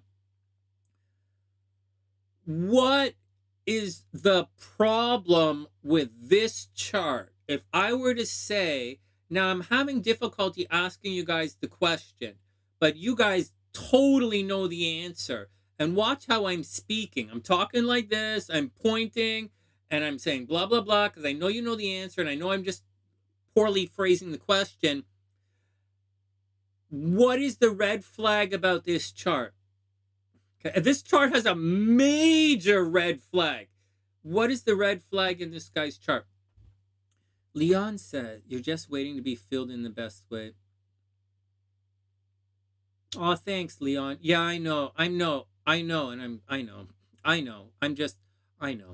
learning how to be at peace with myself again before I can be a good partner for someone else. I know I am. I'm upset and I'm angry and I'm in grief and I'm going through a lot and it's expensive, but I know that I have to really heal, or else say I'm in a relationship with someone like a little bit, or I go on a date and they say something and it triggers me and I freak out. Like, that's not cool. So my wounds aren't healed enough to navigate the push and pull and the gentle teasing of relationships yet. I know I'm not ready. It's okay. It's okay. All right, here we go. This guy, this is the chart of a player. 1,000,000%. If this was a woman's chart, I would say run away. Very seriously, I'd say run away. In a guy's chart, run away. This guy is a player. No more third-party situation, Ruhani. We don't say things like third-party situation. This guy's a cheater. He cheats in relationships, no question. So he is a bit of a martyr, right? Okay, so let's go back to the positive. Okay, let's do the positive for a sec. In Magi astrology, this is really good, right? Remember, in Magi astrology, it's aspects. So Mars conjunct Venus is quite positive. Exactly, Pam. Stacked 5th house and secrets. Exactly. And lots of friends. So first, Mars conjunct. Oh, no, Ruhani, you got it. No, I saw it. You got it.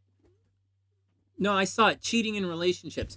But before we do the negative, let's talk about a couple of positive things, because you guys have this positive thing in your charts as well. Roma has it.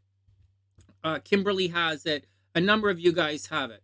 So when you have Venus conjunct Mars, that's supposed to be a really good thing in your astrological chart. It means what my first wife had it. She was really, really sexy. Like, if you see the music videos, you'll know how sexy Speed is. And like, it also means where you put your energy is also where you receive your energy. Because remember, Venus is rapport, right? Venus is going back and forth, and it's your love and your money, and Mars is what you're doing. And quite often, Mars is here and Venus is there, and like, you do this, but you do this, but love is coming from there. Like in most charts, it's like that's what's going on. You're doing this, you're doing this, you're doing this, but your money and love are coming from there. And so I'll give you an example from my chart. My Venus, I have a stellium in Sagittarius. My love, my money, my love comes from a distance. I get into long distance relationships. My money comes from teaching. It's Sagittarius. It's what it's always come from. I'm in the entertainment industry. It's Sagittarius. I date really pretty girls. It's in the 7th house. But then it's my Mars is in Pisces. My energy squares all of that. My Mars is in the arts. I make money from teaching. It's like it's square. But this guy, and for these people, it's very direct. Where they put the energy is where they make their success. So this guy could be successful. It's a good situation, but it's also negative because these guys can get away with almost anything. Like they get away with anything. Like if you guys ever saw how pretty Roma was, like for those who studied astrology with me, Roma could get away with anything. And so like this is like, so that's what's going on with this guy. Right? So on one hand, these guys tend to be in really good shape. They tend to be quite successful. They tend to have really nice bodies and they're successful. They are assertive, but they don't waste their energy. Wherever they put their energy, they're getting stuff back. Where for most of us, where we put our energy is not where we receive our fortune. And that's when I start to talk to you guys about karma transferring and all that shit. All right, next. Heartbreakers. Oh, yeah. I wish. No, Pam, you're a heartbreaker. Venus in the first house, heartbreakers. Venus in the 12th house with Mars, cheaters. Right? Heartbreakers are Venus in the first house, guys, because you're so pretty. Right? And you can't, Libras are heartbreakers. They're so pretty. And as much as they try, they can't have sex with everybody. So, I'm just joking. I like to bug the Libras. But Libras are heartbreakers. Venus in the first house. You guys are heartbreakers. Alexis, you guys are heartbreakers. Priestess, you guys are heartbreakers. But like, this guy is a cheater. This guy's a motherfucker. There's a difference. And he does it on purpose because his Mars is there. So that's the thing. All right, next. What else? Now, having said all of that negative stuff and positive, negative, positive, this guy, oh, your Venus is in the second. My bad, Pam. Maybe you're not my bad. SLC, her Venus is in the first house, right? My ex-wife, her Venus is in the first house. She is a heartbreaker. That is a good-looking girl. And she is very beautiful. Soft-spoken, demure, nice ass. So, all right, next. SLC is a heartbreaker. Oh, she broke my heart. Fuck. So, anyways, so this guy does a lot for love. So it might seem, okay, so he does it in secret. He's a bit of a martyr, right? He is a massive drama queen, right? For those who, like, he is a massive, massive, massive drama queen. Okay, so watch out for it. He also does a lot of things in secret. He gets into secret relationships. It is cheating in relationships. There's more. He's a very secretive guy, and he does stuff in secret. He's a secretive guy. You have to watch out because he might be a little bit on the violent side. We didn't talk about this in anything, right? But this guy might be a little on the violent side, right? That Jupiter is blowing up his Mars. So he does attract a lot of people. He does most of his stuff in secret for some weird reason. He does all his stuff in secret. He is a drama queen. And like, he gets like, that's it. He might be a little bit violent. So watch out for it. All right. Next.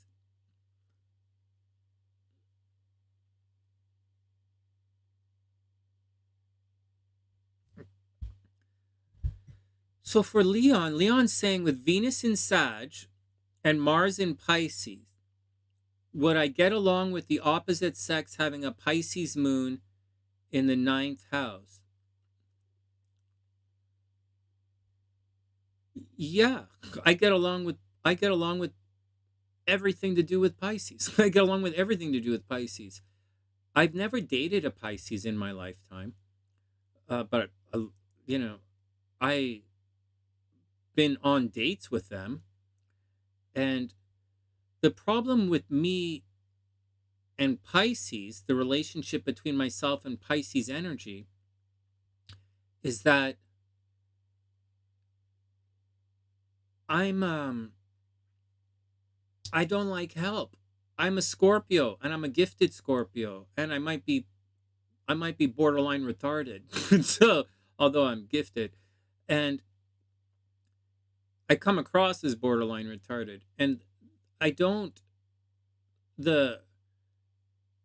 I'm kind of independent a little bit, even though I'm codependent.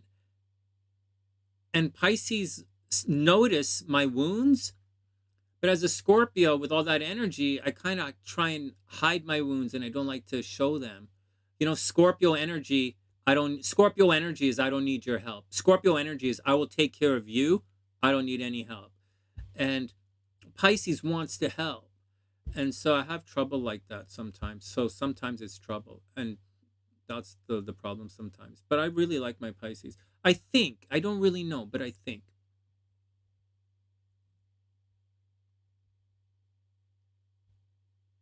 Yeah, seriously, Leon, you're right.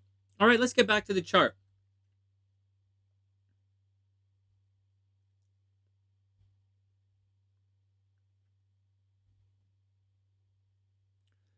There's I'm codependent, independent, I know. Plus there's more to it. Pisces like bad boys, and I give off a little bit of a homo vibe.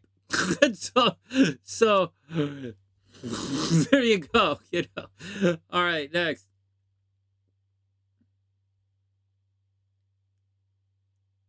I know. I understand. All right, next. Okay, let's get back to Ruhani's ex. I'll have to try a Pisces for 90 days. I will. I will. I've never dated, like, been in a real relationship with a Pisces, but like I've had, you know, one of my best friends was like, it's all of you guys, half of my team here are Pisces or Virgo. Okay, so you're okay. Let me get back to work here. Let me get back to work. I'm boring. Okay, I'm a boring guy. It's why it's because I'm boring. All right, here we go. It's okay. I'd rather be.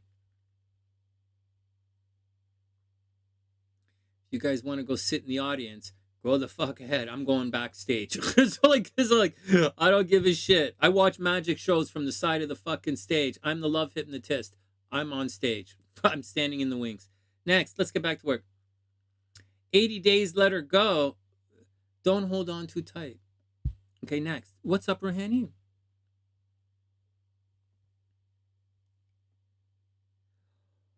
Okay, well, Ruhani, we'll look at your compatibility in a sec, but I can see a lot of reason to fall for this guy. Hey, Avis, I hope you're having an amazing day. I hope you're having an amazing day, Avis. Okay, everybody chill out. So,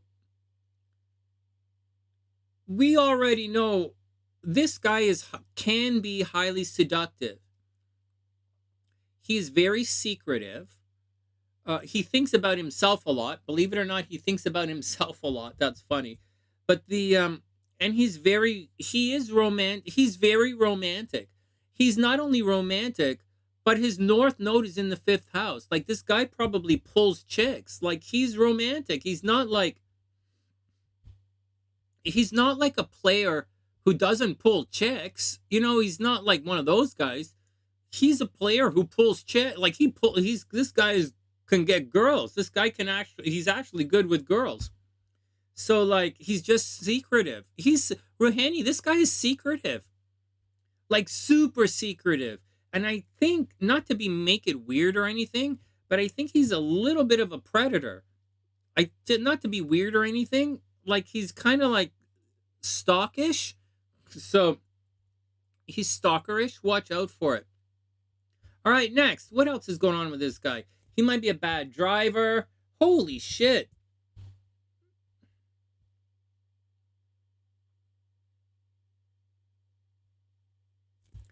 All right, so this gets a little bit, you know, so this Pluto in the 3rd house definitely squares his Mars and Venus. So there's a possibility that he argues with his brothers and sisters a lot, or maybe he fighting and arguing is the same thing. He fights with his brothers and sisters. Maybe one of his brothers and sisters died when he was young, or there is a problem. There's a problem with his brothers and sisters. There's also a problem with his driving. Maybe he got in a really bad car accident one time, or maybe he has trouble communicating. I don't think he has trouble communicating at all, actually. I think There might have been a bad car accident, or maybe one of his brothers died in a car accident at one time. There's problems with brothers and sisters. All right. This moon is a problem here, but I wouldn't overly stress it out. His moon is in Scorpio. He's a little bit secretive. He thinks about his brothers and sisters all the time. Over here, this guy is absolutely going to have accidental pregnancies. What are you going to want me to say? You guys all know Uranus in the 5th house, accidental pregnancies, abortions, miscarriage. But man, his Lilith is here, and that is a guy who attracts sexy fun. Holy Jesus. My Lilith, for those who don't know, my Lilith is in the library. Yeah, so like, ain't gonna happen for me. So Sonny gets turned on by librarians and girls with glasses and long skirts. Sonny gets turned on by dust. So like, oh man, yeah. I totally get turned on by dust. I'm like, oh yeah, I waited a long time for this. Oh man, nobody's touching my nobody's reading my magazines. That's time, baby. All right, next. What was that? Abortions and miscarriages. Yeah, really? Oh, go Sonny. Oh, his father died when he was young. Yeah, someone died when he was young. Abortions, miscarriages, but there you go.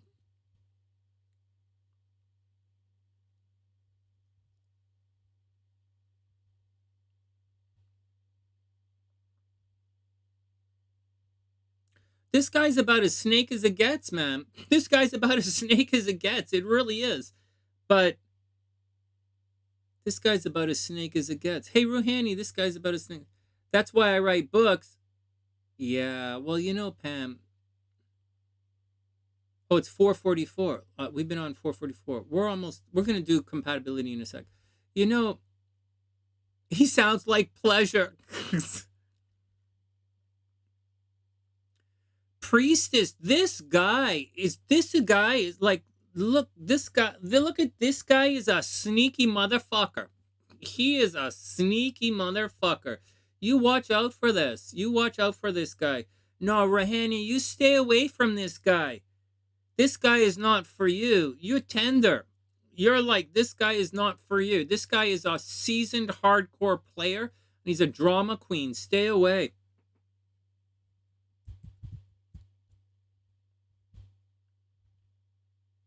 This is the type of abusive person I would fall for. Wait, what did Pam say about the communication thing? I missed it. Verbally abusive.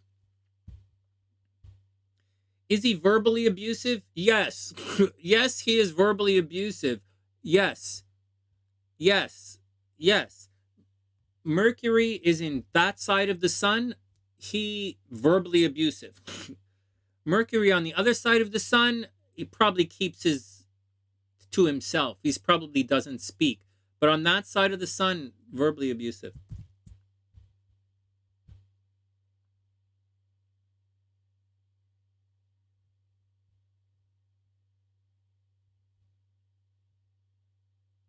Well, this is way better. Looking at your exes make me feel a lot better. It makes me feel a lot better than having to. You guys remember last year when I had to, every other week, Jasmine made me look at another one of her boyfriends? Oh, that was tough. That was tough. Looking at everyone. Every week I'm looking at another one of Jasmine, another guy hitting on Jasmine. I'm like, what the fuck? I can't take much more of this. Oh my God. It's like, oh man. All right, next. Let's go see how compatible you guys are. Oh yeah, he's abusive. Like his Mars is in the 5th house. That like it's abusive. Okay, let's see how you guys play out.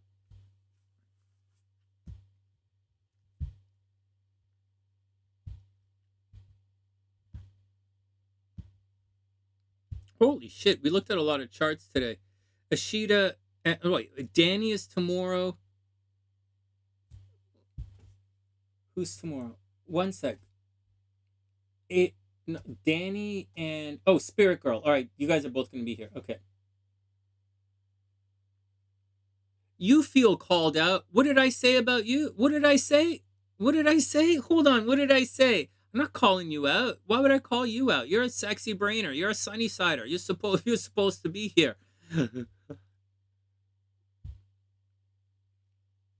All right.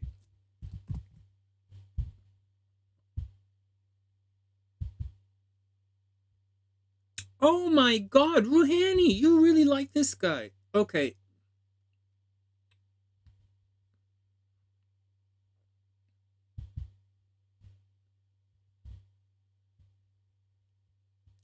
Okay, first, this guy is born in 1991. Okay, for anybody who wants to say anything, Ruhani, this guy is born in 1991. He is at least 20 years too young for you. Period. 15. He's at least 15 years too young for you. And he's not Canadian. So there's the thing. Ruhani, he is 15 years too young for you and he's not Canadian. So, like, this guy wasn't going to work anyways.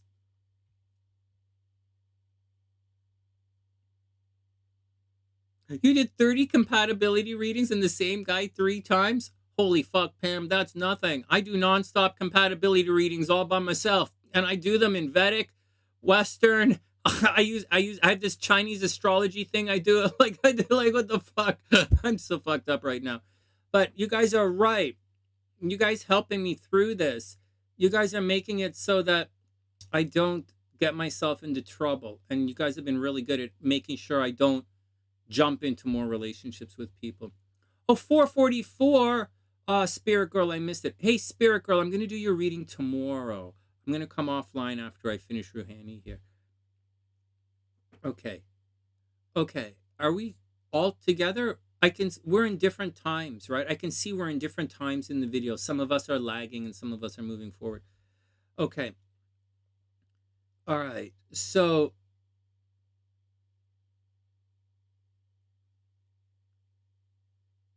holy jeez. So, Ruhani, like, you...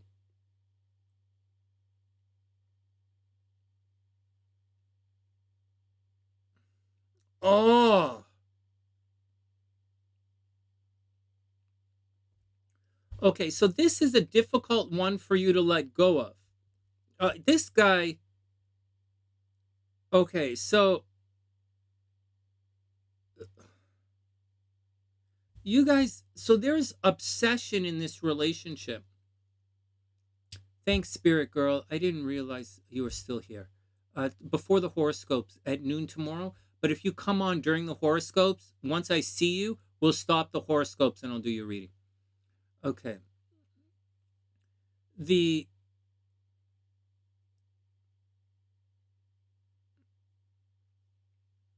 Oh, Ruhani, Venus conjunct Mars doesn't mean you're going to cheat. Venus conjunct Mars doesn't mean you're going to cheat. It's where it is in your chart. And it's in the hidden part of his chart. So where it was in his chart, it's 100% cheating. But Venus conjunct Mars doesn't mean cheating. Where it was in the chart means cheating. So,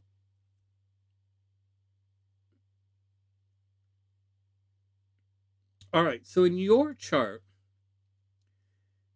you can see very readily, like you can see your moon, your moon is conjunct his Mercury. Like you like talking to this guy. Like you must like talking to this guy. Like you must have liked it.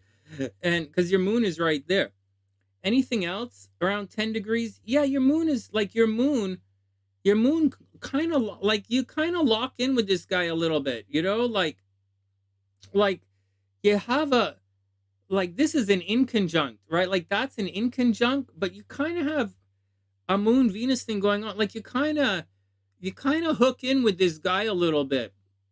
Like I can see how you guys would start dating. Like I can see you would be interested in him, right? Like, because you guys know there are some charts that I look at and I'm like, oh, you guys aren't dating. Like I look at the chart and I'm like, why in the like, and it's like a guy they were interested in, but like they're not going to get together. This is not that chart. This looks like you guys got together.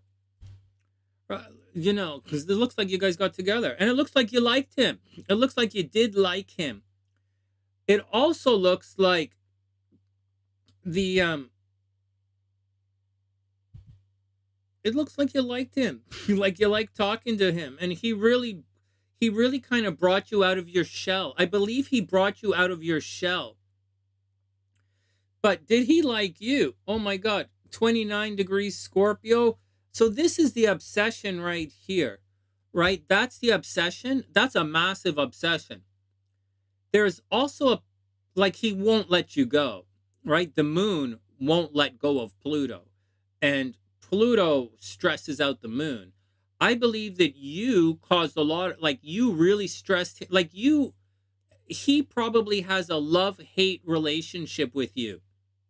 Like you also probably have a psychic connection with this guy, but you almost definitely have a love-hate relationship with this guy. Or he has a love-hate relationship with you. So you have to watch out for it. Like very seriously. Any kind of stress stuff. Let's get back to the basics here. 26 Chiron, right? 26. So I guess that puts Neptune opposite here. Right? Anything square, like nothing really in the Libra game. You know, nothing in the Libra game, nothing really in the Aries game. What's going on with your Chiron? 23 degrees Virgo, right? Nothing in his Pisces. Virgo to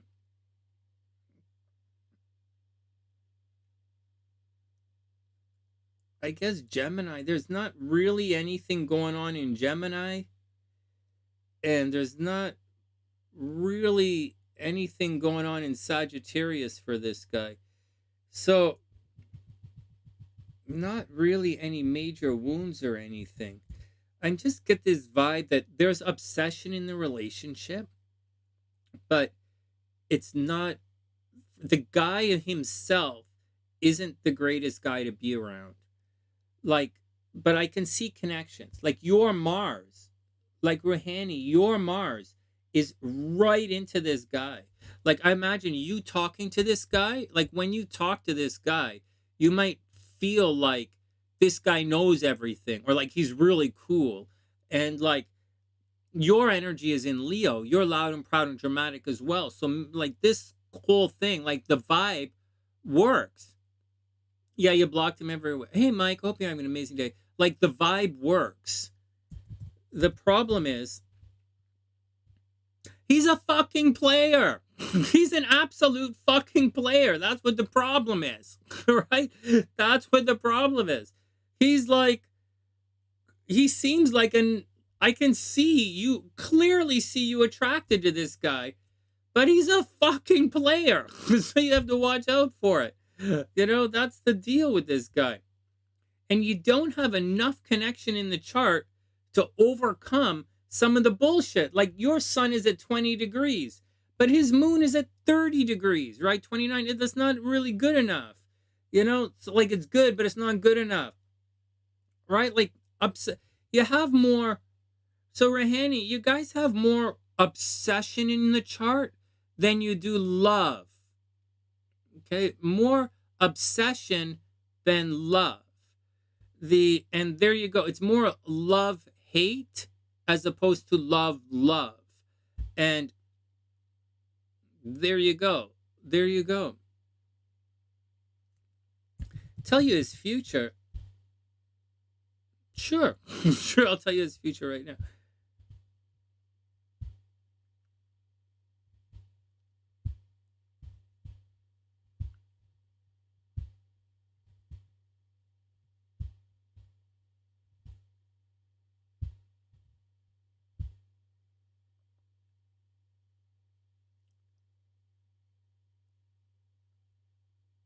Well, this is not the greatest time for him. This is not the greatest time for him. He's not in school anymore, right? You guys have already done all your stuff. He's working now, right? So travel is not really good for him. Being in foreign lands is not good for him right now. Hanging out in Canada is not the greatest thing for him right now. I would imagine if he's in Canada, I would imagine his visa might be in jeopardy right now. I'm very serious. Future, I would imagine if he's in Canada right now, his visa is going to be in jeopardy. If he's teaching at a university, he's going to have problems right now. He'll be fine. He'll be fine next March, April. He'll be fine in April, but up until March, I would expect he might have to unexpectedly leave the country or something like that very quickly. I'm just saying, but it could be because someone at home is sick, right? So, but there's a situation. This is love in the background. That's not really a future thing. It's kind of what he's going through right now, and money's a little expensive for him for some reason. I know next year is going to be difficult for him financially. He's going to go through a difficult financial period next year. It'll definitely be a chore. And relationships aren't the greatest for him. Although starting next year, relationships, like real relationships, are going to be a lot better. When Pluto leaves the fifth house, he's not going to settle down because he's definitely not a settling down type. But he's going to have less drama here in relationships. Right now, for the next 2 years, he has problems in relationships. So that's just the deal. That's just the deal. Committed relationships. And that's the deal. You can see there's no energy going past his midheaven. Nothing is going to cross his midheaven for months and months and months. Like 7, 8 months. Like for a long time, nothing is crossing his midheaven. So he's going to be focused inwards for the next little while. And that's the deal. That's the deal, Ruhani. All right, guys, I got to pack up. He's working for a long time. Pam's right. He's always going to have player. Pam's right. This guy is always going to have player energy in his chart. He doesn't feel love in relationships.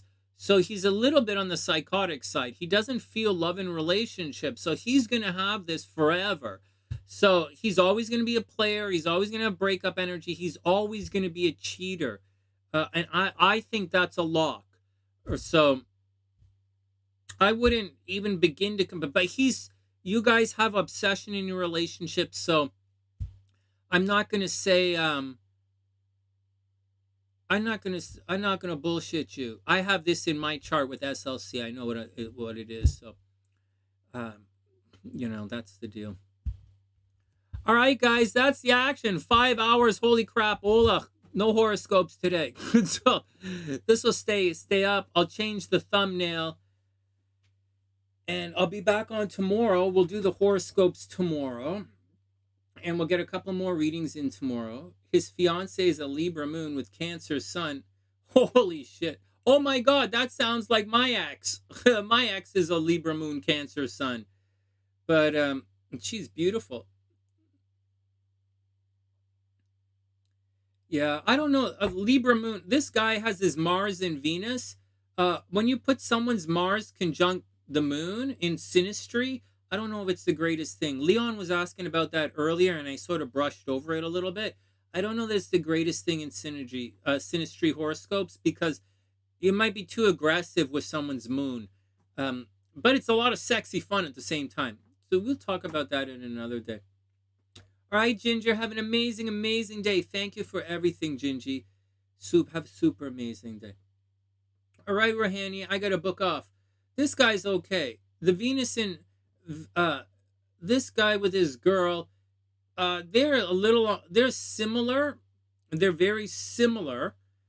This guy is a bit abusive. It's difficult for a Cancer to be around abusive people, right? Like, cause they're gonna cry. So I don't know. If this guy might be toxic, he might be a narcissist. If he is, it's going to be difficult for his fiance. It really will. It's his obsession, right? Yeah. Oh, thanks, Pam. It's great to see you. And great to see you too, Mike. Okay, let's get out of here, guys. It's been a long day. I didn't do the horoscopes, but it's okay. It's okay. Everything is going to be okay. He's good in bed. No way. I'm lousy in bed. I lie there and I drop my phone on my face all the time. I'm more of a hammock kind of guy. All right, let's get out of here. All right, guys, have a super, super, super amazing day. Their charts mostly conjunct. Yeah, it sounds like there's a lot of similarities in the chart. Oh, it's my pleasure, Ruhani. All right, guys, I'm going to book. 2 more charts to read. We'll do that tomorrow.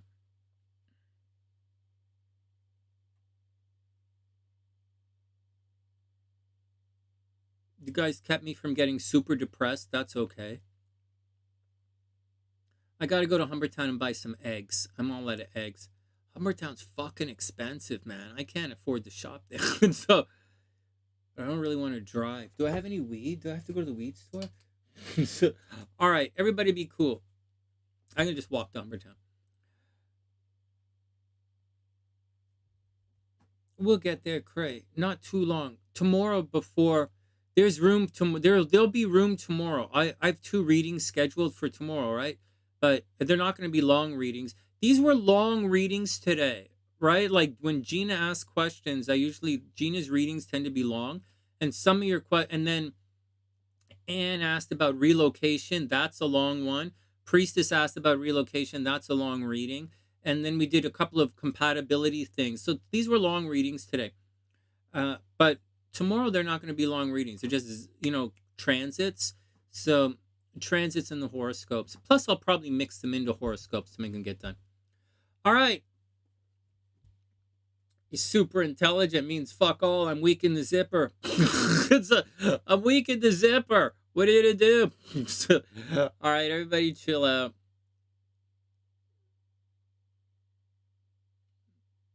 Spirit Girl's right. One love. All right, guys, let's get out of here. Wishing everyone the best. Seriously. I really wish. You're going to the hospital again? Checkup, right? Not ICU. Checkup. You guys were talking about this, right? You guys are okay. Crazy checkup. Drain the lung again. Why do all Sunnysiders have water in their lungs? What is going on here?